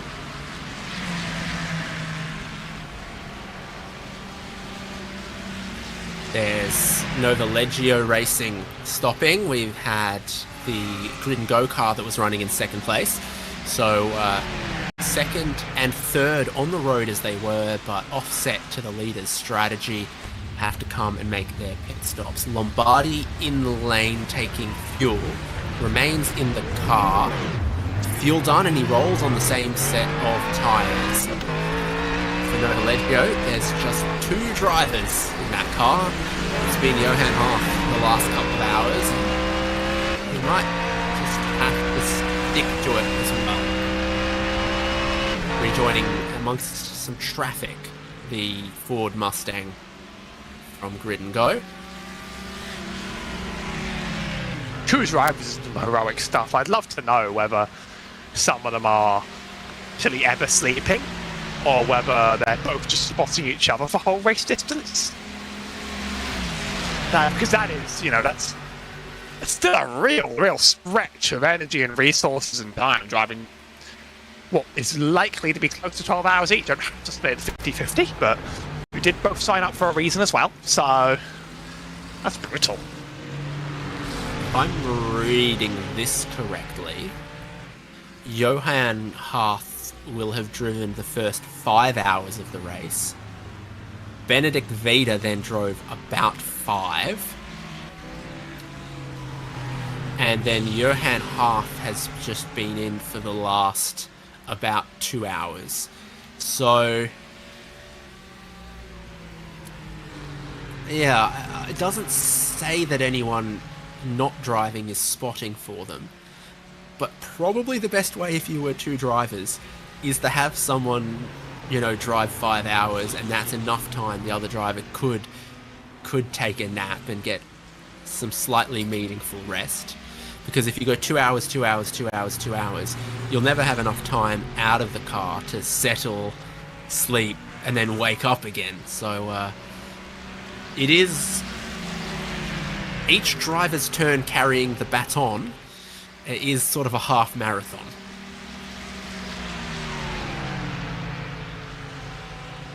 It's not a 4x100, that's for sure. I hear the word marathon, and I probably get trauma to all the times I was made to run cross country in school. I don't know if I could even do 12 hours in a car. It would tire me just as much, even though I'm not on my own 2 feet. But that's my temperament, I think, in general, temperament in general, physical activity. I mean, I'm sweating up a storm, and it's midnight. That's not fair. So for any drivers that are, in time zones where it's actually closer to the middle of the day than it is for me, my greatest apologies. It is absolutely brutal to do it in this sort of heat.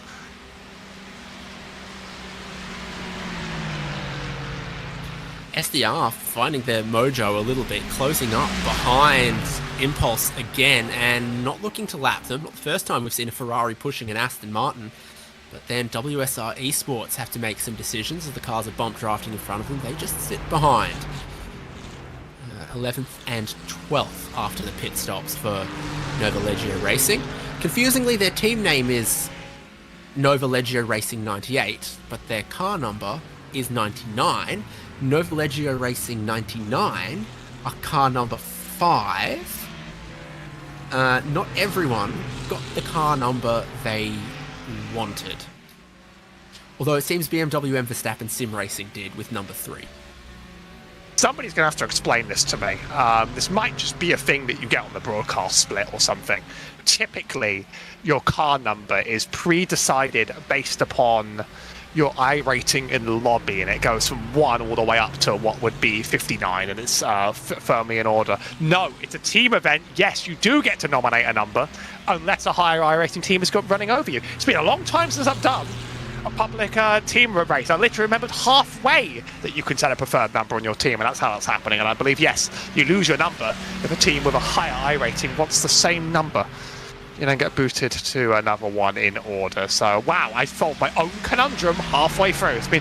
I've not done an endurance official in a very, very long time because I'm not good at it. So, that explains that. Yeah, so Nova Leggio wanted 98, but then who ran over the top of them? No one. No one has the number 98, so their team's just wrong. You want 98 enough, I guess. Bizarre. Grid and go, obviously, that's why they go these double leading zeros, so that they have a good chance of getting the car numbers that they wanted. And then if you desire a 3-digit number, it's unlikely that someone else will have called dibs on that. We saw an incident at Pawn for Maniti Racing Yellow 15 minutes ago, and that car is still in the pit lane and damaged.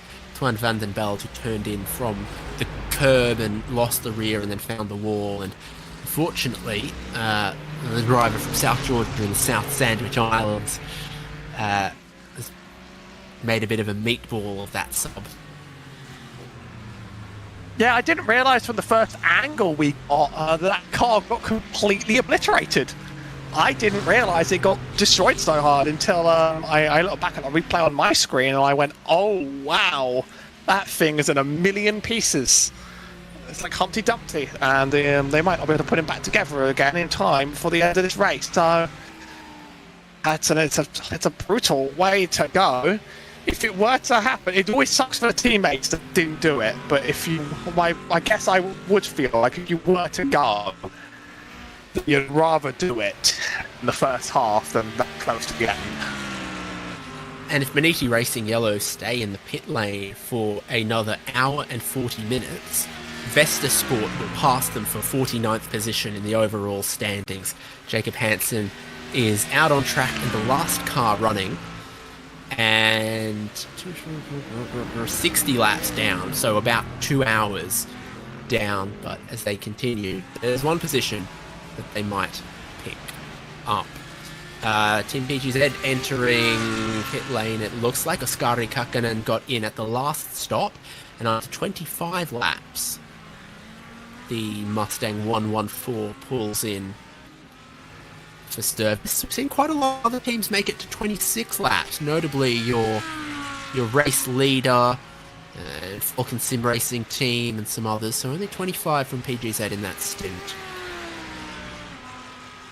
Best chance to fuel save really into turn 1, which is the one I really don't know the name of. And then at the end of Campbell Straight, a lot of big chance to lift and coast at the end of that. If you're running in clean air and you're just, not really being bothered by anyone, then you really should just use some time to save as much fuel as you can. Oftentimes, endurance races can be decided by which team saved at the right time. If you aggressively save fuel when you know you're going to come up to a lapped car down the road, then you can sort of time getting to that lapped car to a point where it's easy to pass them. If you then sort of like see that you're coming up to one you're definitely going to pass, and then save and save and save all the way to Rouge and Radion, then you come at the other end, and all of a sudden you are just flying past them down the Camel Straight. They'll let you go, and that's far easier than trying to just like get stuck behind them in the middle of the map and let's lap and go, oh, this is awkward to me, to you, to me, to you. throughout the whole lap. So that's a lot of what the game is really about sometimes. Fuel only for Kakkonen, 39.8 seconds. So there might have been just a litre or half a lap of fuel still in the bottom of the tank. And now they navigate the hill climb stage that is the pit exit for the endurance pits at Circuit Spa-Francorchamps. They are going to blend out just behind Sim RC. That was the black and gold Mustang. Johan Shirazi in 18th place.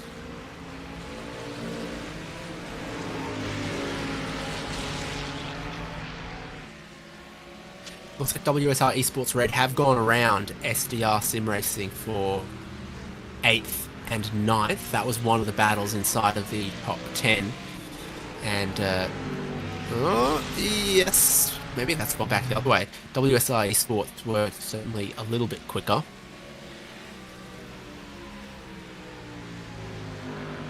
Really awkward place to get stuck really in the middle of a track like this. You can kind of force the pass, which obviously seen drivers do it through these turns, but I don't take any pleasure in doing it around these turns because it's not a sweep to sweeper, just you on the edge of grip the whole time. Do you really want to take a risk?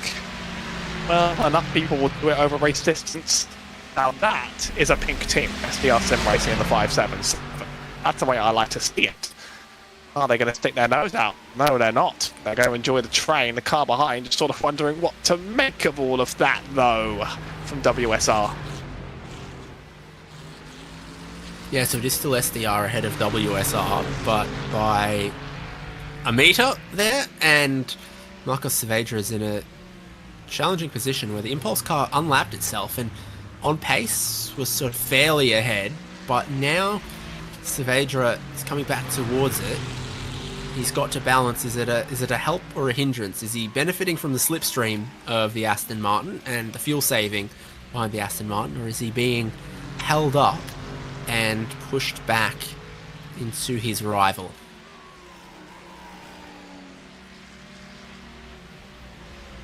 And we're now in the sort of free car racing train where if you're in the middle, you sort of want to do something with the car ahead, but in the car behind, you have to actually think about now. You know, just get to sort of play team game with one driver and go, okay, we're good at the end of the day.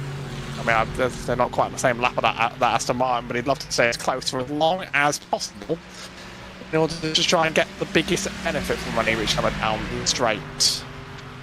They're a lap ahead of it, so could go for the pass, see the 20 on the hood, but they pretty much have if they've stayed there for the whole lap. And now under threat, does the Mustang want to make the move? Didn't like it really want to do last time either. Maybe actually we've got some symbiosis going on in this track.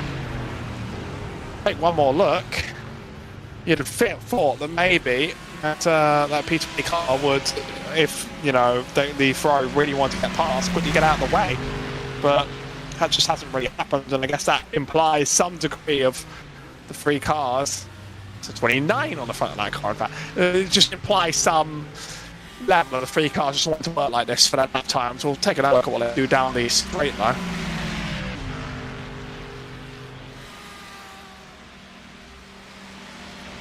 Teams just ahead of them is TC Esports, who've just taken a pit stop. So I think there is something to battle for position for Impulse, not the cars behind them, but one of the cars ahead of them. And it's 19 and 20 laps into the stint so far for SDR and WSR respectively, and their last stint did 26 laps. So they're also thinking about, you know, the saving into a slightly quicker stop next time around, something that we saw work quite well for some other teams.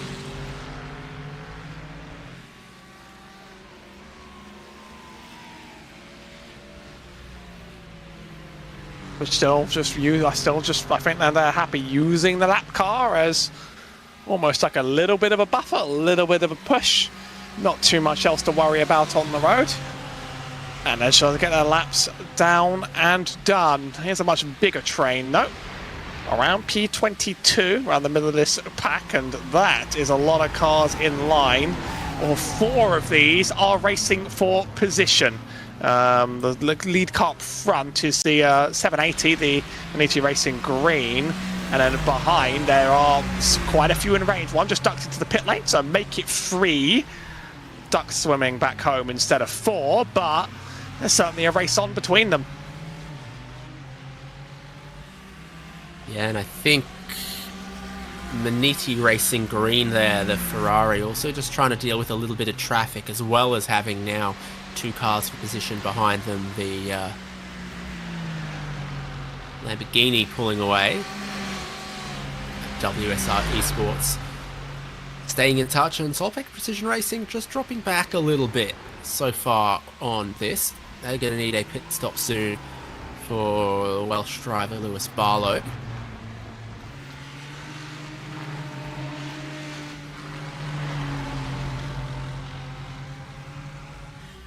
The dawn of the 12th hour gets closer and closer and closer. Still an hour away, but it certainly feels very different when you hit the halfway mark of a legendary 24-hour race. I think it changes driver mentalities a lot. It changes pace a lot, and it makes people start consolidating and thinking, okay, where do we actually want to be 12 hours from now that we're halfway through this epic run? Not quite there yet. Still going through the motions in order to get there. But there's just going to be a lot of trading, a lot of give and take. And that's going to come sooner than we imagine. It usually does come sooner than you feel like it's going to come.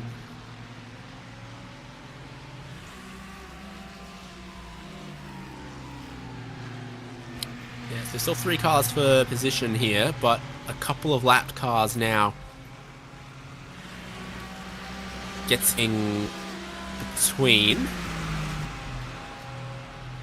particularly from Solpec Precision Racing's perspective. BMW M Team BS Competition, Bradley Linard's pits. Still just a couple of minutes before the top of the hour, when we're then going to get the Verstappen sim racing cars, Blue Mercure, Falken, etc. again, and then see the cycle back forward from Nova Leggio and the Grid and Go cars. That's the up and down of the strategies inside of the top 10. This is one of the cars that's around on the other side of the pit lane. So if you qualified lower than about 25th or 30th, you end up on the Grand Prix pits side of this split pit lane rather than the classic pits side. It's a little different to how it works in the real world. Often the higher placed teams and the pro teams end up here in the big garages of the Grand Prix pits rather than around the other side in the Ols pit facilities. But iRacing gives pit stalls by qualifying order. Linards looks like he's about ready to roll, and on track Sim RC just ahead of Vasilio Speliziotis, Blue Mercure Esports #1 car.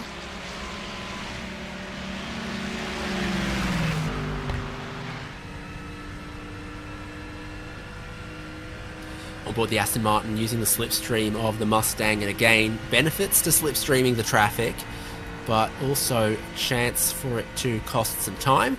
So Blanchemont is ahead, and usually those other cars will see that as the signal to, alright, you've pulled alongside, time for me to let you through. Speliziotis running in 3rd, not all that far behind Verstappen Sim Racing's Gustavo Ariel. Gorgeous scene of the cars heading up the hill, the Ferris wheel illuminated.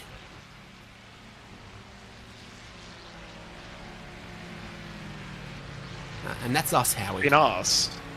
Yeah, love to see it. Have been asked in the chat what the fastest lap of the race is. I believe that is, by the 002 Grid and Go Esports, it's 2:15.215. Now running 2:16.2, so they're a second slow. Don't know if the track's going to be at its fastest in the middle of the night. I don't know if we're going to see also, you know, driver plans change, stints plan change. Now traffic has changed. You don't quite get the clean air anymore. But there's going to be a lot of time for maybe that to get challenged for us to see what happens. But for right now, the two teams have gotten a lap in the 2:15s. Blue Mercure Esports very close, 2:15.3, 2:6. Not quite the fastest there. The only two teams that have even got one there, very interestingly. Verstappen teams have not done that. They've just been consistent over every lap, and doesn't that matter more than getting a single one? You'd say so. With 24 hours of racing, thousands of kilometers to cover. Second and third, getting closer. So the next car for position ahead of this Blue Mercure Aston Martin is the Ferrari in second place. They're on very similar strategy. This is working out well for Belleziotis.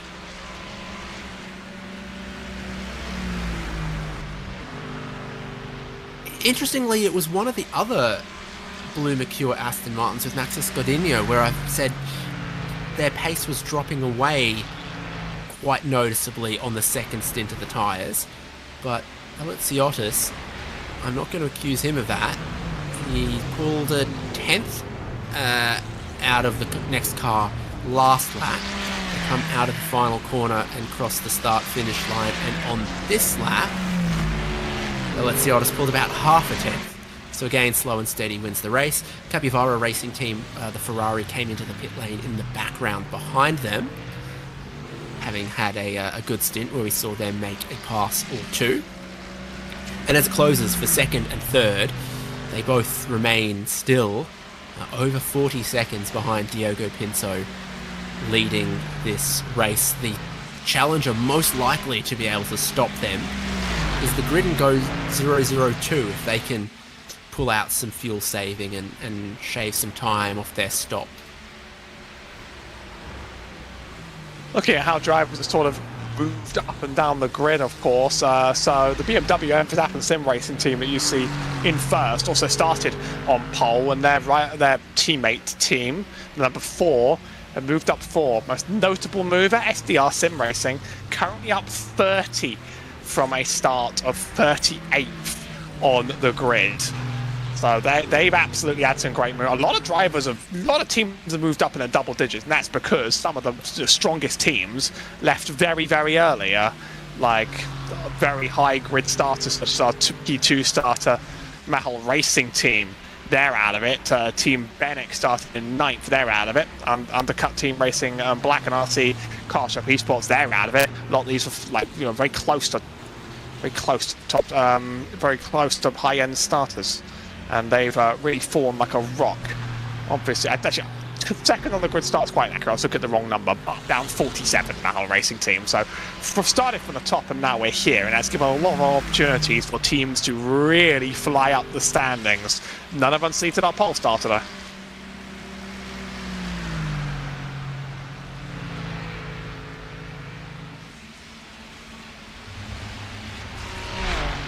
Busy on pit lane just before the top of the hour. Expecting a lot of cars from inside of our top 10. Next that I would expect, probably Falken Sim Racing Team's Josh Thompson and Maxence Godinho from Blue Mercure Esport, and then Metallegio, SDR, and the Verstappen cars in first and second.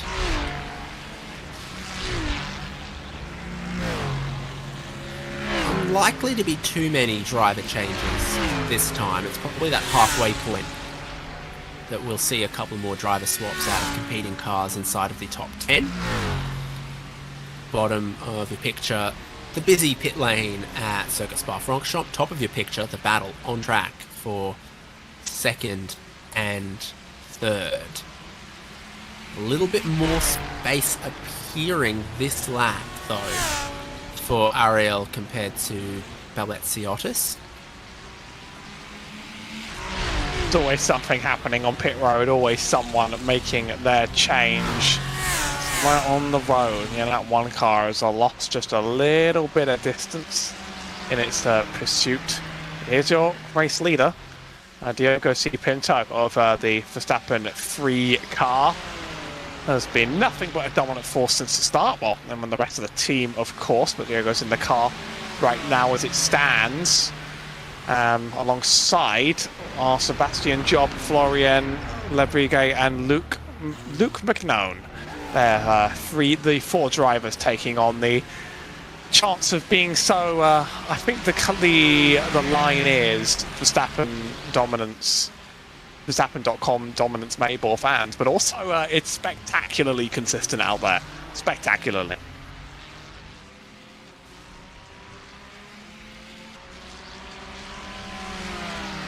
Amazing what they can achieve when their rear wings attach airflow correctly.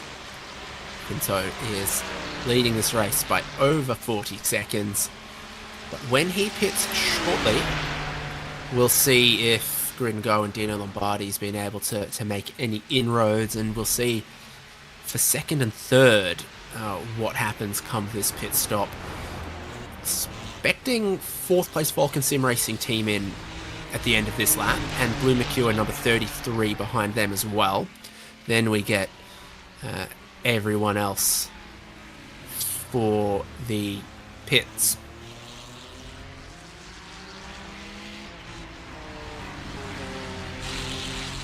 How many tyres do you think they actually have to have on pit lane? I always wondered how they stole that many for a 24-hour race. I mean, there's just got to be stacks and stacks and stacks for every team. There's no way they can actually hold them all in the pit lane at once. In iRacing, frankly, we can create as many new tyres as we want all of the time. But still, let's just... And also, how much fuel collectively is there in that pit lane to store up that many cars? That's the logistics of this sort of event. Here's Josh Thompson for the Falken Sim Racing blue car. I believe you identified that as the Island Man. Quite a few drivers from the top dropping in because the 5th place behind. Gringo Esports in the middle of 002 not taking it. So they're splitting the strategy just a little bit differently. But as drivers rock around, remember for most of our top drivers, their pit box isn't for a while. Such are the joys of endurance layout. As we now officially hit the end of the 11th hour. The 12th is on the horizon. That's quite a turning point, I think, for everybody mentally who's on the track. Yeah, time in session now 3:50 a.m. So, time to have some cake. Josh Thompson out, Damon Woods in the Falken Sim Racing Ferrari. Meanwhile, at Blue Mercure, Corentin Lessine is going to take over the car from Maxence Godinho, who drove the previous 2 hours.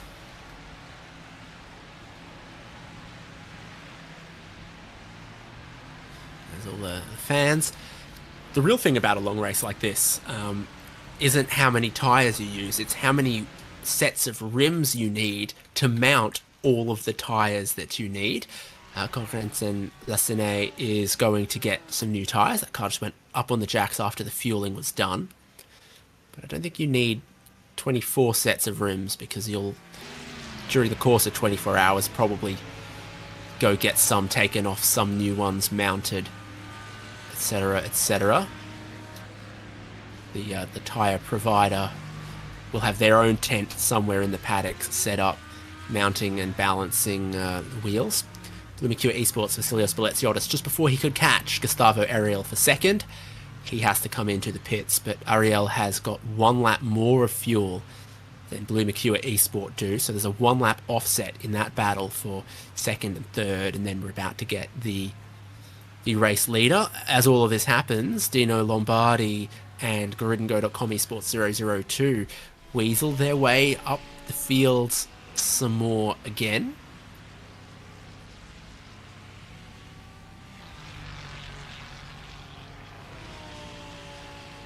A little bit of give, little bit of take, little bit of drivers going up, little bit of drivers going down as the race evolves for our drivers. Interestingly, racing does have more than one tyre brand for their cars, and in these GT3 races, in this branding set, in this set of rules, I've checked it as well. They are Pirellis. A lot of people are used to seeing the Michelins and IMSA, but they got Pirellis on the side of those cars. In iRacing, there's no difference in the performance between the two tyres at all, but I guess Pirelli are doing all the mass supplying of tyres and rims for this race, which, the tireless don't work supply they the do rims. to still the tireless work they do for all the logistics for the virtual tires they don't need to ship in. You know, The, you got to respect it. Wheel rims are a homologated part to the different cars. So you'll see every Ferrari 296 GT3 on the same 7-spoke wheel rim. You'll see every Audi R8 on the same. And there is actually a couple of little differences. Some of them have captive wheel nuts, some of them don't. Different cars are stuck in having different types of pit stops. Diogo Pinto is in the lane, and so is his teammate. So both of the Verstappen sim racing cars, 3 and 4, in the lane. Eyes out for driver changes, but it doesn't look like we're going to get them. Pinto staying, Ariel staying. And when this stop is done for our race leader, at this time an hour ago, they were about 11 seconds ahead of Grid and Go. We'll see what it is on the blend at the end of this stop.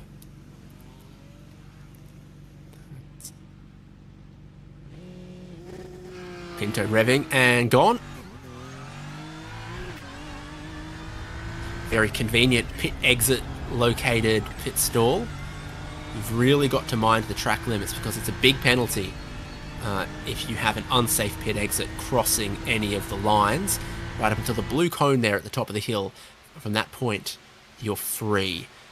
Lombardi is looking about 20 seconds behind, 19 per the timing on screen. So I think across that last stint, that's been advantaged the race leading number 3 car.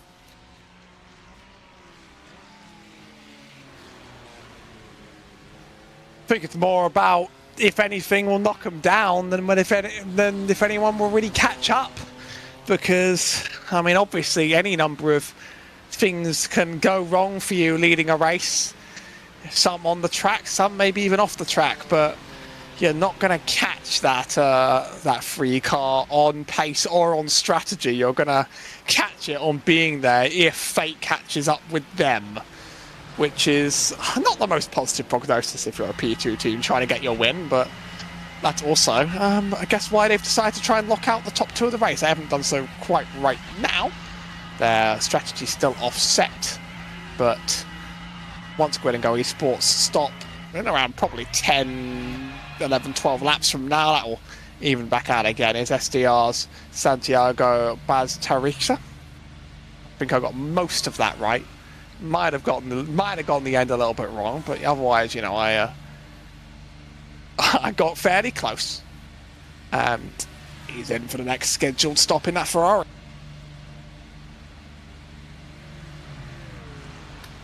Yep, SDR getting their service. We've had almost everyone around that top of the hour window now. A little bit of a larger gap has formed between 3rd and 4th, so running longer for the Verstappen Sim Racing 4 has put them a little bit further away from Blue Mercure Esport 32. Costa Rica stays with the Ferrari and rolls back out into the race. And as that whole hour, you know, rollover phase of the strategy has taken place, it appears it hasn't benefited Nova Legio Racing. Johan Harther's washed back into 5th place. So the offset difference of when they're taking tyres maybe flattered Nova Legio last time and puts them a little closer back to their rightful spot in 5th this time. With all of that, the closest cars on track inside of the top 10 is 6th and 7th and 9th and 10th.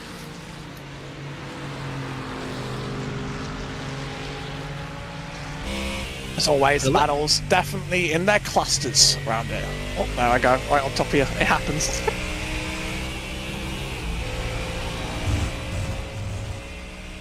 Yes, and 11th and 12th not far apart either. Skadi Kakkonen in the PGZ Mustang right behind the other Blue Mercure Esport car, the 33.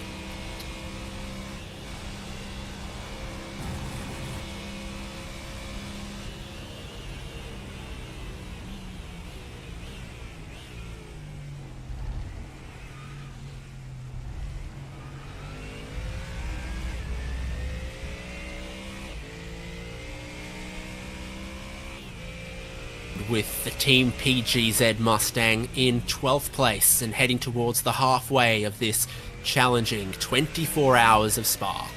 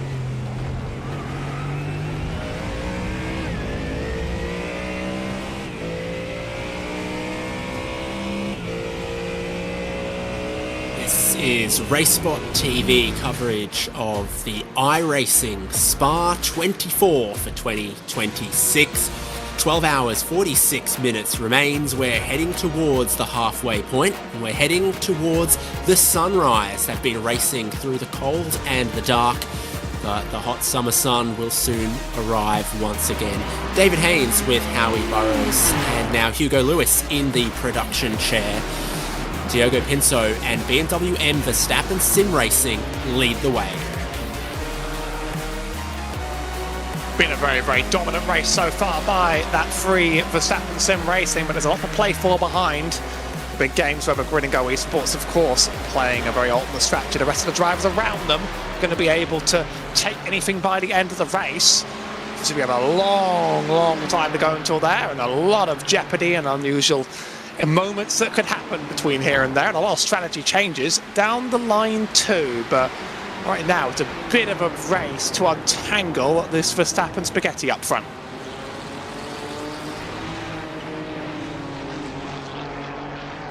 So it's 4 a.m. in sim session. It's 19 degrees in the air. It's 20 degrees on the track. There's not much wind. There is just a tiny bit of humidity though. It is prime racing conditions, and the fastest lap of the race is a 2:15.215 belonging to Grid and Go. Multiple teams are in the 2:15s at the moment and consistently putting down that pace. Completely clear skies has made it a cool evening, but should mean that when the sun comes back in a couple of hours' time, it won't take it too long at all to heat up this racetrack once more that has become very rubbered in and also dirty offline. Best battle inside of the top 10 positions at the moment is Novalegio, Ricardo Rico, and Falken Sim Racing team, Damon Woods. It's V10 Audi versus twin-turbo V6 Ferrari as they sit in 9th and 10th at the moment. Very similar strategy between the two. They both stopped 5 and 6 laps ago, so quite heavy on fuel at the moment.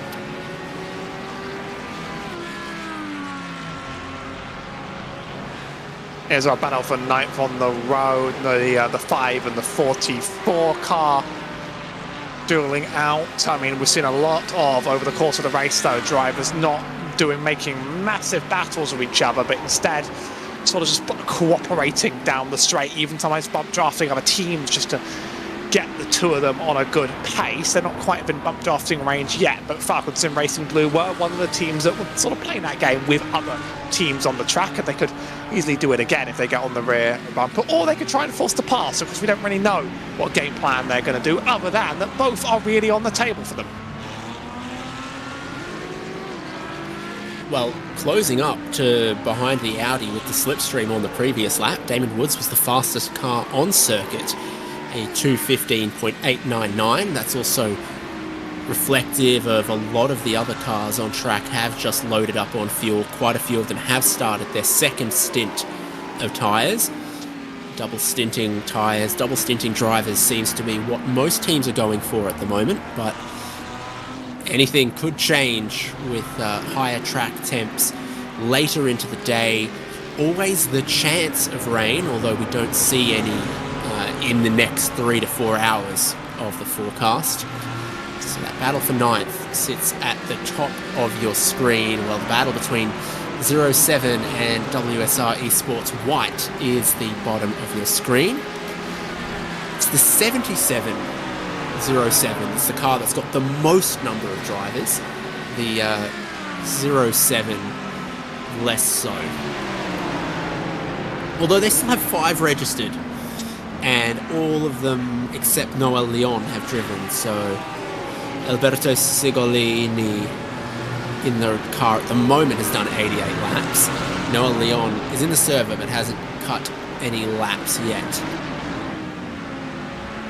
Obviously, you do need to do enough laps over the course of a race to get your fair share, but the fair share requirement is a little bit lower than some people necessarily suspect, because it's a quarter of an even share. That means it's usually, for almost all teams, basically like a couple hours out of 24, like, 4 at the most for a 2-driver team, and then it only gets better the more drivers you stack in there. So it's not too much of a problem if someone's not done their laps yet, although they will need to eventually, in good time. They're not going to be able to just do that forever.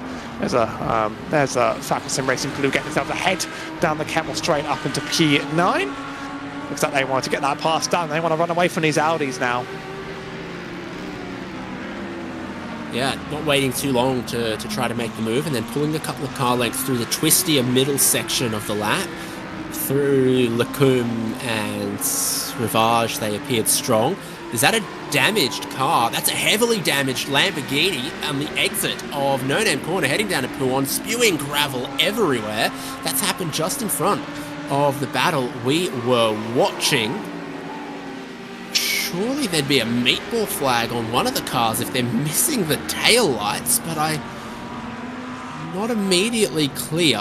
It's none. There is no meatball flag for any of these cars, which is surprising given how much that thing was grab walking, but I believe the rules in iRacing are sort of based upon certain parts being broken. Oh, and then I'm trying to work out what car that is. I could see it just crawling around the track from every time I try and click on a Lambo. I see a new Lambo passing that thing. It's absolutely stricken.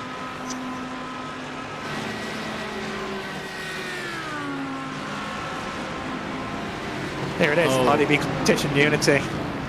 Oh, Lambo moment. Classic Lambo activity. Second time I get to say that line today.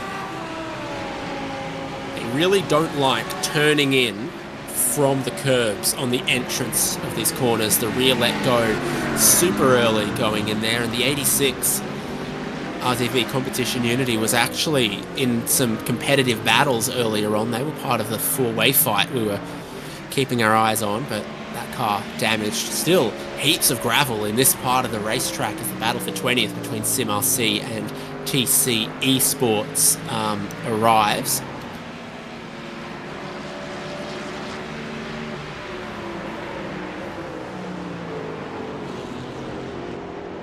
And yet another sort of race that's been untangled just by a snap. I mean, without the meatball, it means the car should be all fixable. I mean, you'll lose loads and loads of laps, but again, we have cars running many laps down. You take the repairs, you get out and you do it. 48 cars, I think, are still actively driving themselves around the track, so still lots of competitors. We've only had a few retirements, including some of those that started obviously up right near the front of the pack. Our 9th place starter, Mal Racing Team, dropping very quickly. Right now it's 1-2 as the 1-2. This is the battle for 20th. Still lots of where we're so much there to focus on what's going on up near the front, but there's usually something interesting happening to everybody on the field here today.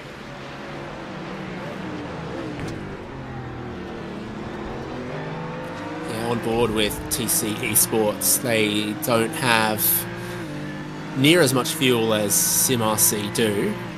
It's a BMW for TC Esports and the Mustang for SimRC.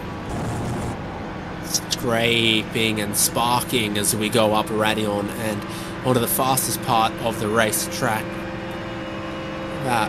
Eventually shifting up into 6th gear and pushing. Is that SimRC trying to offer up the racing line and TC Esports not taking it?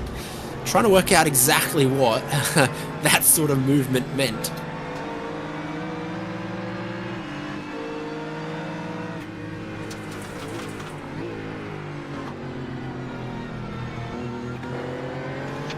From some camera angles, from my screen, I can see the faint glimmer of a sunrise. The very faint glimmer of a very small amount of redness on the horizon when you look backwards, sort of from the top of Radion back down to Eau Rouge, Statenly. I see a little bit of a rising sky. So, but the night is rapidly hitting its end. Time flies. Whether or not you're having fun, is the phrase I often like to say it. Some of these drivers are having plenty. This 24 car still sort of stuck in row, but maybe this is just where he wants to be.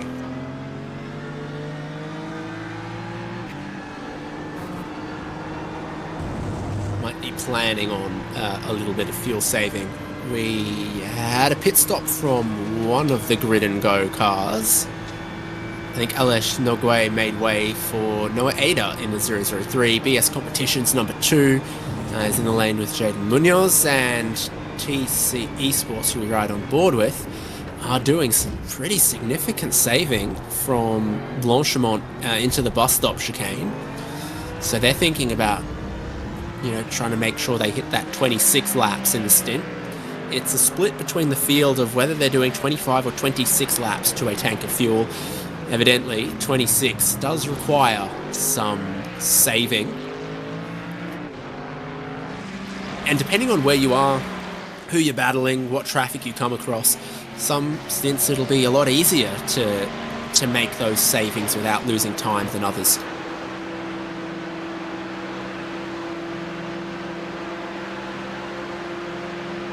Here's your camel straight run now.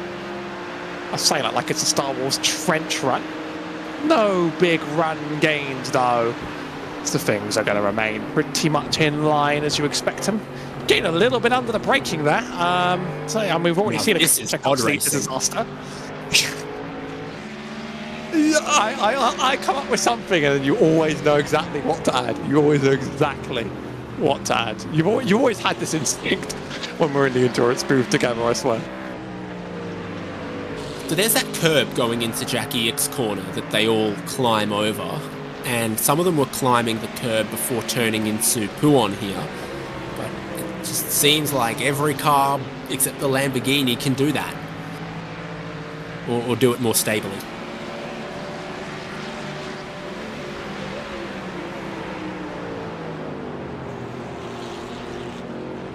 Still rocking in this 3-car train for the P19 position. Just trying to, I guess they're pretty settled in their place right now as it stands. That Ferrari further ahead is on a different lap, but it's just giving them a small little draw, small little push, tiny bit of fuel save. Might as well stay there while you can. We've seen some drivers just sort of accept it and get on by, but I'll say in terms of the I rating between drivers, the current driver in TC Sports may have many more hours behind their belt. So whether they use that to force a pass, or whether they use that to sort of play the game and stick with it, that's their choice to make, really. Both of these cars are quite good on curbs. Front-engined, the BMW and the Mustang, they take them quite well. So they might not go spinning out like some Lamborghinis.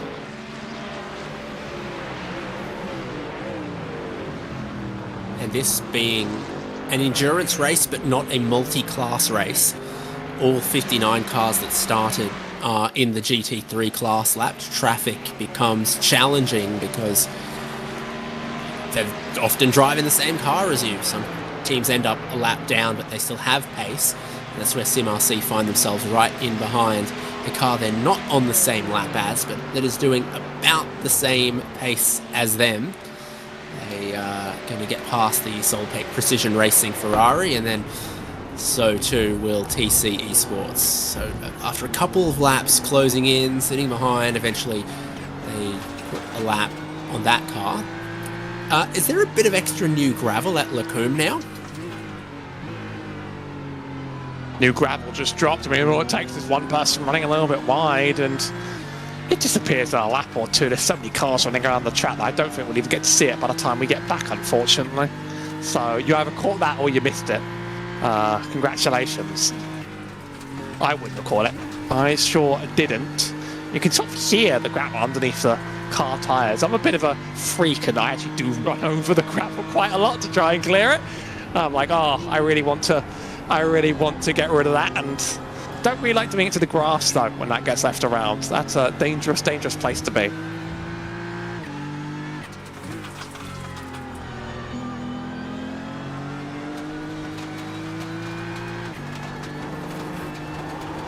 These two have moved up a spot with the recent pit stop, I believe, of BS Competition, and looking to move up a spot.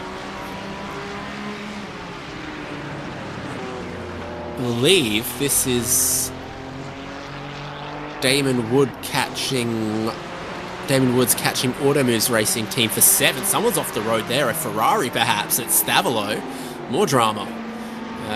That was right where we were looking. The car was off the road. Say the line, go on. That's the Lambo. Doing Lambo thing. Solpeck Precision Racing, 111 with a lose, and there's still another car off out the track there. in live. Yeah. What It's not a Lambo. It's a 7 car of Solpec Precision Racing, a BMW. Is the Lamborghini in 7th place. Automove's racing team, they had about a 4-second advantage to Falken Sim Racing, but Damon Woods is flying. We saw him pass Novoleggio. Now he's caught 7th place and might well look to go past here. Taking the replay, the Aston Martin from Solpec Precision Racing has a snap. Well, I guess that's why you don't run over all the gravel you can see. Eventually I'll learn that lesson, and I might be able to climb my rating out of the dumpsters. And what do you get when you trip on some gravel? You leave more on the track right behind you for the next person to happily discover. Everyone's losing it there. So there was a Ferrari owned Esports 100. We've seen many cars struggling with Stavolo, and the rejoin caught them as well in the 100. That's why they were still out there. 20 seconds later when we looked again. No! Whoa! Even the best risk silly rejoins in front of an audience of hundreds to spook us all. That's the moral of the story, I think. Decision to be made now for the 44 team. They are right behind Automove's racing team's Lamborghini, and now they are right alongside it, and they're down the inside of Puon, and they have made 2 passes this stint. Falken Sim Racing team up into 7th. And Novoleggio also struggling, having been passed by Falken Sim Racing team. They're now being caught by Blue Mercure Esport, Corentin Lassine. So a good battle, 7th and 10th, all within about 4 seconds on track. We have been green flag racing for approaching 12 hours now. And when you throw 59 high quality darts at a dartboard, a couple of them are going to end up near each other. In my case, I throw 20 and I might get 5 on the board. But those 5, those will be the ones that really mattered. Those will be the exciting ones. So here's the 44 Falken Sim Racing Blue, a car that we've been following quite a bit. And I must again, I'm always used to seeing the Falken design on Porsches, but I love it. It's sort of one of my favourite car livery designs, and seeing it on a Ferrari is some beautiful stuff. I can just about make it out in the midst of the night, and it makes me very, very happy just to see. Getting chased down by who else but a Lambo for Automove's racing team. Obviously, I obviously don't know if they're going to make the move. I don't know if they're going to make the push, because we've not really we've seen drivers take a variation on 2 strategies.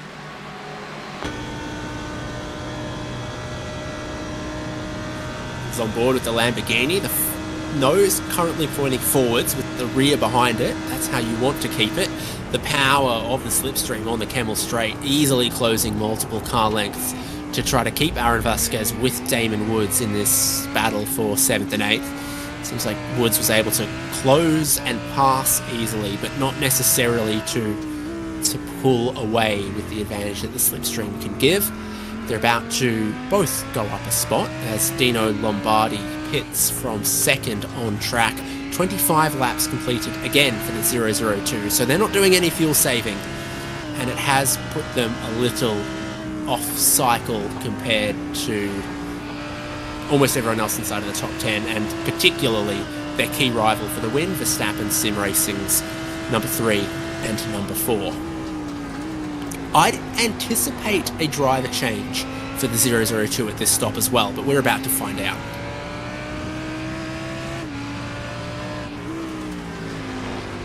In goes Dino Lombardi, obviously off rhythm with all the rest of the cars, so their pit stop sort of comes halfway through everybody else's stint. 25 laps they got done that time. The driver swapped to Nicholas Lutz. Will take them in to their next run. They'll probably change tyres for that one as well.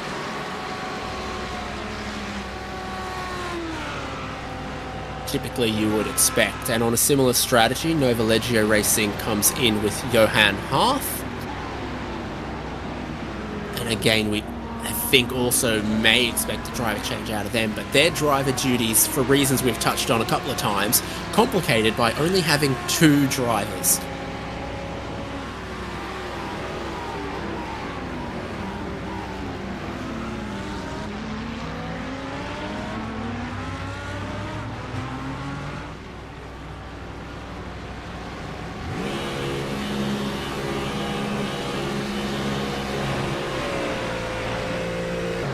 full service for Nicholas Lux as he takes over the car. 40 seconds for fuel, 20 seconds for tyres. Those are going to be cold tyres on a cold track to begin with, but once they're warmed up in a lap or two, he's going to appreciate those brand new tyres. Got to be careful how much you weave with other cars up to speed on the Kemmel Straight there.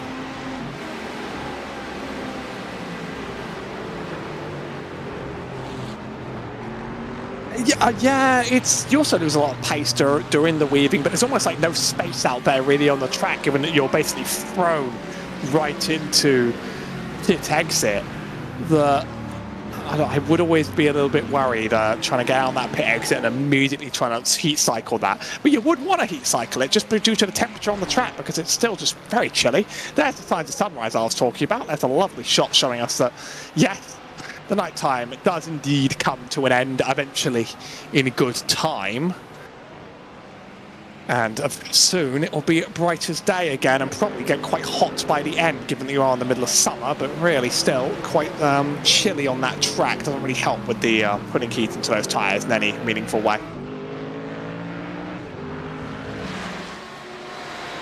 SimRC and TC Esports still together. About 4 laps of fuel left for TC Esports as they sit and continue to slipstream SimRC. These cars are 1 lap down at the moment. We have 12 cars on the lead lap at this time.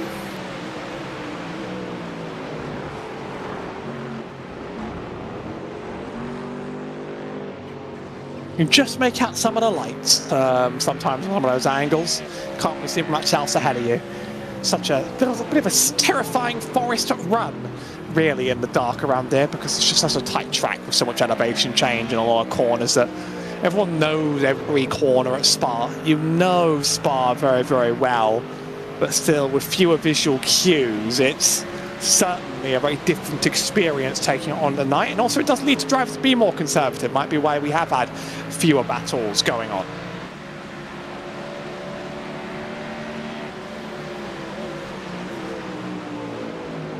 Yeah, and a couple shaping up as well, though, because Falken Sim Racing team have pulled away from Automove's racing team, who are now heading back towards the clutches of Nova Leggio, who are falling back towards the clutches of Blue Mercure Esport.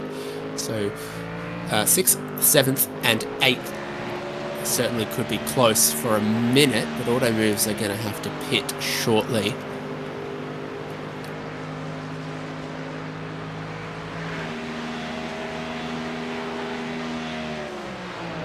Still for P19, TC sort of on the chase, but they're losing a little bit of ground. I'll be back in the final chicane. Do we call it a bus stop anymore? I think we have this. People have this discussion every single broadcast that ever happens at Spa. Do we call it the bus stop chicane anymore? I just call it the chicane, and it makes about as much sense. Really, 2 tight braking zones at the start and the beginning of the lap. So, looking back around again, and don't know if the run's going to be there. I just think he might just have to savour this P20 position for now. Just take it on board. TC Esports down and up the hill. Ever since they rescanned Spa, I always find it quite hard to hit the top of rally on. So it's very easy to misjudge it because it's become a lot tighter due to safety advances in recent decades. So it's made the corner just a little bit less cooperative with you sometimes. He does approach by the end of the straight. I do wonder if he wants to ever make the move though. Well, SimRC with a big lift and coast there, and then following them, also lifting and coasting. In the pit lane right now, Fiercely Forward Pink from 4th place, and Automoves Racing Team from 7th. They need to get their service done. And that elevates Nova Leggio Racing up into 7th. There's the other one, down in 14th. Just to point out that Johan Harth is about to complete his 200th lap of the race behind the wheel. No one has done more laps than Johan Harth, because the next is Roberto Rebecchi at Vesta Sport with 148 laps. Benoit Lepezine in third on that with 147 laps completed. So it's Johan the Iron Man today and yesterday at Circuit Spa-Francorchamps. Battle inside of the top 10 has Nicholas Lux, who we saw get into the 002 and get those new tyres going, feeling a little bit of pressure from SDR Sim Racing and Marcos Saavedra at the moment. 9th place, with the 8th place Ford Mustang ahead of us.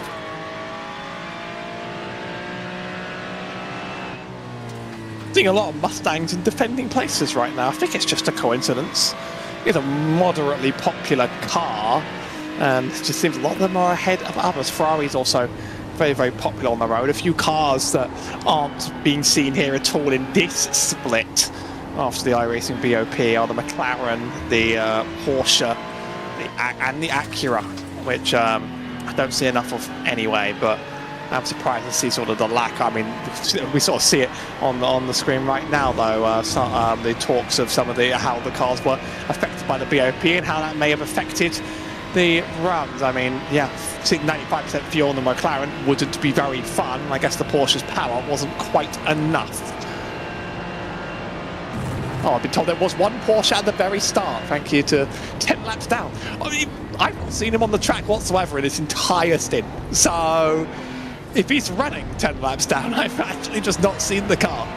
The 933. We actually do have the rare Porsche species. Team PGZ's Mustang is in the lane after 25 laps for Oskari Kakkonen. And these cars that we're on board with go up one spot as they pass him while he transits the pit lane. I nearly said trundles down the lane, but that's not accurate. The pit lane speed here used to be 60 kilometers an hour, now elevated to 72 for some reason. Real trundling is Shell V-Power Motorsports Park at the Bend, where the pit lane is 40 kilometers an hour and long. And then Hugo drops in to say, I've not seen the Porsche because he's been in the pits for the last 2.5 hours and I'm gonna miss him. Ain't that just how it's not my favourite GT3 in the south. Sometimes I see too many Porsches and it drives me a little bit crazy, but you know, gotta see one more in the field, gotta see that variety bumped up and up, even though that's been some good variety in the field today, and the rare and extinct species of the Aldi has made its appearance very, very known up front. I mean, it's the BMWs of Verstappen that are leading the way, but they are the BMW M Team Verstappen, so they're a little bit locked into their choice. So it helps when their choice helps them out quite a lot, I'd say. 40 seconds worth of helping right now. Bit of a twitch from that one behind. That was a lapped car, but I almost thought we were about to see a car go around in real time. Yeah, that was BS competition. That might have been... No, based on where they are on track, it wasn't Bradley Linards. It will have been one of his teammates, maybe Jordi Lopez, maybe someone else. Yeah, attention on the leading car. Been leading for multiple hours now. More angles where you can see that sun beginning to peak the horizon. It's 4:30 a.m. in session now, so you get that light around the horizon for quite some time before you actually get the sun. But it's hinting at and tempting us with its presence on track. Behind the leader, Gustavo Ariel has managed to take more time away from Blue Mercure, so that had been closing between second and third. They got as close as about 1.5 seconds apart, and they had a pit stop. Balenciagas lost about 2 seconds through the pit stop phase, and then in this stint, which I believe is the second stint on the tyres, Gustavo Ariel has been stronger, consistently seeing that the Aston Martin is a competitive car, but not as strong on the second stint of the tyres, not able to preserve their performance as well as some of the others. Obviously, the front engine car more liable to potentially understeer on a track that really hates you when you understeer. Really, you need your car to be pointy enough to get through some of these high-speed turns on the track. I look at Gustavo Ariel though. Getting some good laps done. I mean, the one is not actually miles away, though, from Blue Mercure. I mean, 7 seconds is both a lot of time and not much when you consider everybody else's gap around this top 5. Like, it starts to wrap back around to being incredibly interesting.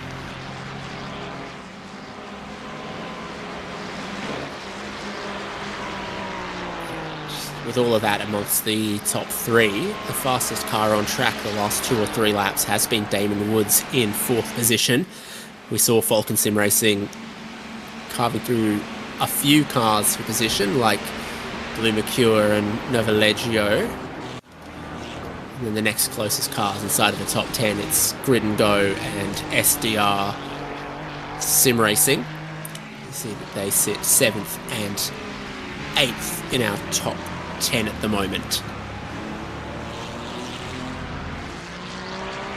Anyone watching on YouTube, by the way, we are very shortly going to jump to a new part on the channel. There's a limit on how long your VODs can be on a live stream, so we'll be moving to the part 3 live stream on the iRacing YouTube channel. On any other platform, you can stay right here, but we'll be wrapping up the part 2 stream here on the channel very, very shortly. So get ready to get yourself moving. We'll be here on the other side. We will never leave until 12 hours are up at least.